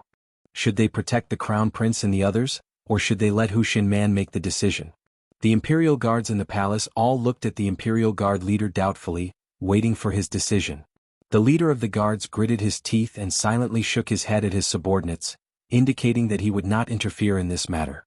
Li Wangyu paid no attention to the clamoring of the Eastern Palace chamberlains, only coldly staring at Li Qingqian and Li Tai. What? You two have the courage to indulge your servants, but don't have the courage to bear the consequences? To the side, Princess Changel hurriedly ran forward. After curtsying to Li Wangyu, she acted coquettishly and cutely towards Li Wangyu. Brother Wangyu, please forgive Brother Crown Prince and Brother Qingke. They won't be like this in the future, okay? Li Wangyu's originally frosty expression was immediately melted by the little loli's pleading. That damn Pai Lupi. How did he give birth to such an adorable little loli? Smiling, he dotingly stroked Princess Changel's small head. Okay. Since Changel has pleaded for leniency on their behalf, then the 10 lashes each will be changed to 3 lashes each as punishment for their lack of respect for their elders. Okay. How could Princess Changel, a 7-year-old little loli, be a match for Li Wangyu? She believed that Li Wangyu had truly pleaded for leniency on behalf of her 2 elder brothers, reducing the punishment of each being struck by the ferrule 7 times. On the other hand, Li Qingqian and Li Tai were on the verge of tears. This scoundrel of a junior commander was bullying them again. Both sides were going to beat them, yet he was still trying to swindle a favorable impression from their younger sister. Truly a scoundrel. However, Li Qingqian and Li Tai did not dare to disobey. After all, Li Wangyu was currently holding the golden ferrule bestowed by their imperial father. On that day the two had clearly heard Pai Lupi's words. If Li Wangyu were to use this ferrule to punish them, Pai Lupi would definitely not blame them. In a sense, this ferrule bestowed by Pai Lupi to Li Wangyu represented the authority of Pai Lupi. How could the 2 brats have imagined that Li Wangyu would be so forceful? They had only tacitly allowed the eunuchs to do as they pleased, yet the punishment was now in their hands. At this moment the 2 were in a dilemma. They could only use silence to resist Li Wangyu. As for the eunuchs, they were unwilling to let the matter go. They stood in front of Li Qingqian and Li Tai, cursing incessantly. Out of the way! Li Wangyu coldly shouted at the group of eunuchs. These eunuchs were currently immersed in resisting the evil demon and protecting the crown prince. How could they possibly listen to Li Wangyu's words? Li Wangyu could not be bothered to pay them any attention. He only raised his eyes to look at the group of imperial guards. Everyone, these eunuchs are all people of the palace. If they continue to cause trouble, then please return. I will explain to the saint that I am unable to instruct the crown prince and his imperial highness, the Prince of Yu. Finished speaking, he took Princess Changel's small hand and returned to his residence without looking back. After he entered, the main doors of the Lai hut behind him slammed shut. Seeing Li Wangyu not give them any face, whether it was the imperial guards, Li Qingqian or Li Tai, they were all dumbfounded. This county man had shut them out of the main doors just like this? He even wanted to drive them back to Chang'an? The eunuchs were still unaware. Seeing Li Wangyu return to his residence, they began to urge Li Qingqian and Li Tai on. Your Imperial Highness, the Prince of Yu, this county man is truly repulsive. Let us return to the palace. That's right, Your Imperial Highness, let us return and ask the saint to uphold justice for us. We must punish this arrogant and despotic county man with a crime of great disrespect and have him demoted and stripped of his noble title. This kind of vile character is truly arrogant. Your Imperial Highness, let us return to the Eastern Palace. Her Imperial Highness, the Empress, will definitely uphold justice for you. At this moment, Li Qingqian and Li Tai were not listening to the clamor of the eunuchs. They only smiled bitterly and looked at each other. Although the 2 little fellows were young, they were not as shallow as the eunuchs. If they returned to Chang, and like this, they were certain that they would be severely punished by their imperial father. Their imperial mother would also not protect them. Pai Lupi and Empress Zhangsun valued filial piety the most. Respecting one's teachers was also a part of filial piety in China. If Li Wangyu were to complain to their imperial father, saying that the 2 brothers did not respect their elders, it was likely that the punishment they would receive would be even more severe. Although Li Qingqian was the crown prince, he was still very respectful towards his teacher. The 2 of them were just angry that Li Wangyu was so young and not much older than them, yet he wanted to be their teacher. However, even as the crown prince, Li Qingqian did not dare to return to Chang, and with his tail between his legs. With no other choice, Li Qingqian and Li Tai could only push aside the eunuchs in front of them. They stepped forward and lightly knocked on the main doors of Lai Hot. Chapter 236. The old housekeeper Li Heng opened the door once more. Now that he knew that the two children in front of him were the crown prince and King Yu of the Tang dynasty, the old man was quite frightened. However, he still mustered up his courage and asked Li Qingqian and Li Tai according to his Longjuan's instructions, "Your Highness King Yu, are you willing to accept your punishment?" Li Qingqian and Li Tai looked at each other and nodded helplessly, indicating that they would accept Li Wangyu's punishment. Seeing that the crown prince had agreed, the Eastern Palace eunuchs began to beat their chests and stomp their feet as if their parents had died. They cried bitterly and scolded Li Wangyu for offending the crown prince's actions. When Li Wangyu walked out of the door and saw this scene, he almost laughed out of anger. These eunuchs were all good actors with superb acting skills. Unfortunately, their brains weren't good, and their EQ and IQ were low. He only needed to look at the group of palace guards who did not move at all and were only quietly watching from the side. He knew that they must have received Li Er's order in advance to act like this. Why didn't the Eastern Palace eunuchs, the crown prince's people, receive Pai Lupi's orders? Li Wangyu was willing to bet his head that these eunuchs were thrown to him by Pai Lupi to make an example out of them. Since Pai Lupi could sense that Crown Prince Li Qingqian was behaving oddly, he naturally thought that it was the Eastern Palace eunuch's fault. This was indeed the case. As the Emperor and Empress of the Tang dynasty, Pai Lupi and Empress Zhang Sun spent far less time with Crown Prince Li Qingqian than the Eastern Palace eunuchs. It wouldn't be an exaggeration to say that a large part of the responsibility for Li Qingqian's future tragedy lay with the Eastern Palace eunuchs who had accompanied Li Qingqian since he was a child. Anyone who had been flattered and fawned on from a young age would inevitably develop an oddball personality. After Li Wangyu figured out what Pai Lupi was thinking, he couldn't help but gnash his teeth in anger. This damned bearded man actually wanted him to be the bad guy and help him teach the Crown Prince's close servant a lesson. However, even though he despised Pai Lupi for using someone else to do his dirty work, he did not object to being the bad guy. Judging from the actions of the Eastern Palace eunuchs, it was already a good thing that Li Qingqian had not gone astray. Since he had agreed to become the teacher of Li Qingqian and the others, he naturally wanted to change everything. In order to correct Li Qingqian's and Li Tai's personalities, other than his guidance as a teacher, Li Qingqian's personal attendants were also very important. A good cultural environment was very important to a child's growth and life. Li Wangyu looked at the silent palace guards and said loudly, "Take these servants away and flog them 30 times each. Then chase them back to the Taiji Palace and hand them over to the saint." The leader of the guards hesitated, then raised his eyes to look at the crown prince. Even though Pai Lupi had told them to listen to Li Wangyu, these Eastern Palace eunuchs were the crown prince's people.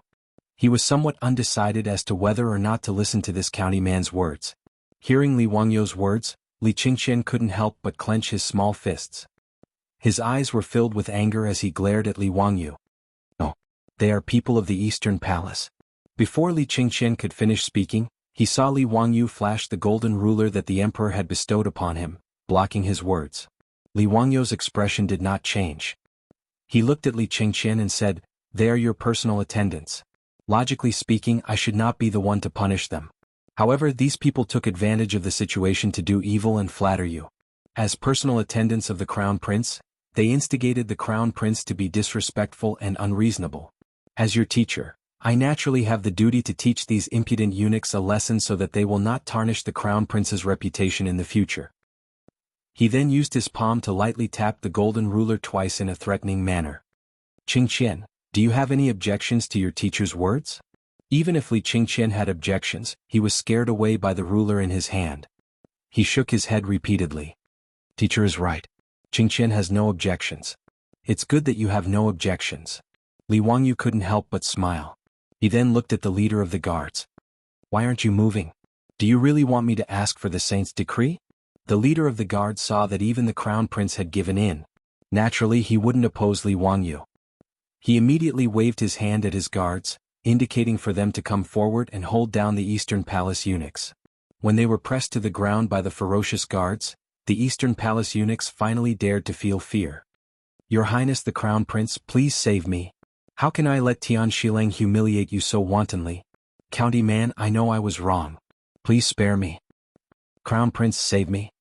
Hearing these eunuchs who were usually obedient to him, cry and beg for mercy, Li Qingxian's eyes couldn't help but redden. Although he was the crown prince, he was only 9 years old. In the future he would only be a little brat in the 3rd grade. Many of these Eastern Palace eunuchs were his playmates. After interacting with them day and night, Li Qingxian also had feelings for them. He was like a little brat whose beloved toy had been broken. He looked at Li Wangyu with anger in his eyes. Li Wangyu ignored Li Qingxian's anger.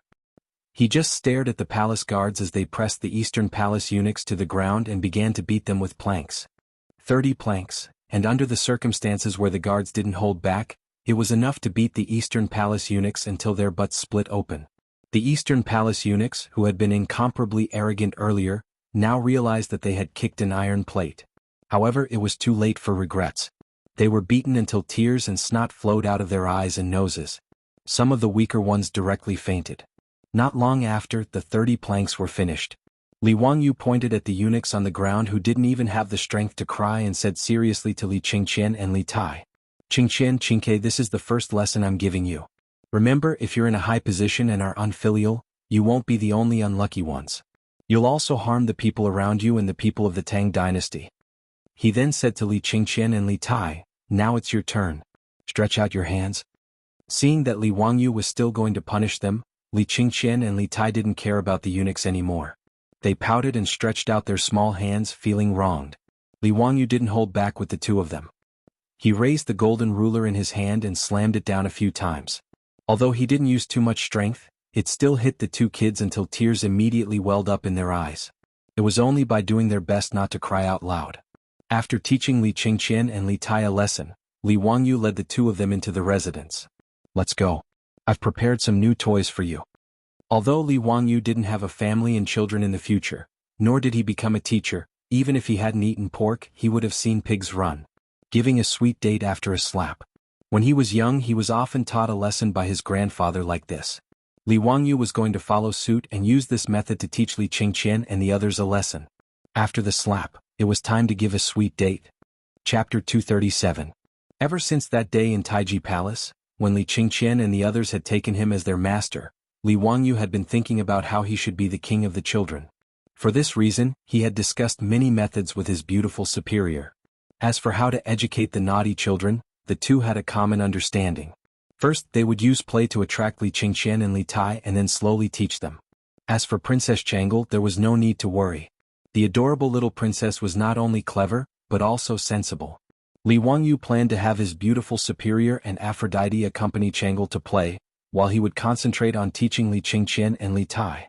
As for how to attract Li Qingxian and Li Tai's interest, Li Wangyu was not worried at all.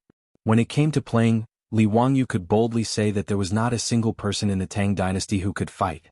Although Li Wangyu was unable to create the mobile phones and computer games that the naughty children of the future loved to play, when he was young, where would he have had these to play with? Li Wangyu's childhood was abnormally lacking in material things, but his mental life was extremely happy.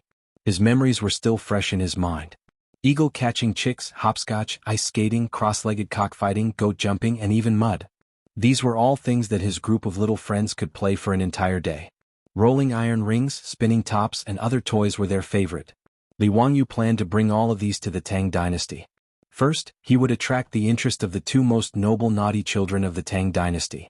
From Li Wangyu's point of view, Li Qingxian and Li Tai, as well as Pai Lupi's other sons, had been locked up in the palace for too long and lacked contact with their peers. Spending every day with those feminine attendants, it would be strange if they did not feel awkward. He planned to first attract the interest of Li Qingxian and Aphrodite, and then slowly have these two naughty children play with the naughty and mischievous children of Dingzhou village. This would allow them to understand the hardships of the common people, and also allow these two spoiled brats in the palace to reawaken their childlike nature. For this reason, Li Wangyu took great pains to find Carpenter Lu and his family from the village. They busied themselves for 2 to 3 days and made many new things in the open space of the outer courtyard. After Li Qingxian, Li Tai, and Li Lizzie entered the Lai Hut, they were immediately attracted by the things in front of them. In the open space in the front yard there were wooden slides, swings, merry-go-round, and all kinds of climbing frames. Even though Li Qingxian and Li Tai still hated Li Wangyu in their hearts, they couldn't take their eyes off the rides and kept staring at them. Li Wangyu paid no attention to them. Leading the little lowly Princess Jianghu, he led her to the front of the amusement facilities, explaining to her one by one how to play. The two brats, Li Qingqian and Li Tai, whose faces were filled with unwillingness, were immediately attracted by these novel rides. Regardless of whether it was the wooden slide or the wooden horse that required the manpower of the palace's imperial guards to move, they were all extremely excited. Previously, when they had been punished by Li Wangyu and had their eunuchs beaten and driven away, they had long since thrown their dissatisfaction and anger to the back of their minds. To the side, Li Wangyu smiled as he looked at the three little fellows, cheering and jumping up and down. At this moment, the imperial guards were so busy that their foreheads were covered in sweat, frantically protecting the extremely excited crown prince, His Imperial Highness the Prince of Yu and the eldest princess. With a snap of his fingers it was settled. Dealing with these brats was too simple.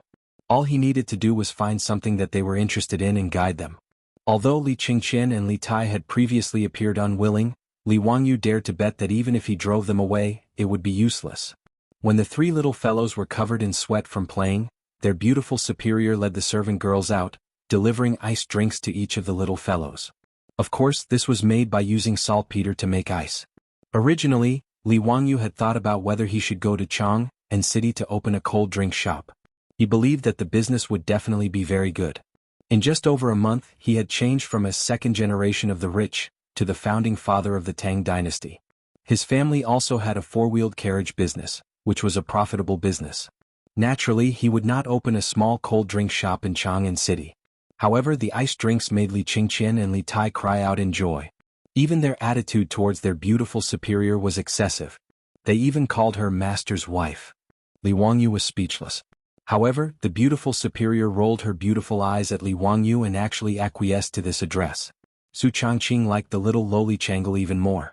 After delivering the iced drinks to the three little fellows, he took the cute little lowly to the backyard to play. For the entire morning, Li Wangyu played with Li Qingqian and Li Tai, making the two little brats extremely excited. How could they have imagined that someone would have so many fun things to play with? Compared to those palace eunuchs, this was much more interesting. After having a delicious lunch at the Li family at noon, the three little fellows were extremely satisfied to learn from Li Wangyu. This was not because the imperial cuisine in the palace tasted bad, but because Li Wangyu was too shameless. He actually used unhealthy fried food to attract Li Qingqian and Li Qingqian. Even in the future, the brats who were used to eating all kinds of delicacies had no resistance to KFC and McDonald's, not to mention the three little brats from 1300 years ago. Fried chicken steaks, fried chicken burgers and iced drinks. That's right, burgers. In order to please Afro, Li Wangyu had already figured out how to make bread. Speaking of which, making bread was not complicated and Afro knew a little about it. Su Changqing was also a baking enthusiast in the future. The only thing lacking in the Tang dynasty was an electric oven, but this was not important. They could just find the masons in the village to build an oven. After a few experiments, the bread was successfully baked. When Afro took the first bite of the steaming bread, tears flowed uncontrollably down her cheeks, making her beautiful superior feel sorry for her. But when Afro took the initiative to give Li Wangyu a kiss, her beautiful superior was so angry that she wanted to draw her knife and chase after this adulterous couple. Li Wangyu only felt that it was a pity that potatoes and tomatoes had not yet been spread to the Tang dynasty. Otherwise they could be used to make French fries and ketchup. Even so, the eyes of Li Qingqian, Li Tai, and Li Lizzie lit up when they ate a delicious meal that they had never eaten before. In particular, the little fatty Li Tai actually finished off 3 burgers in one go, which almost scared Li Wangyu out of his wits.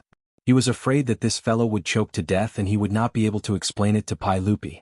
Relying on fun and good food, Li Wangyu finally made Li Qingqian and Li Tai not reject him anymore. After lunch, Li Wangyu coaxed the 3 energetic children who still wanted to play on the rides, to take an afternoon nap. They were still primary school students. They could only study properly if they played well, ate well and rested well. After the 3 children got up energetically, Li Wangyu led them to his study, which he had already converted into a small classroom. Since Pai Lupi had taught his own children to him, Li Wangyu could not just bring them along to play. Li Wangyu planned to teach Li Qingqian and the others some different knowledge.